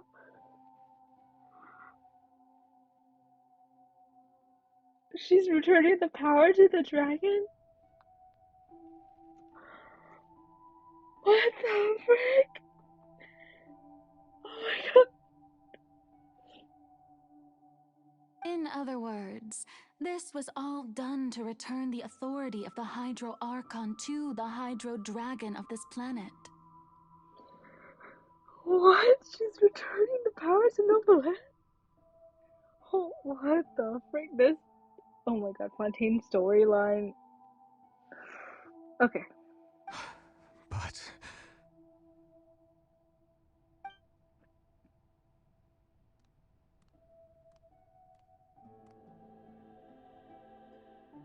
Oh, what? Getting sad again, are we? The authority of the ancient dragons shall soon be yours once more, O Hydro Dragon Sovereign. And this is the face you make. all you've done throughout the years is just so you can sacrifice yourself at the very end. What the frick? I can't take this. I can't. This is too much for me. I've never quite seen it that way, you know. Even now, I'm quite pleased at how well my deception worked.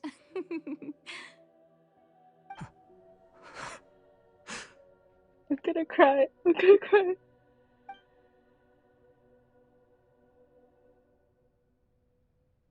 Hydro Dragon, Hydro Dragon, don't cry. Oh my god.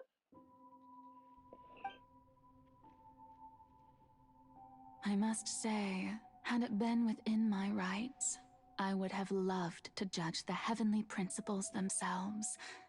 Were they not guilty of essentially the same crime? Egeria stole the power of the primordial sea, and the heavenly principles stole the power you ancient dragons possessed. I, for my part, am the god of justice. And is it not just that your original powers should be returned to you? Speaking of justice, I have always believed that justice lies in the process of pursuing human existence itself. So, if the theft of the primordial sea's might was Fontaine's original sin, then, leaving matters of procedural right and wrong aside, the descent of the Fontanians as humans and their right to exist in this world would be Fontaine's original justice. In other words, existence was Egeria's justice, and to me, justice is the continuing defying Oops, the my bad. prophecy and ensuring that Fontaine's people shall live on. That should be the justice enthroned over all others. I pressed the button when I should not have done it. Okay, whatever. At this point, we, whether it be myself or all other Fontanians, have shouldered the burden of this sin for far too long. Hello, Silent Devil. How are you? Welcome back from work. The only Genshin god I like is Betty. I mean, he's the first one, but... Udex Nervilette, the highest judge in our land. When you regain your full power as an elemental sovereign, what verdict shall you pass upon us? So when I was invited to the court of Fontaine to serve as Udex, I see now that that was your idea too. God freaking damn it. 9-hour shift? Yeah, that can get really long. We are on a 5-hour streak. We're gonna finish the story quest. I am very tired and very hungry. But I probably won't eat after this because I need to sleep. I have work tomorrow. But we will get through this. We're like there. So. At last, I now understand the true purpose behind this position. In the beginning, I was uninterested in human existence. But these 5 centuries of living alongside them have gradually brought about mutual understanding between us. And I have even attempted to feel as they feel. You are a devious one, Focalors. Things being as they are, surely you know that I could never declare them to be guilty.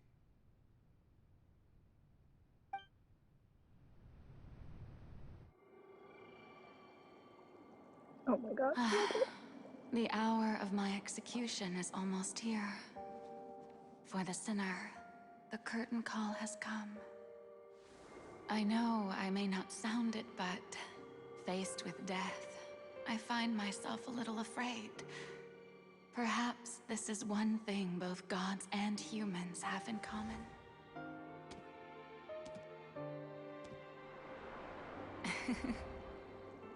Farewell, Nervilette. I hope you've enjoyed the part you played these 500 years.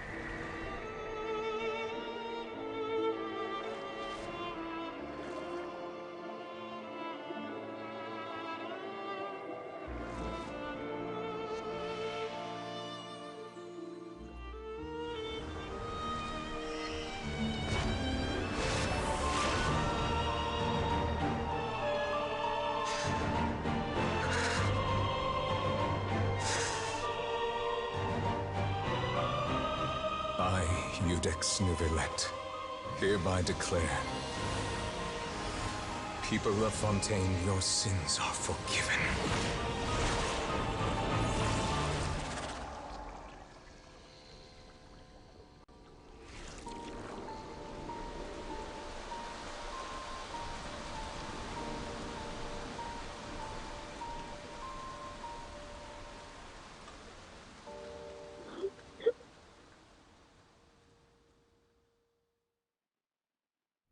Yeah, a publishing house has released. Not the Kokomi line. Not the Kokomi line.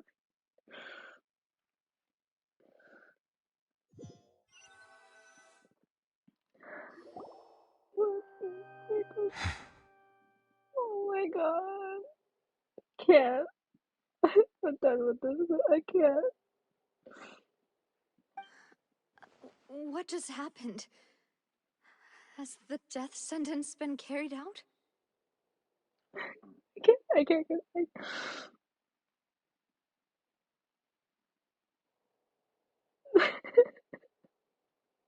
Was that bright light some sort of misdirection? I have a feeling that something huge just happened. But since we're all still alive and haven't been dissolved, I assume whatever happened was good for us. It's time to end this. We must mete out punishment to that beast. Oh yes, the fight. Didn't you say just a moment ago that it can't be defeated? I have gained the strength sufficient to deal with it. Through certain means, I now have the ability to separate the power of the Primordial Sea from that creature. We should seize the opportunity to pursue our quarry. Traveler, now that the oratories can no longer function, I require an executor to help me mete out justice. The root of the calamities befalling Fontaine, the beast that enacts the prophecy. Its name is the all-devouring Narwhal. Oh well. Okay. I know Nubula is is is, is the beloved baby, but we're gonna see our other beloved baby, the other beloved husband. We'll see him. Come with me, traveler. The hour of execution has come.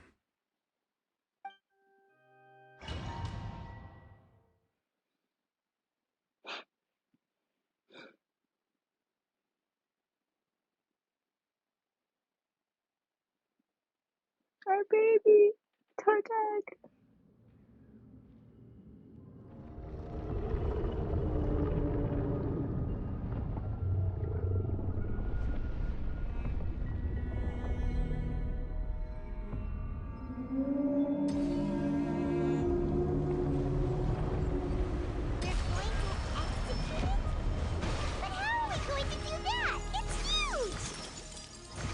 I've already done my best to separate the power of the Primordial Sea from the wave.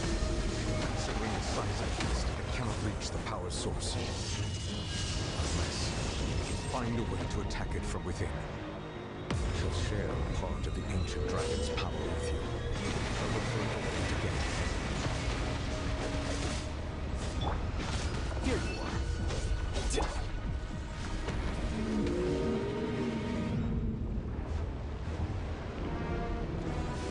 I can feel its sorrow turning into hostility.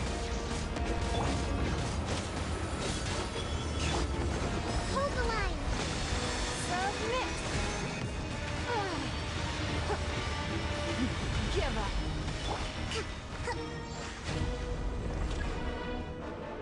Let's move out.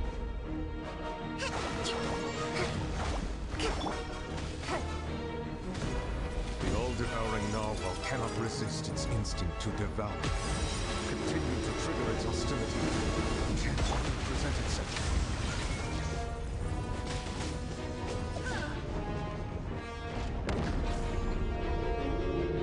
Here it comes. Here it comes.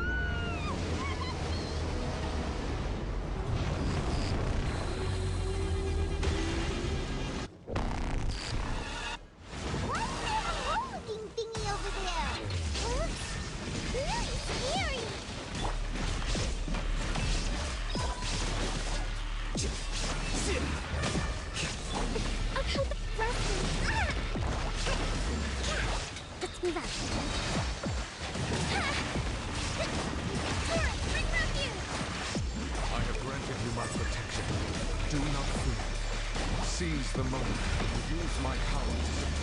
root from within.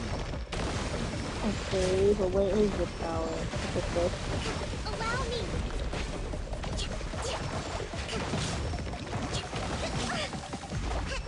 Now you shall perish! Illusion shattered!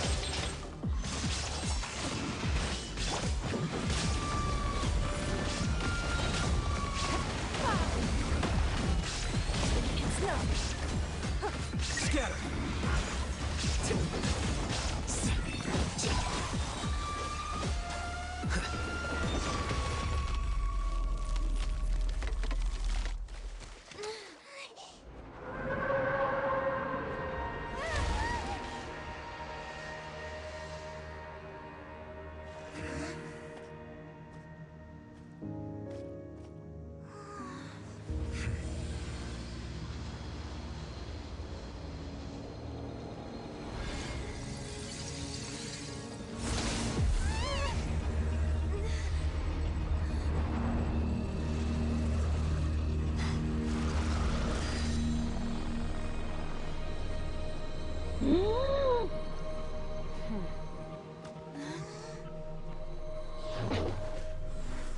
No!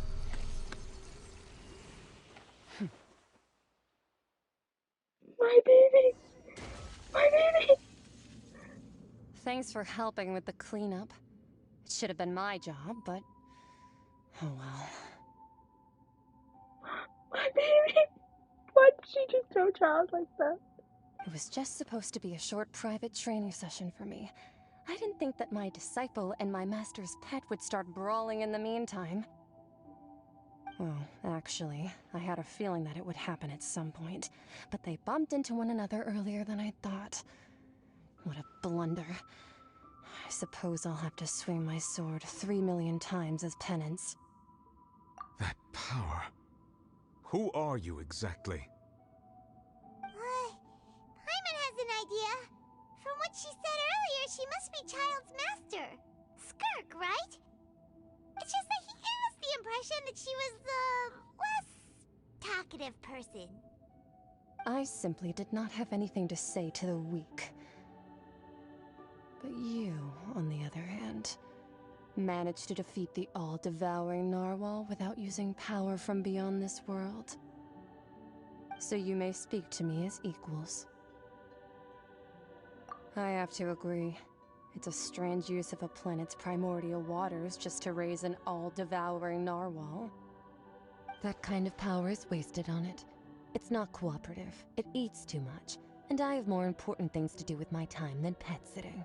The only thing that creature has going for it is its looks. All in all, it fails as a pet. Miss Skirk? I think you might have missed the point.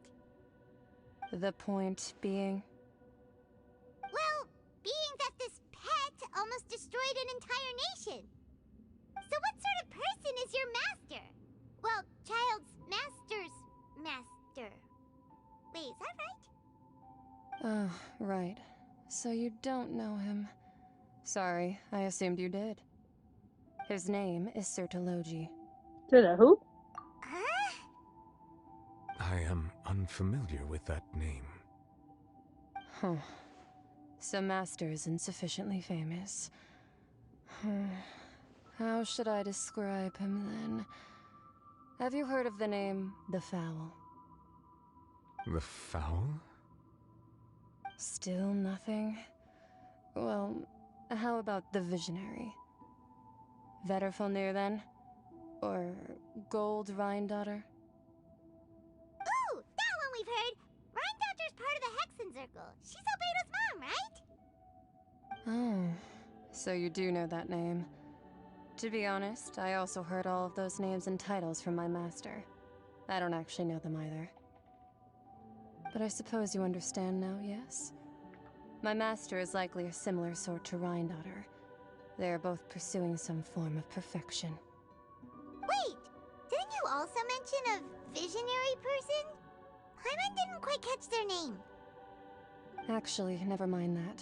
I believe it expedient to inform you that the all-devouring narwhal used up nearly all its strength fighting you. Such roiling hydro energies will prove difficult for the planet's deep seas to digest. As such, the Fontaine back on the surface has most likely been thrown into chaos. In other words, the prophecy that you've been fretting over should now be in full swing.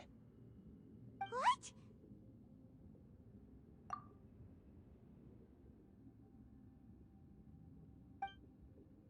Not to worry.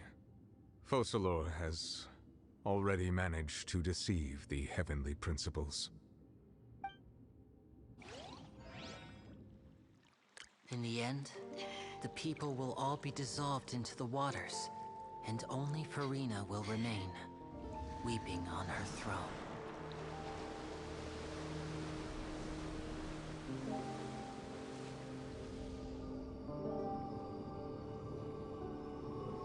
Only then will the sins of the people of Fontaine be washed away.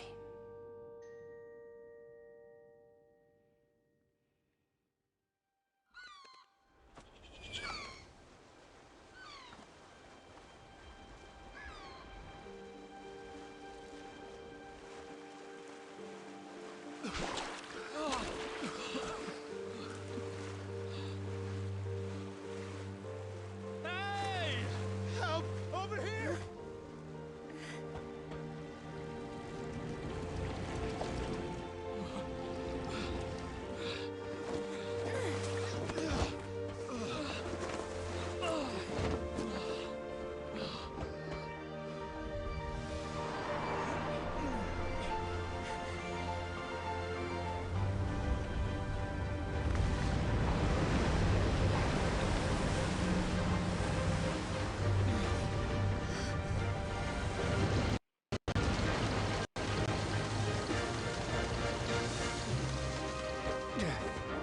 All hands, initiate emergency rescue!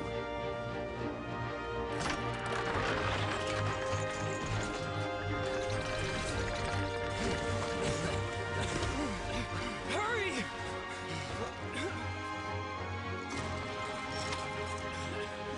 Hey, lend a hand!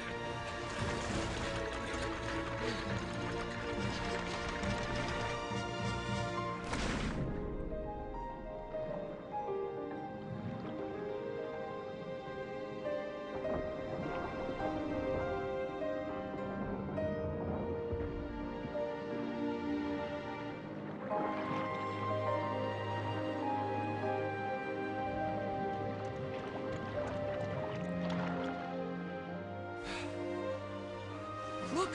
The water's receding!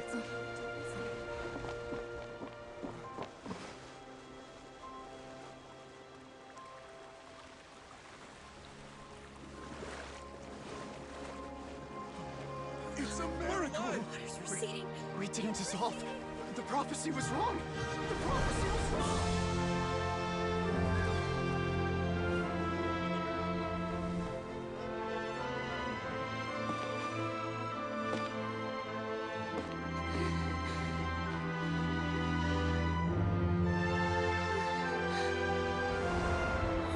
Are you alright? We're saved. The prophecy was wrong.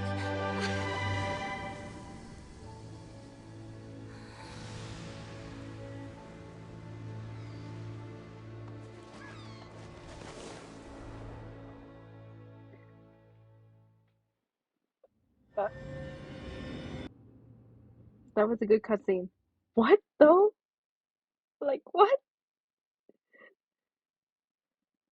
Oh my gosh, I did not expect that.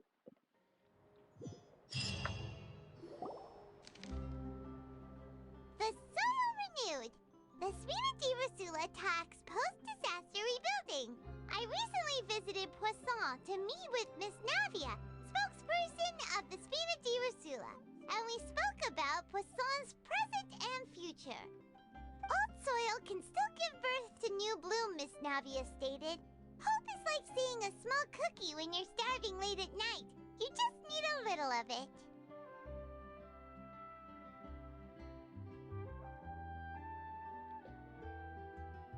I'm like, Rogue, I'm like mind baffled right now. And maybe you need to give me a refresher after this, but I am like speechless. I cannot process. Like, anyway. Skyship Winglet, Booner Bane of the Fontaine Research Institute. The various disputes that have arisen on account of Mr. Edwin have suddenly become a shield over the Institute, with Jurier turning out to be a once overlooked hidden gem. People always call the first researcher mad, but few know what to call the second. And should that latter person achieve a miracle, they would find it all the harder to find a word with which to classify him and his team. Okay, I'm looking forward to it then. Wow! Paimon barely recognizes the people in the reports. Are those really Jurier and Navia? They sound like real big shots. What do you think? Pretty enthralling, huh? The Steambird's idea was pretty simple. With the disaster just having passed, we would print a free edition packed to the margins with good news to calm people down. The value for these big scoops lies in their inevitable follow-ups. We'll publish further reports and go into the stories behind those people. Edwin's assistant, Jurier, created a true flying ship, while Navia is leading people in the reconstruction of their home. I'm sure that these stories could draw even your well-traveled eye. Paimon's curious too! Wait a minute. Didn't we watch everything happen from start to finish? What's there to be curious about? And that's exactly why I'd like you to come conduct interviews with me. You're the best incubators of news, if you haven't noticed. And also, with you around, I'm sure I'll get to see that Duke. Are you sure? Hasn't he turned you down several times already? Really? There's 1 more hour left? Are you kidding me? Oh, this time will be different. Come on! Let's head to Poisson first, and then make a trip to the fortress. There are some things you'll only know when you get there.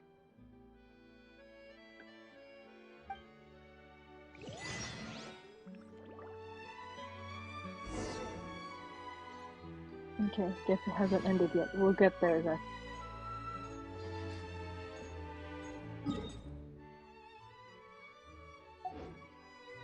Where's the...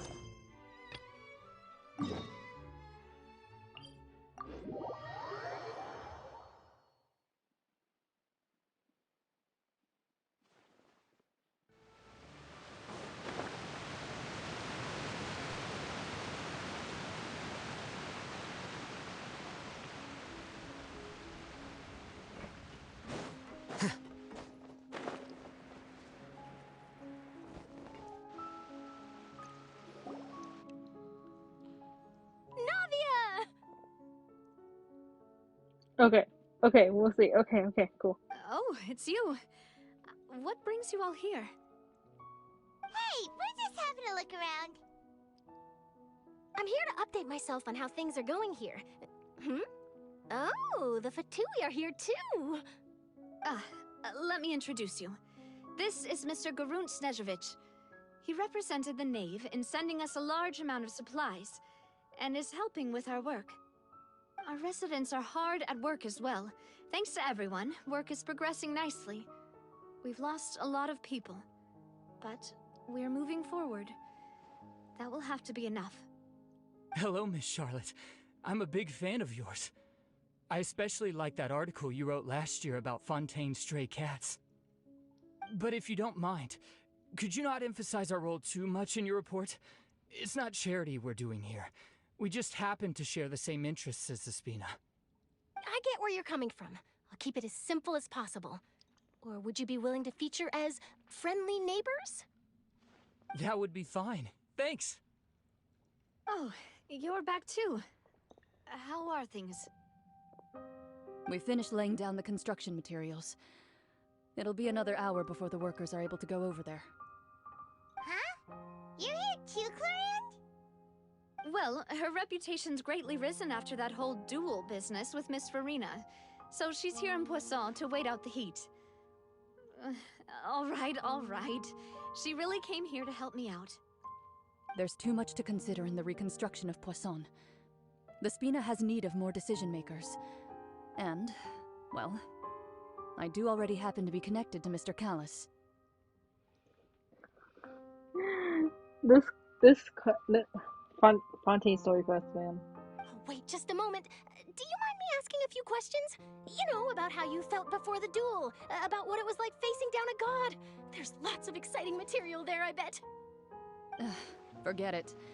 I'm sure you can find a better theme than that, Miss Charlotte. I see you're the same as always. Couldn't you do me a favor, for Navia's sake? Well, if we're talking about doing things for my sake, you might as well just take a few more photos of me. Or of the Traveler. It's better than wasting time persuading Chlorand, at any rate. Of course I will. I'm not gonna let her off that easy. All right, then everyone who wants to be in the photo, gather up. And smile!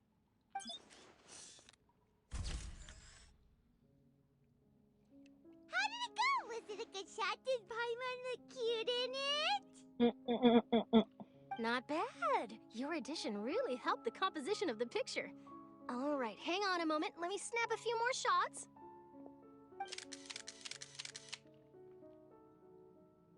All right, that should do it. I'll be back here later anyway, so let's call it a day. You're very quick. Speed is of the essence when it comes to the news, and freshness is the key.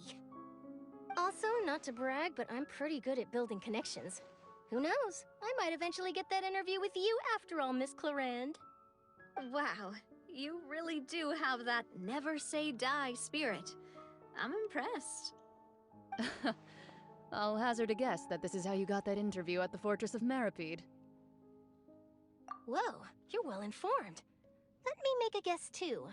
I asked Sijuin, who told Monsieur Nervillet, and he told you, right? That's a very complete information chain. In truth, all Monsieur Neuvillette asked me was, when did the fortress become so friendly towards the media? I told him that it was best not to speak too soon. There's no guarantee that Ridesley will make a personal appearance. You're right. I've got to treasure every moment I have with them. In which case, I'll be making a move first. Stay safe now. And tell me if you hear anything interesting. I'll treat you to afternoon tea in exchange.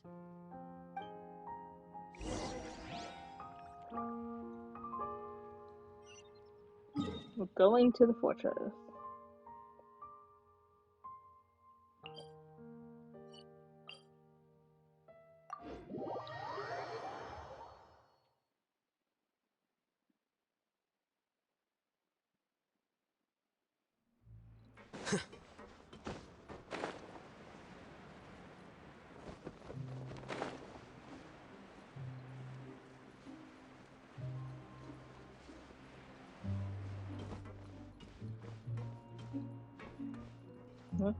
What? What?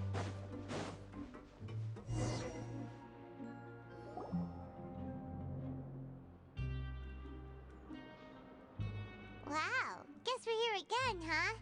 There's a real nostalgic feeling to this place. Looks like you've been missing us. Oh, there's the boy. There's the boy. Duke! Did you come all the way to the entrance to greet us? Of course.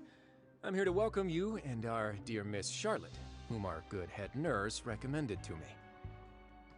It's an honor to finally meet the much-rumored Duke. Thank you for consenting to my visit to the fortress, sir. No need to thank me. But that said, I shouldn't be the focus of your interview. I trust you recall our agreement? Of course, of course. All right then, this way.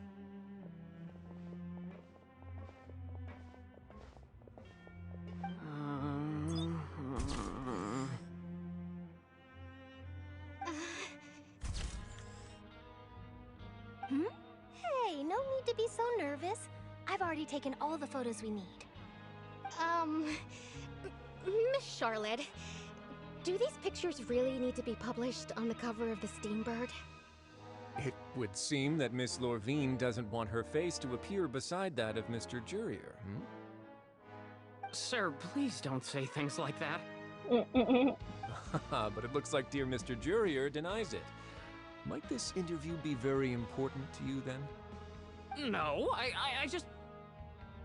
This is my first time being interviewed, and I'm very thankful to the Steambird for... Now, I might not look it, but I actually did meet Mr. Edwin once. And I'll be honest, I enjoyed chatting with you more. You've definitely got more of that genius vibe going on. The boat that brought about a miracle, the ark that saved the people. Why, you recreated a myth back there, like an emissary of legend. Still, if I might ask, where's that flying ship now? Huh! Looks like Charlotte's trying to get herself another exclusive scoop. I have to apologize, but that ship is presently in the bowels of our factory. I'm afraid it won't be easy for you to get a shot of it. Really? Well, then in that case, could I have an interview with you to make up for that loss? Oh, well. You already know my answer, I'm afraid. Best you interview our head nurse instead. Or perhaps you'd like to take another photo of this couple of researchers? Did you really have to use the word couple? Well, then, 2 solo photos will do. Is my hair messed up? Please, someone help me have a look. Things sure are getting pretty lively here. We've seen this kind of thing before. Oh, seems like everyone's here. Would any of you like to try this new drink I came up with? Ah, Siegeween. Hey, Miss Charlotte. Why don't you, take some pretty photos of our head nurse? Sure. Come on, Miss Siegeween, over this way. Let's find a brighter spot. Huh? Oh, sure. Do I have to smile? She's so cute. So, how have things been at the fortress? Same old, as you can see. Fontaine's undergone some changes, but this place is still more or less the same. Other than that flying ship, it got a tad too much attention, I think. That's why I decided to let the interview go through. We should direct more public opinions toward the behind-the-scenes heroes. Am I right, Mr. Jurrier? Miss Lurvine? You're too kind, sir. I believe that you too should have your day in the sun. Not that you would want that, which is a pity. I'll just leave the spotlight to you two.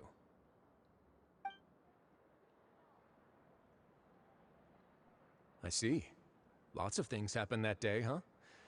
Anyway, regarding that Harbinger, I'm not sure you remember, but his 3 young followers are still waiting for his return. He sure did win them over, huh? I'll tell them that there's good news and bad news.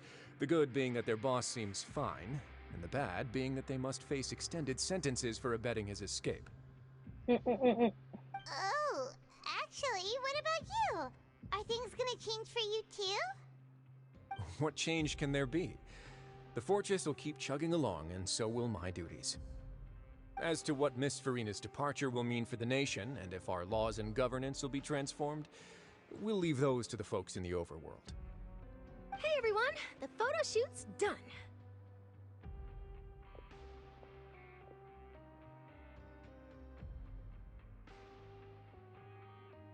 No, he's not.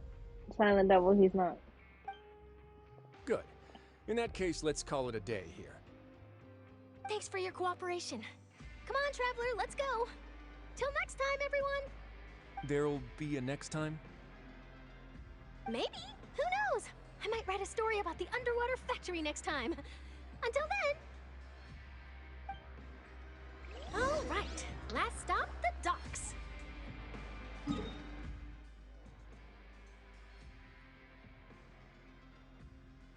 What the?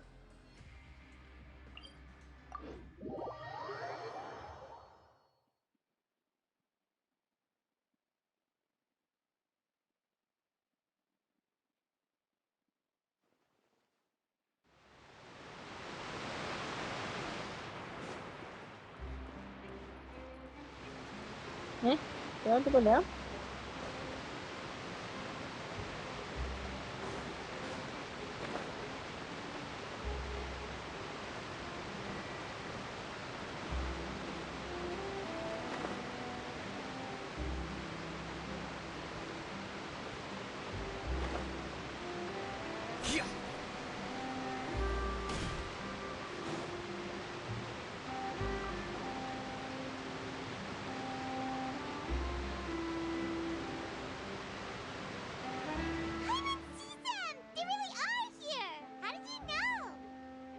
Flavia mentioned that she stayed in touch with Linny and the others after working together.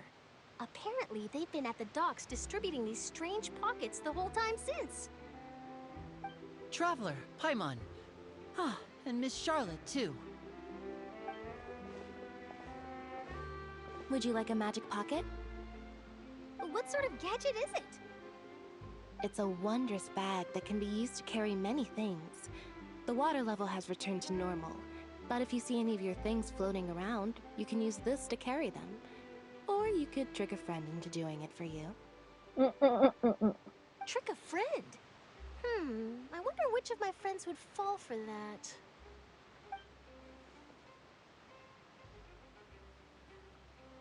You could just make a friend like Fremine here. Isn't that right, Fremine?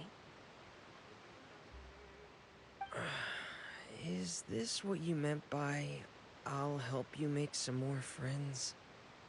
To be honest, that sounds pretty sweet. Could I have your contact, please? Sure. Please, write down my address. You sure are working hard to help Fremine socialize. He was the one who proposed doing this. He even wants to assist in our magic shows. Yes, I was planning to first introduce Pear as an assistant, and later Fremine himself.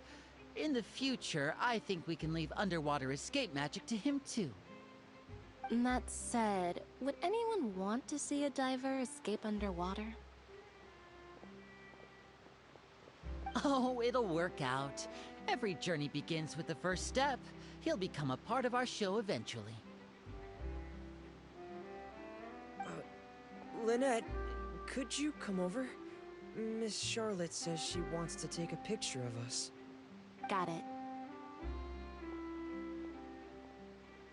My, that Charlotte is rather perceptive. She got rid of everyone the moment she realized I had something to say to you. So, how have things been, Traveler? Father says that you did a great deal during the latest events. She's very grateful for your contributions to Fontaine. That's all right. We were more than happy to help. So, what's she doing now? Oh, I guess you haven't heard. Well, after Lady Furina left, Father and Monsieur Neuvillette opened negotiations, during which he gave Fontaine's gnosis to her as a diplomatic gift. Oh, here it goes. I guess they officially obtained Fontaine's gnosis. A diplomatic gift? A gnosis? Yes, I was quite surprised at first myself. But when I thought it over, there were actually a number of things going for it. It could have been done as an apology for the incident with Lord Child, or as thanks for his help in tying the all-devouring narwhal down. Furthermore, Father did also lend significant aid to Fontaine and Poisson. Well, that's true, but this is a gnosis we're talking about. Doesn't this seem a bit irresponsible? I would agree, but I've also heard that it seems that Monsieur Neuvillette has had a significant change of heart regarding the matter. So there's some reason for this that only Neuvillette knows about? I suspect you'll have to ask him about that yourself. Ah, yes, speaking of which, I did see him strolling around the entrance to the Fortress of Meripede a while back. Isn't he real busy and stuff? Paimon didn't think he'd have the time for that. But back to the topic. The gnosis was given to the knave, right? What about Child? They say that he's returned to Snezhnaya to recover from his wounds. I hear that the recent disaster really did a number on his health. No, my baby. That's true. When you think about it, we've had loads of run-ins with the Fatui. To think we'd be allied with them this time. So shocked by such a simple switching of sides?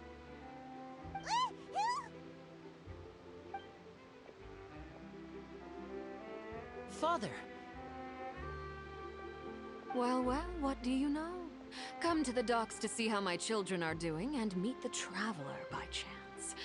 Please do not pay my accomplishments in Fontaine too much mind. I would have done them regardless. Are you going to take the gnosis back to Snezhnaya? That is our duty as harbingers, yes. Don't be too preoccupied with sides. The goal of the Fatui concerns not a single place or person, but the entire world. With such a grand goal in mind, it is inevitable that we must wear many masks. Switching my masks is something I've always done. Well, that depends on many things. No one truly knows what the future holds. What good is honesty if you can't rely on it forever? As for you, I very much look forward to our next collaboration. Good things cannot be achieved alone, and you've proved yourselves to be great partners. A vision? All right. I'll remember to return it. Thank you for keeping it safe for him this entire time.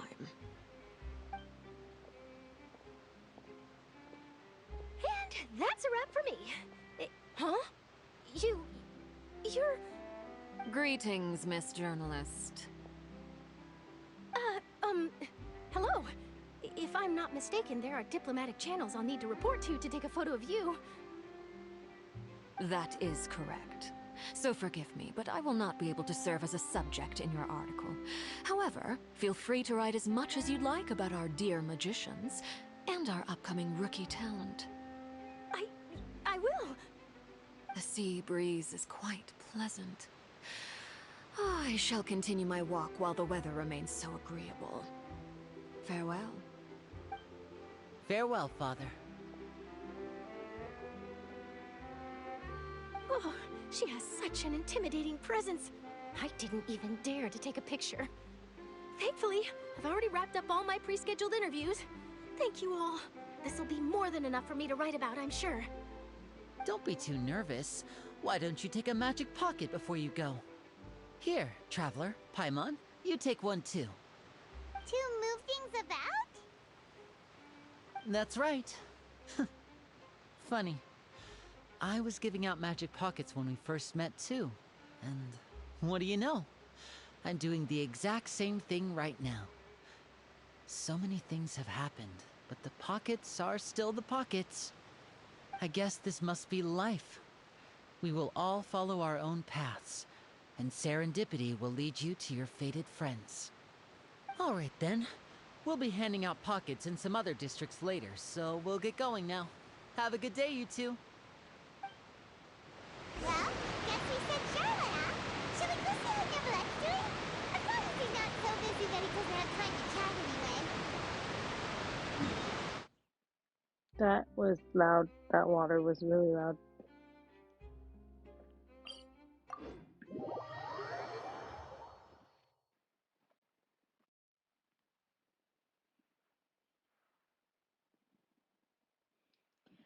Silent Devil, you're gonna have to rewatch the VOD if you want to see why she got it. Or get to the story yourself.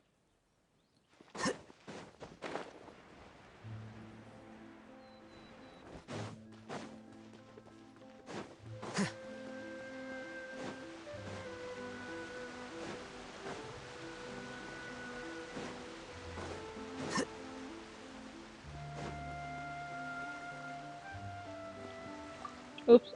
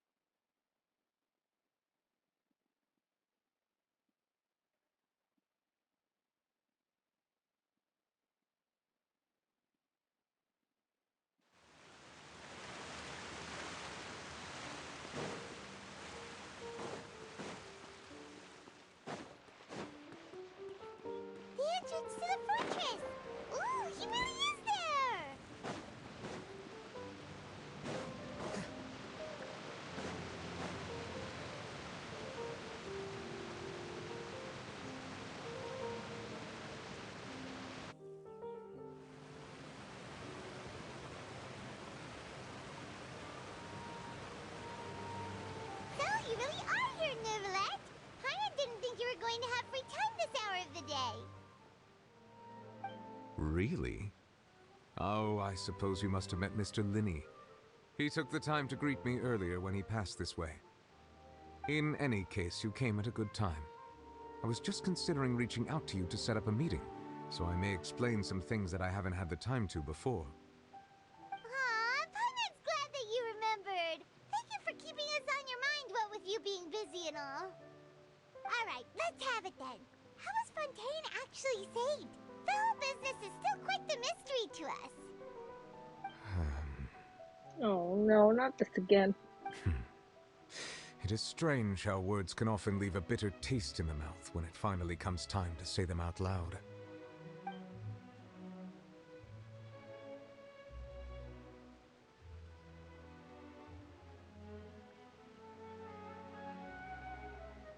Whoa. So that's what happened? Focalord destroyed the divine throne of the Hydro Archon and restored your power to you, transforming you into a fully fledged elemental dragon sovereign. But Paimon still doesn't quite get what you did to save the Fontanians from dissolving. For me, the authority of the ancient dragons refers to absolute control over the hydro element. Fontanians were incomplete humans born of Egeria's use of the power of the primordial sea, with constitutions similar to that of mimics. But so long as those primordial energies remain within them, I could use the ancient dragon's authority to grant them true blood, after the fashion in which life was first brought into being on this planet. In other words, when I gave my verdict, Fontanians became true humans, and thus would naturally no longer be dissolved by water from the primordial sea. Focalor must have counted on you to make that decision as well. Your verdict was the key to making the prophecy appear to have come true while saving everyone. Yeah, and in a manner of speaking, Focalor finally managed to fulfill the original Hydro Archon's wish to turn Oceanids into real people too! It seems from your expressions that you still have more things you wish to ask. Ask away. I will tell you the truth as I know it. Oh, here it goes. Here it goes. I have investigated his case along many avenues, and I have learned that he once fell into an unknown chasm when he was young. There, by chance, he awakened the all-devouring narwhal. But whether it be by sentiment or reason, that should not have been enough to consider him the root cause of the disaster. At most, he would have had tangential liability.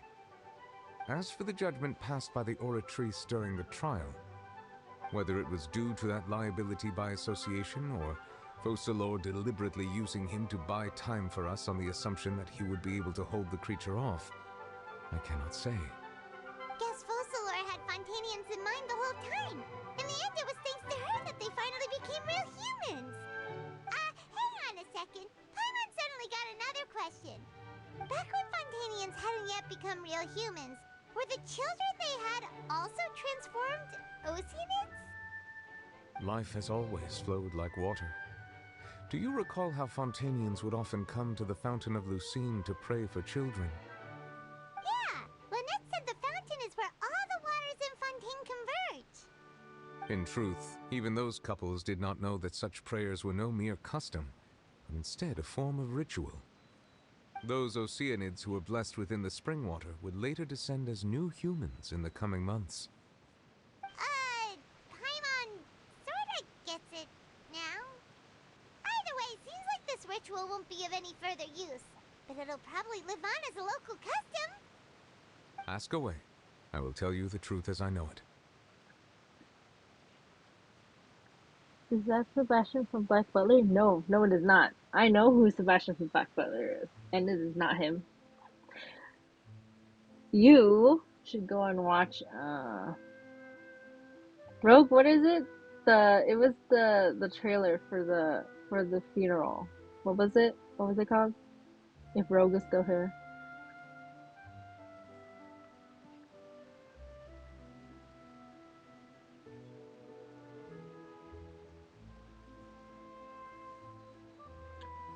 I think it's oh my gosh, let me see.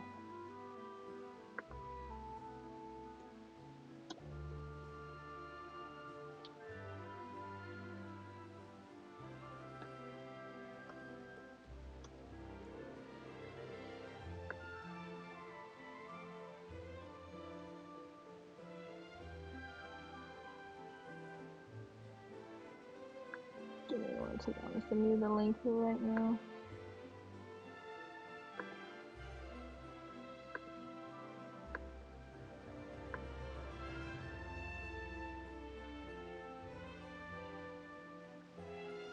Oh, well, yeah, he does. So if you want to hear Sebastian, you gotta go to here. You gotta watch that. Oh, it is the 4 a.m. We're almost there. Yeah, about that. Risley said Furina has already left.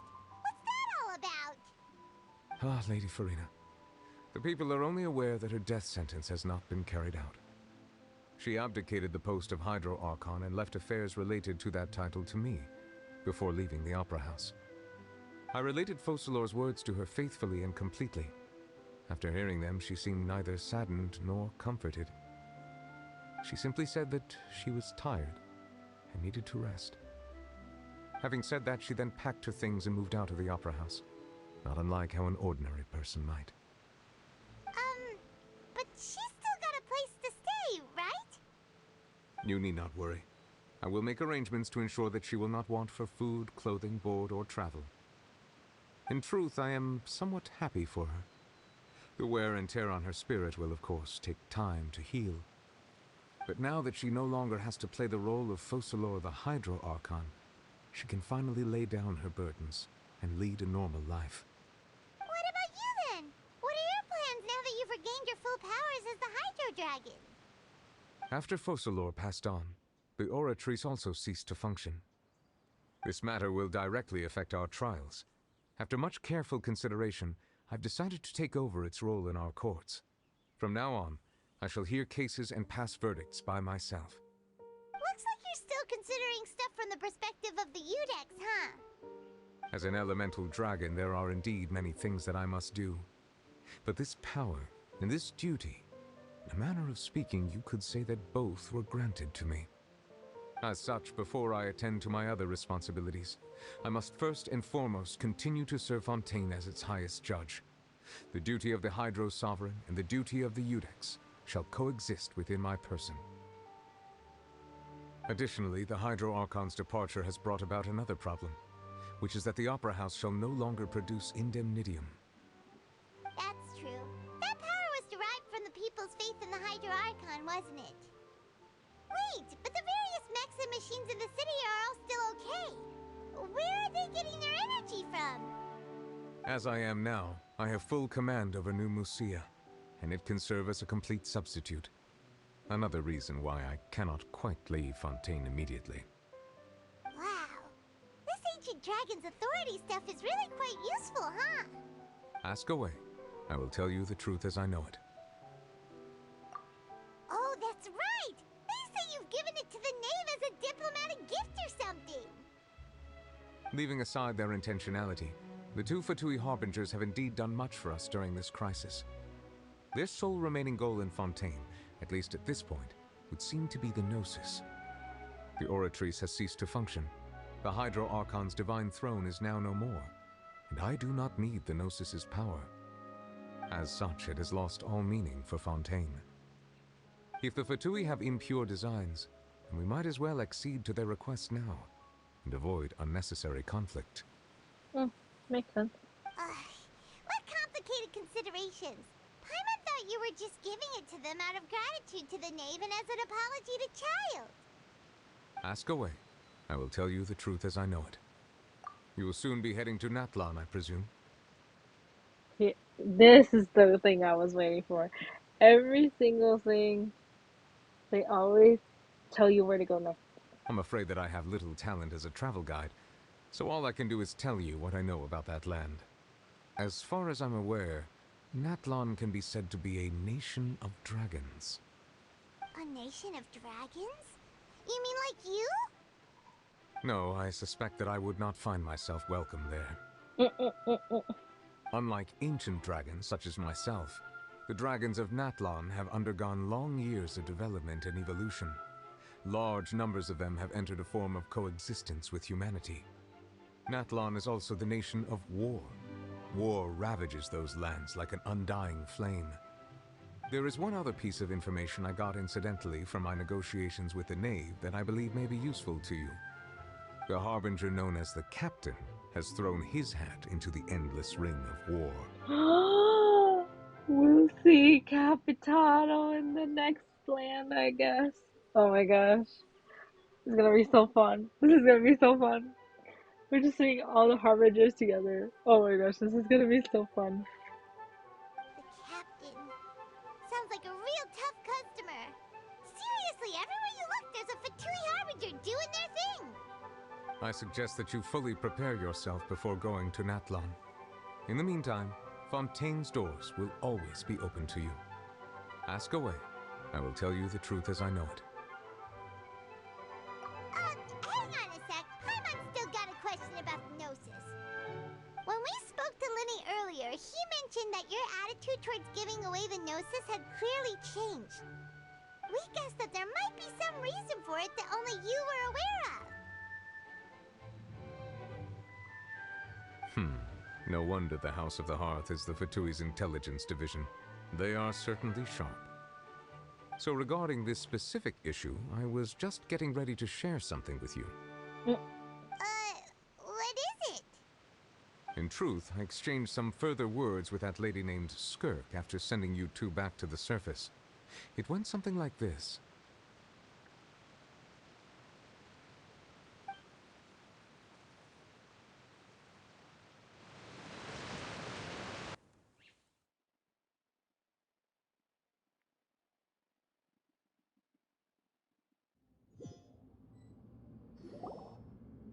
Well, we're going to head topside to see what's going on. You hurry over soon as well, all right, Nervalet?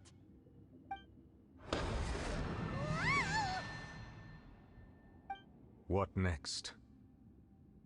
The all-devouring narwhal isn't here, so I'm no longer getting any interference. I can finally catch the scent of your power, what it's made of. It is the authority of the planet's primordial dragons, but with something very similar to a god's curse mixed in. It's quite a novel blend. I'm sure I've encountered something like this before. What was it again? I do not know what you speak of. Ah, of course. How could I forget? You should have the remains of the third Descender on your person, yes? What? Remains? I've never heard of any such thing. According to your parlance, I believe it may be called a gnosis. Well, that much is true. After Focalor's divinity faded, she handed her gnosis to me. But I fear I have never heard of it described in the manner that you just did. I've been training with my master, the Foul, ever since I was young, and I have never returned to the surface since. So most of the information I possess, I got from him. It is only natural for those who are greater than humanity to possess a different sort of common sense, which is why there are so many problems in our attempts to communicate with humans. Regardless, you should probably get rid of objects of misfortune to prevent any disasters from befalling you. To live in itself is a blessing, but once a person dies, the bonds he once had with this world shall all turn to curses. What do you mean by that? No need to fret. These are just my personal thoughts, and my reason for no longer wishing to return to the surface. This third Descender you refer to, who are they? And when did they die? Master never mentioned them to me. Perhaps it just wasn't that important for me to know. If you're interested, though, I could ask him. I'll be sure to pass the answer on to you next time. Next time? You believe we will meet again? I do. Wait. I have a disciple of my own, don't I? He can be the messenger then. Good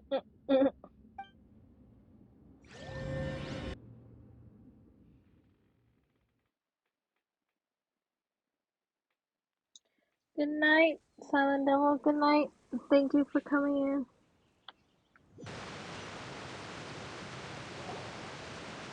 That's what she told me. Whether it would prove useful or not, I wanted to pass that information on to you. The remains of the third descender? So that's what the Gnosis actually are. Paimon just thought they looked like chess pieces. How could they be a person's remains? All the same, assuming that there was no misunderstanding or special metaphor at play, that is what she meant to say. And she said that it would bring misfortune and that you should check it, which is why you gave it to the Fatui. If she speaks the truth, then I would simply be putting Fontaine at unnecessary risk by keeping it here.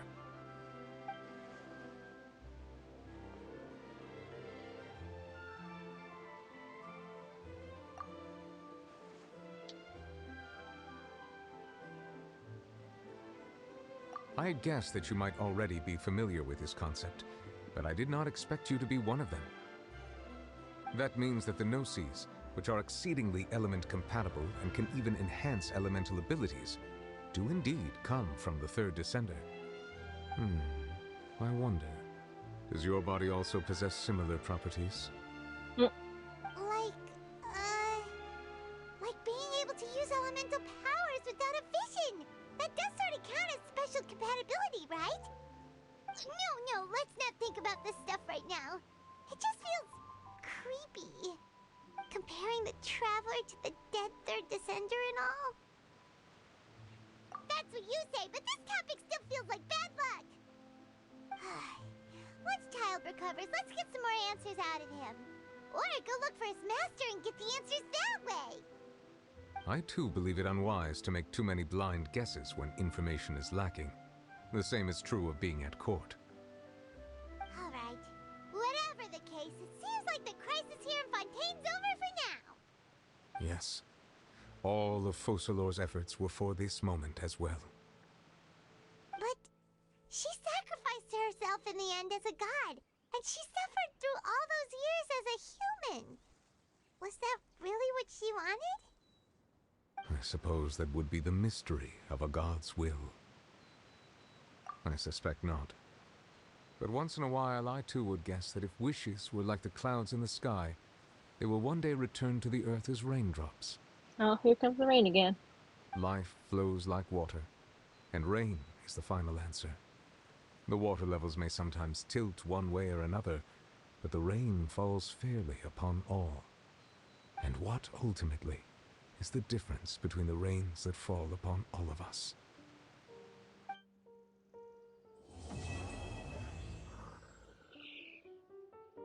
There we go, you guys. There we go. There we go. We have finally finished the freaking story. 6 hours later.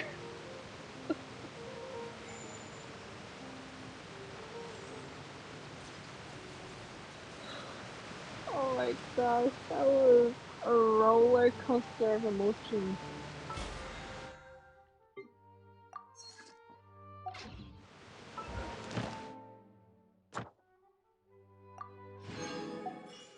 Oh my goodness.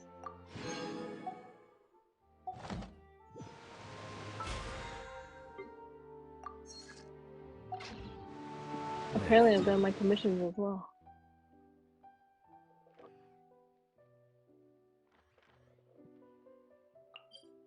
Goodness, that was a roller coaster. Thank you, Asa, thank you. That was a lot to do. That was a lot. Ad Astra Abyssosk. Thank you for completing. Oh, I need to check my teapot. I forgot. I keep forgetting.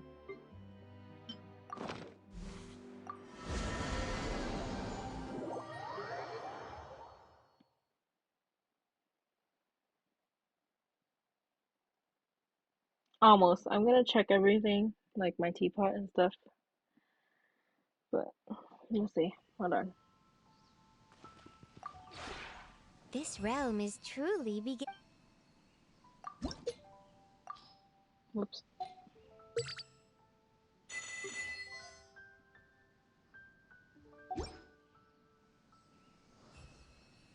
If you ever Dang, that was a lot to deal with. Oh. Oh well, look, we can do this next time. We can just unlock the Furina story.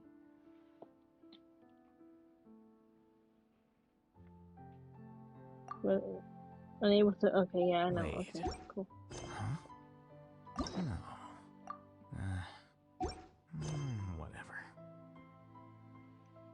Oh, it's a lot. Exit. Where are we going? Let's go to. Nope, not there.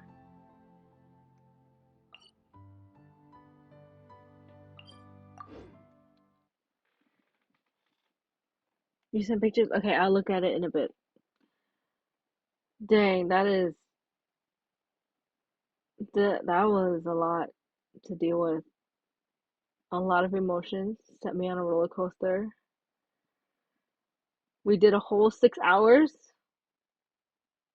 An actual 6 hours. Without getting interrupted this time. Which is nice.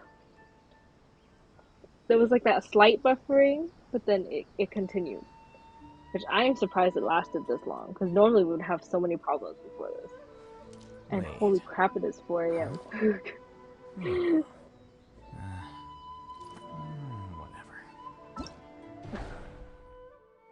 I have 2 days to do this. So I think I will do this off stream, because it is already 6 hours in.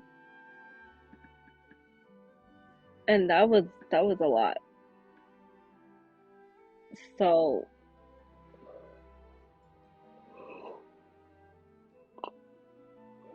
and I am just happy that it lasted this long for 6 hours. And I am tired. So I think we're gonna call it for today. Next week is gonna be Honkai Star Rail. We're gonna do the new Honkai story. And then after that we can do the Furina story the following week. Oh, actually, hold on. Let me check the calendar. There's gonna be a week that I'm not gonna stream because I think I might be out all day. Let me see. Yeah, so next week. Oh, next week is Thanksgiving.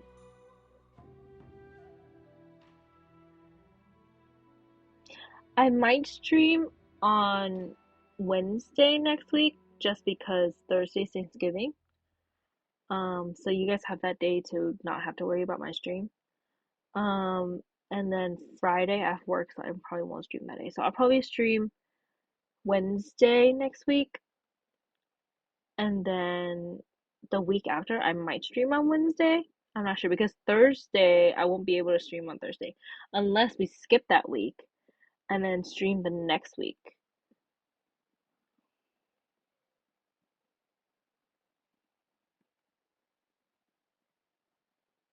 So I'm thinking next week we can do the Honkai story on the 22nd instead of the 23rd because 23rd is Thanksgiving Day. And I want you guys to spend it with your family instead of, giving your attention to my stream and stuff. Plus, I have to be with my family too. So I think I might stream on Wednesday the 22nd. Honkai, and then we'll skip streaming the next week. Or if not, I can stream on the 29th or the 28th. Tweet, don't say that. You have family. You have Bob. And everybody else.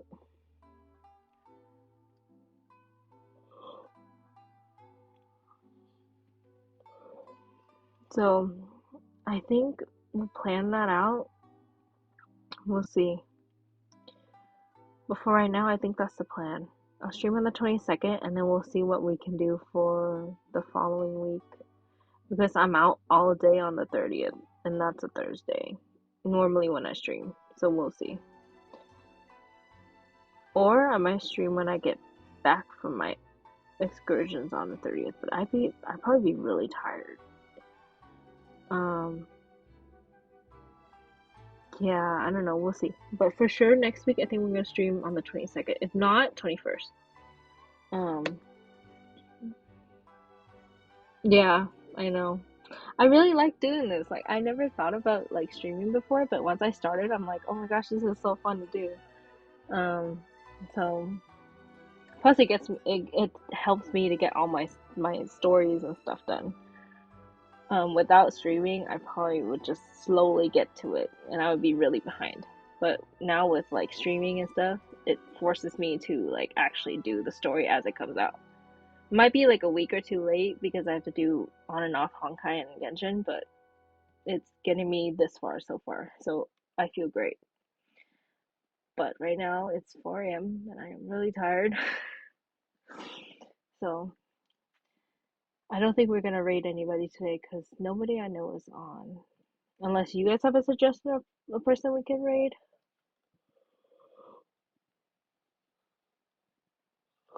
You guys can do Genshin or Honkai or whatever else you guys want to do. If not, we can just end it here and I will see you guys next week for Honkai Star Rail.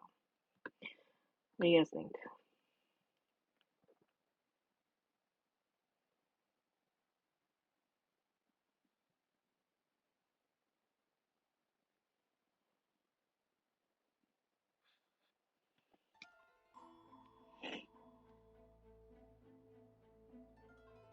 Anybody? I'm just waiting for a confirmation if you guys want to end it here or you guys want to raid somebody. Just sleep? Okay. So we're gonna end it here. Thank you guys for coming in. Thank you guys for bearing with me for 6 hours while we go through this. I am very surprised at this stream. I love today's stream.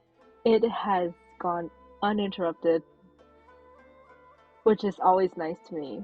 But it has gone on for 6 hours, and I am tired as frick. and I have work tomorrow. I think at 1 o'clock. So I thank you guys all for coming in. Thank you. I appreciate you guys for coming in. Thank you for being a mod. And thank you for putting that pin up, because I didn't know how to do it. So, yeah. I will see you guys next week for a Honkai Star Rail stream. Good night to everyone here in California. Rest well. Have a great day tomorrow. And to those across the seas, good morning. And I hope you guys have the rest of your day. Alright, good night, guys. Bye. I have to stop this somehow.